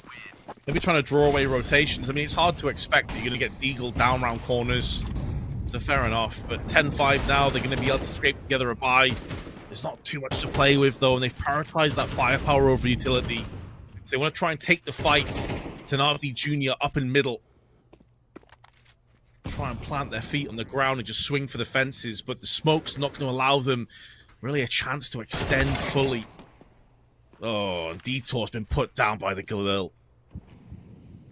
Honestly, I respect the idea of selecting the firepower, trying to bring your way back. It does seem like a bit of a mountain they have to climb right now, so just get the gear, don't think about it, just start walking and see what happens. Mikey, and then Makazi on the other side, both of them waiting for the smoke to fade. Although Mikey has the disadvantage, he's already been tacked up a little bit here, so careful against the M4. He's going to be sneaking into it here, not checking the corner. Oh, but he gets the flick regardless. Makaze, unlikely that he was going to lose that fight, but somehow ended up that way. Cemetery taking down Mikey, re-peeks, and maybe should have had it, but even if he doesn't, the rest of the team is going to be there, and they will absolutely slaughter them. There's 4 people at the site. They were all already at that A-bomb site. 11 rounds for NAVI Junior. And unfortunately, the buy-up here for ECLOT just not paying off for them. Running out of rounds and running out of money all at the same time. Yeah, like you say, they all try and spill out connected together, but it's just basically into the lines then. If it wasn't Cemetery picking them off at range, there was a player in jungle, there was another one around Sandwich. There's no real way for them to get out. NAVI Junior have had a very good read. Krebeni's been on point with his mid-round calls. And now, with the Molotov down, it's going to force Demon away from the balcony. That was a team grenade. Yep. Oh, it's amazing. I mean, luckily, absolutely nothing happens. It's just a bit funny, you know? They are going to try and push into the B-bomb site, so Demon already spotting it out, saying, yeah, got to be careful here.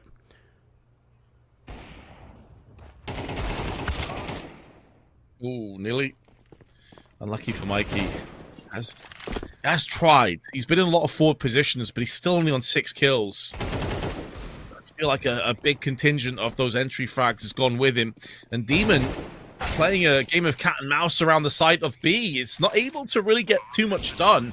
The plant's going to come through regardless, but realistically, they're about to get closed down pretty hard. Makazi knows where Nuke currently resides, and the other player, which is Forzy's all the way on over on the A site. The bomb has been planted down. He's in no place to stop this defuse.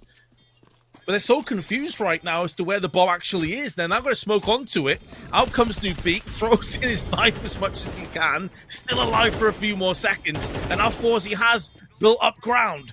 It's such a weird round for Dynamo ECLOT to potentially win after all of the near wins that they've had, but been able to convert them. Could be enough time where the kit's going to be incredibly close. I don't think he's got it, though. Not quite. A millisecond off. So ECLOT win this round somehow. I'd love to see what they're typing right now. Oh, no. He stood in the smoke with a knife, and even afterwards, he was still trying to knife even the smoke was gone. I guess he had the time for it. That's an absolutely bizarre way to win.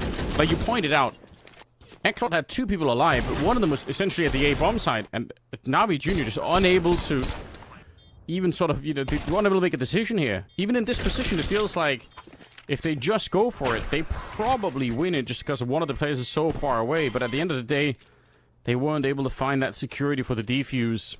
11-6. That is absolutely hilarious. It shouldn't really tilt them that much, but if it somehow does, that would be a catastrophic way to end up, getting Dynamo ECLOT back into the game. It's just wild to me that after all the rounds that ECLOT have been close in and probably should have won, that's the one they pick up. That's the one with Forzy, like, on a different... Basically playing on a different map for about a minute of that entire proceeding towards the end, and they still can't deal with the one player. Flash is off. And, you were kind of laughing about that team grenade tossed in early on. It did force them off the angle and allowed them to close the gap, so that was actually kind of a part of how they're able to spill on the site in the first place. Small mistakes can have big consequences. Yeah. Touching a little bit on that butterfly effect. Smakaze, I think maybe heard the jumps, maybe spotted somebody. He's setting a little bit further back, but the Molotov will at least create a bit of space for them to play around.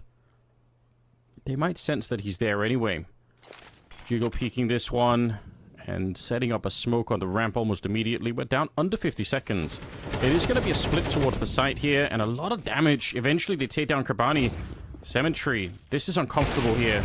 They're coming in from all angles. You can see he doesn't have the backup. There was a rifle there with him, but instead, Duke's going to be sitting back here just saying, oh, I'll wait. I'll try and see if I can play for the last couple of seconds. He will get the kill, and that is the bomb on the ground. Suddenly, 3 versus 3. Still a little bit of time, and they'll find the kill on him, and it finally clears a path for a bomb plant as well. But there is a flank coming in, too. I think that's Demon sneaking up behind them. Never mind. Weird passage of play, that is. Like, Demon is flanking, as you highlighted. Then they also had Makazi moving in con, but there was also a T player in CT spawn. So they knew that CT box was completely empty. They don't want to push into Makazi because he is going to punish you if you push one by one.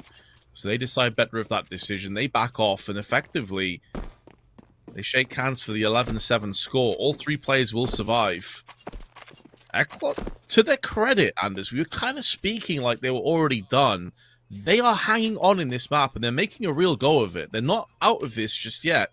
In actual fact, they've broken the economy again for Junior. Only Makazi has a weapon. There is a chance they can get to a very close deficit from this point. Yeah, I agree. I mean, it's so interesting, but there's so many people on the A defense there for NAVI Jr., and none of them really managed to help each other out. I think one of them got caught at the beginning with a bit of a spray coming through the palace, but apart from that, nobody really is in a position to trade any kills. There's no setups for anyone to peek, no flashes thrown from anyone, behind there in window or jungle or anything like that. So maybe a bit disappointing. The focus has to remain at an all-time high here for NAVI Jr. Imagine if they lose their spot in the grand finals just because maybe they get a little bit ahead of themselves. They take off a little bit of pressure, allow ECLOT to get back in with that ridiculous clutch from earlier. I mean, who knows? That 2v2. I can't imagine a more haunting way to end up potentially losing the map. And, I mean, you're absolutely right. That is definitely back on the menu here. 11, about to be 8 on the side of ECLOT, as they are resummoning some kind of strength here towards the end of the map. They've had so little to say on this, well, they had nothing to say on the second map. They have very little to say on the third map here. But that's not so true anymore. They're kind of getting there. I'm getting real scared, actually. Kabeni moves up to 19 kills.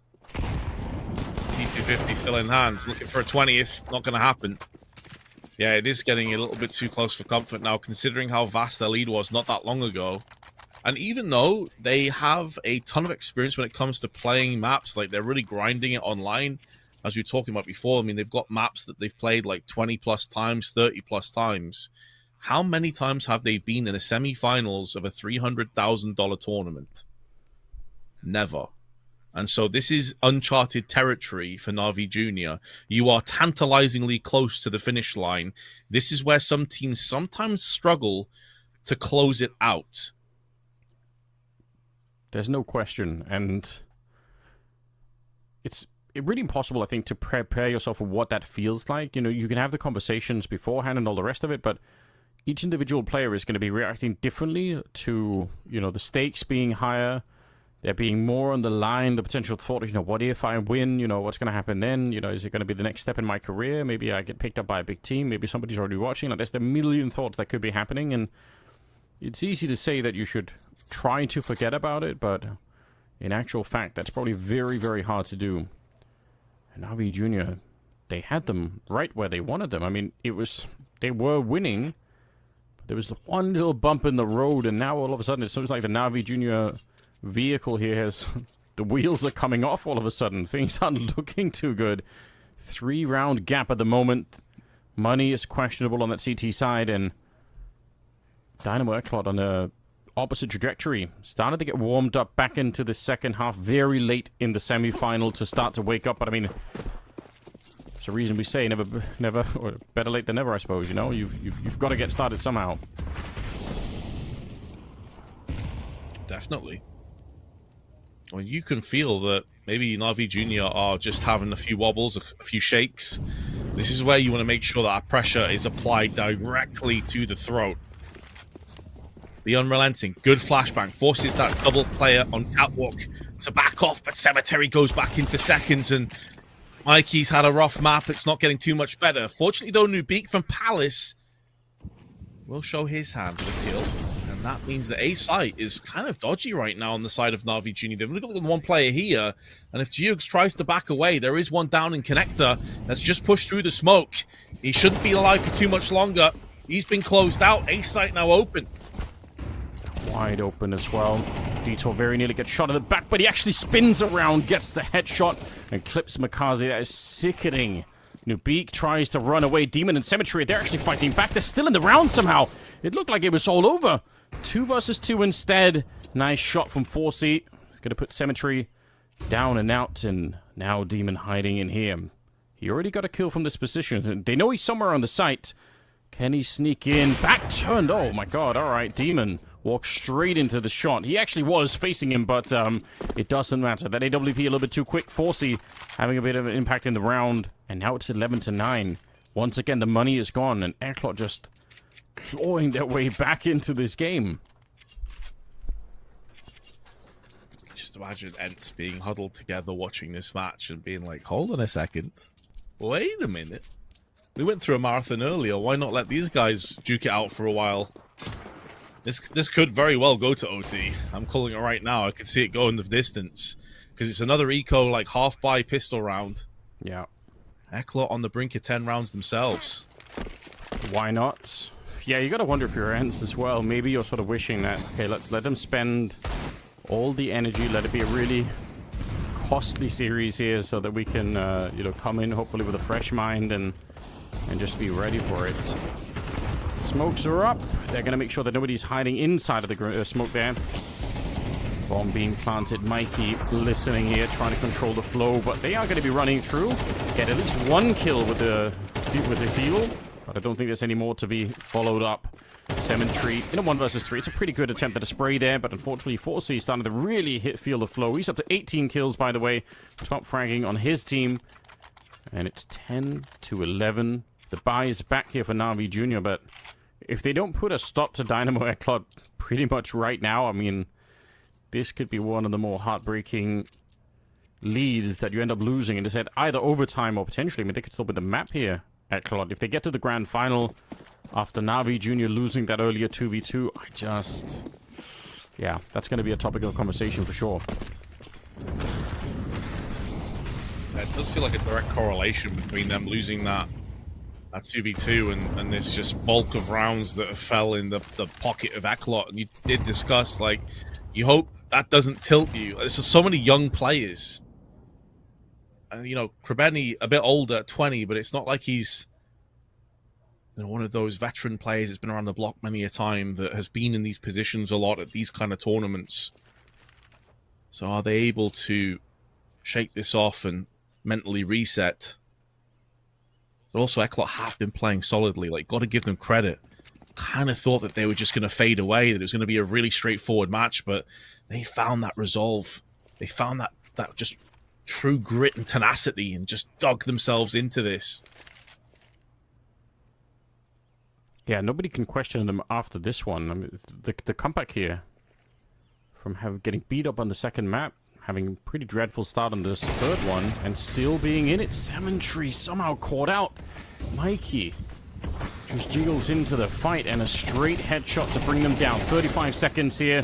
Duke's going to be good on the first couple of kills here, but the smokes are up already. And there is a bit of a space here to try and get the bomb planted rather quickly. 3 versus 3. NAVI Jr., they've had the lead, and a Demon with a very important kill, but it is a second too late. Detour already got the bomb planted. And 4C and Nabik, they can win this one. 2 versus 2 now as he lands the shot straight over the box to take down Krebani. He's not able to get the kill here as he does fade away. 4C still alive, down on the ramp. It's Nabik to get the next one. And now the panic is set in here for NAVI Jr. They can feel it. The comeback is fully on. 1 versus 1 as Demon gets the first, taps the bomb, and 4C, he's a little bit out in the open. He still gets the flick. It's disgusting. A shot into the wall to celebrate, and they tie up the game. Man, that shot through the CT box was gross as well. I hope we see that on the replay. It's an insane shot. Unreal round for Forzy. This one, bang.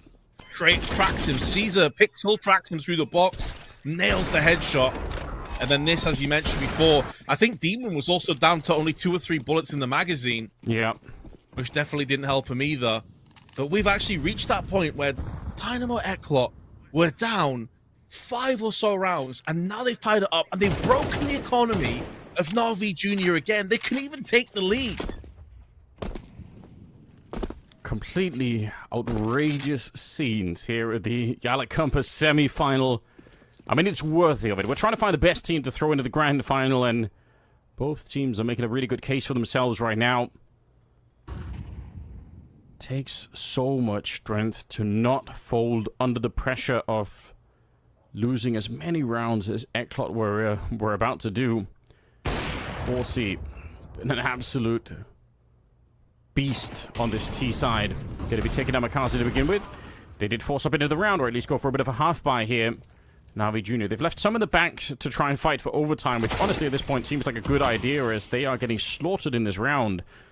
ECLOT going to be very likely up towards 12 rounds, and with a 1 chance here to just get straight to the grand final if they can snatch it away. NAVI Jr., it's going to be a big topic of conversation. This is one of the biggest chances, not the biggest chances that they've had, NAVI Jr. to play in a big tournament with a lot on the line, and they might have slipped out of their hands right at the end. Certainly looking that way, isn't it? I mean, really, again, that 2v2 up against Pistols, they only have themselves to blame. If there was tilt after that point, and that's going to be a valuable learning lesson. That's going to be a valuable learning opportunity for Navi Junior because they were so in command. Yeah. I'm honestly kind of stunned right now, and it's because I genuinely thought this map was going to be like a 13-6 in their favor, and yet here we are on them, the brink of defeat. I mean, it probably genuinely was going to be a 13-6 affair, but that one round, sorry, that one round just made a massive difference, and Navi Junior, they're probably just as perplexed. That feeling that you're in control, and then 1 or 2 rounds changes everything, and then you're no longer in control, and nobody can put the brakes on it any longer. How do you bring this one back? Fighting for overtime. Let's see what they have, Navi Junior. This is a real test for them.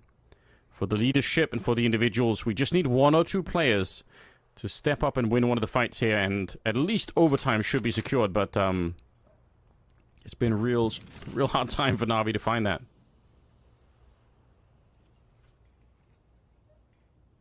Really, both teams slowing down the pace as well now.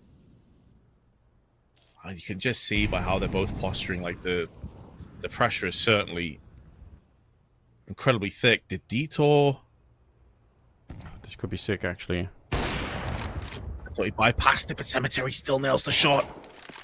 Super important, because the truth is, if he goes down or just gets smoked off here, there's only one more player here.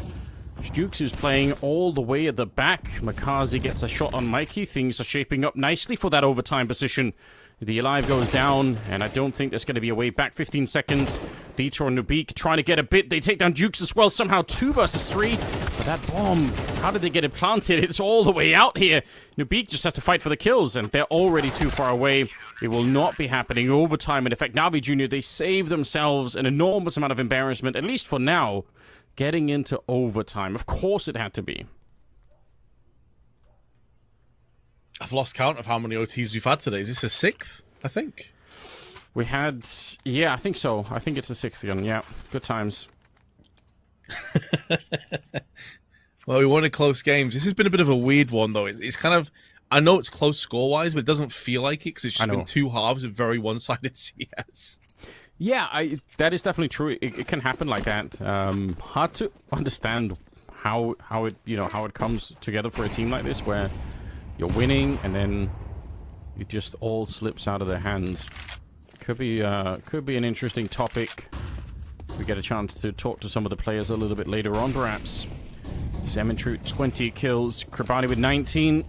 Pretty good for the Navi Junior side, but the 21 kills on both Forsey and Nuke. And then Detour up there with 17. So they've got a real nice trio working for Dynamo ECLOT at the moment. It's Makazi to go down first. The Alive announcing himself in the round. And Krabani gets one quickly in return. So both the IGLs doing a little bit of work for their team.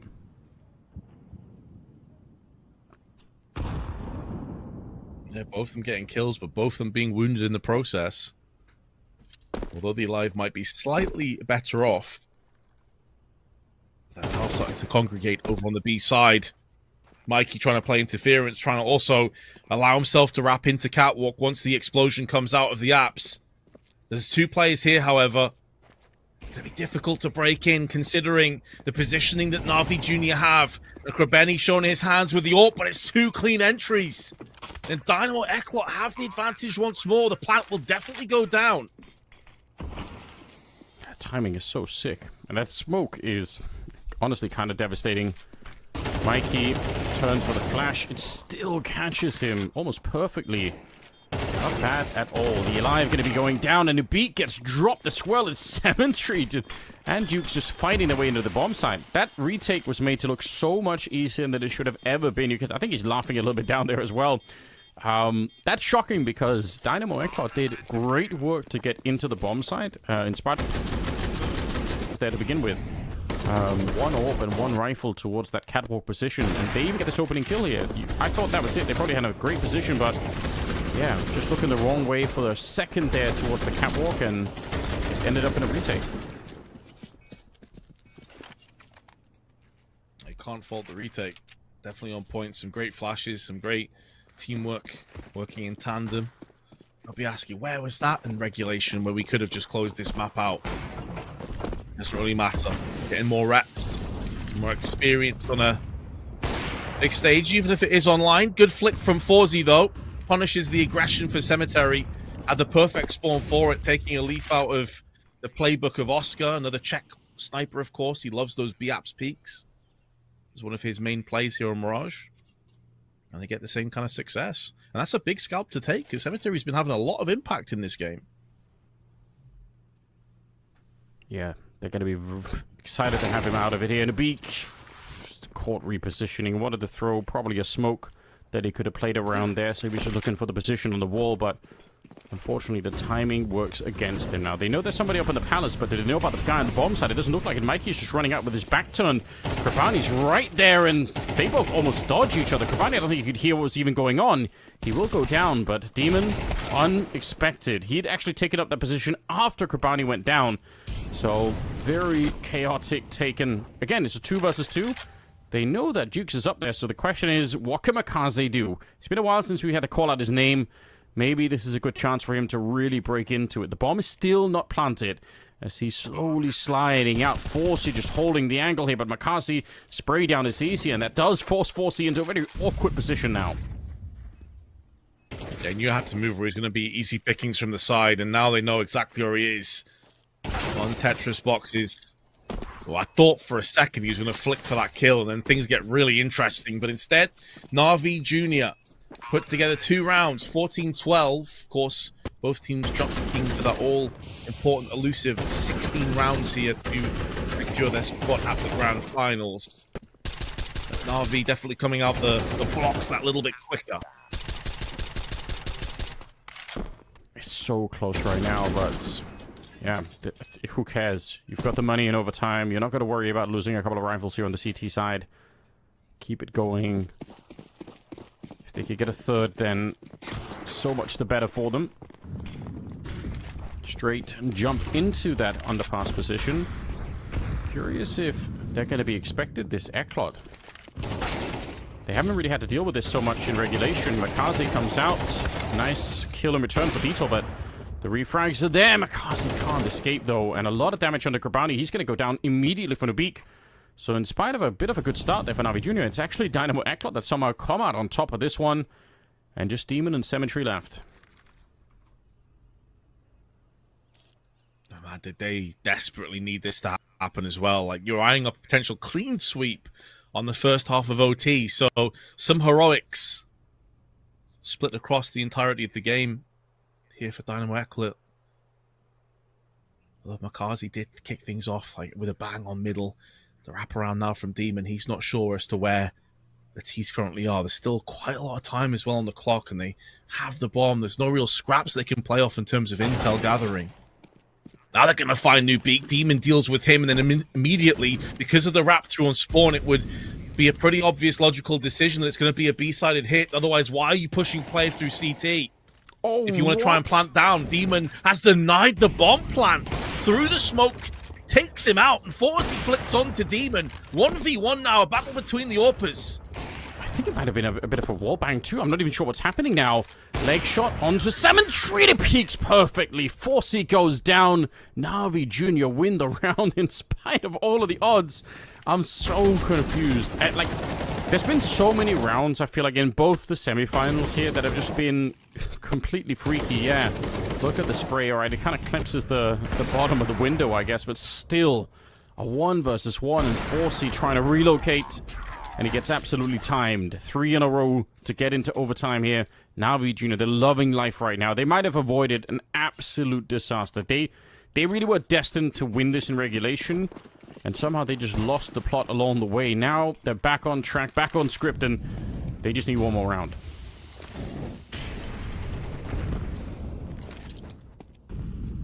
ECLOT fighting for their tournament survival. CT side, the alive down in the shadow. It looks like this is going to be an A hit, and there's the old classic vintage A execute. Can ECLOT deal with this? It's a full-on investment. They're committing. Why not? It's a classic for a reason. But they're going to lose one player early on here. The alive, more Molotovs being thrown at him. He forced that into the fight, but a banging headshot. He's done more than you could have expected. 3 kills for the captain. They're trying to do it. Still doing it. Demon hitting headshots. One of them through the smoke, catching Mikey. I don't know how. They should have lost this round already. Navi Jr. fiercely fighting back. Detour's going to be careful when that smoke fades. He's ready, though. And now it's just all on Demon, and it's way too much. He stood a little bit wide to try and catch the kill, and unfortunately, Nuke is able to catch him there, so they will save the round, Dynamo ECLOT. But, I mean, the fact that it's so close after being in, what was that, like a 2-on-4 or 5? Scary stuff. I think that second kill from Demon might actually be disgustingly good. I think he flicked from CT, sprayed through smoke, and then he nailed someone on stairs. It's the second shot. Yeah, that's outrageous. Well, whatever it takes, you know. There's not much you can do about that if you're Mikey. He's trying to have a bit of presence and try and deny the bomb plant, and he just gets utterly destroyed through the smoke. Lovely passage of play for Demon. Wasn't quite enough to get the route, but they got 2 more opportunities, 2 more chances where that came from. Not going to go back to the same. It's not going to be the classic execute, instead keeping their options open. 2 players in Palace, but a double play down on ramp. Looking for information. They find the lineup on the smoke, and Krabini is just caught with his pants down. Yeah, bit of a sloppy spray, but it doesn't matter. He had so much of an advantage here. Makazi gets 1, and Mikey caught throwing a grenade. It might come undone anyway. The Alive, it goes down. They had so much going for them, but they fumbled the return to the A-bomb site. And Cemetery showing Dieter why it's called a murder hole. He's going to be blown up, and Forcey now the only... What could you do? There's nothing to do. 1 versus 4. There is just nothing you could do right now. The bomb is already planted. Oh, it's so disappointing. They found Krabani, and all they had to do was have the rifles out going back to A, and I think they would have been absolutely fine. But unfortunately, they overcooked it just a little bit, and that'll be the end of it. NAVI Jr. making to the grand final here at YaLLa Compass Spring 2025.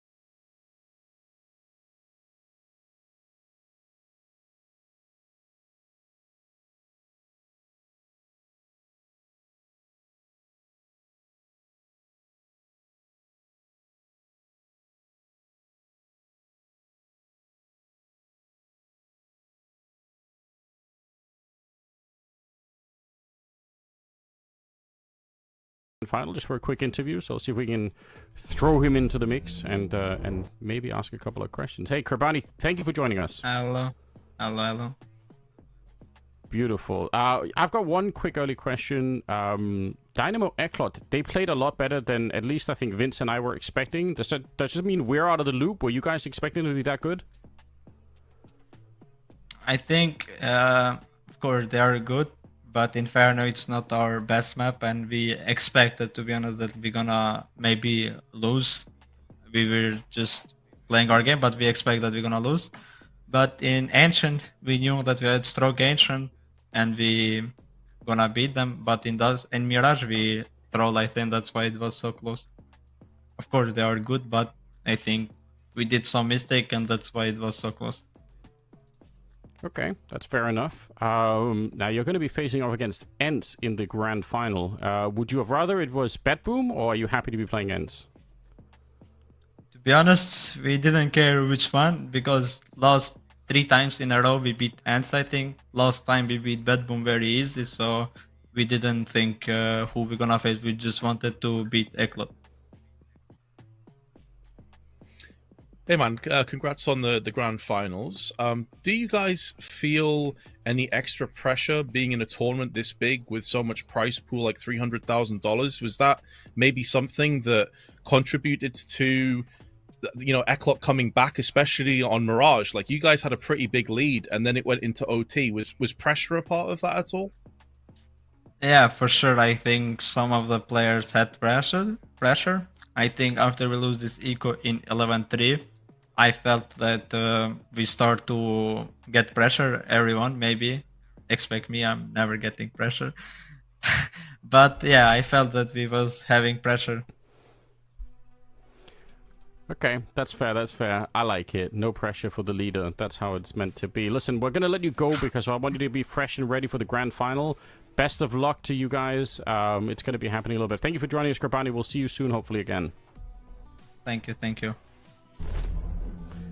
Beautiful. All right. I don't want to keep him too long. I don't want to wear him down with, you know, boring questions from boomers. So instead, we're going to be, you know, just looking at the scoreboard here, Vince, and just enjoying how much of an output there was. Like, you know, a little bit of respect, I think, shown as well from Krabani. They're essentially saying they are good.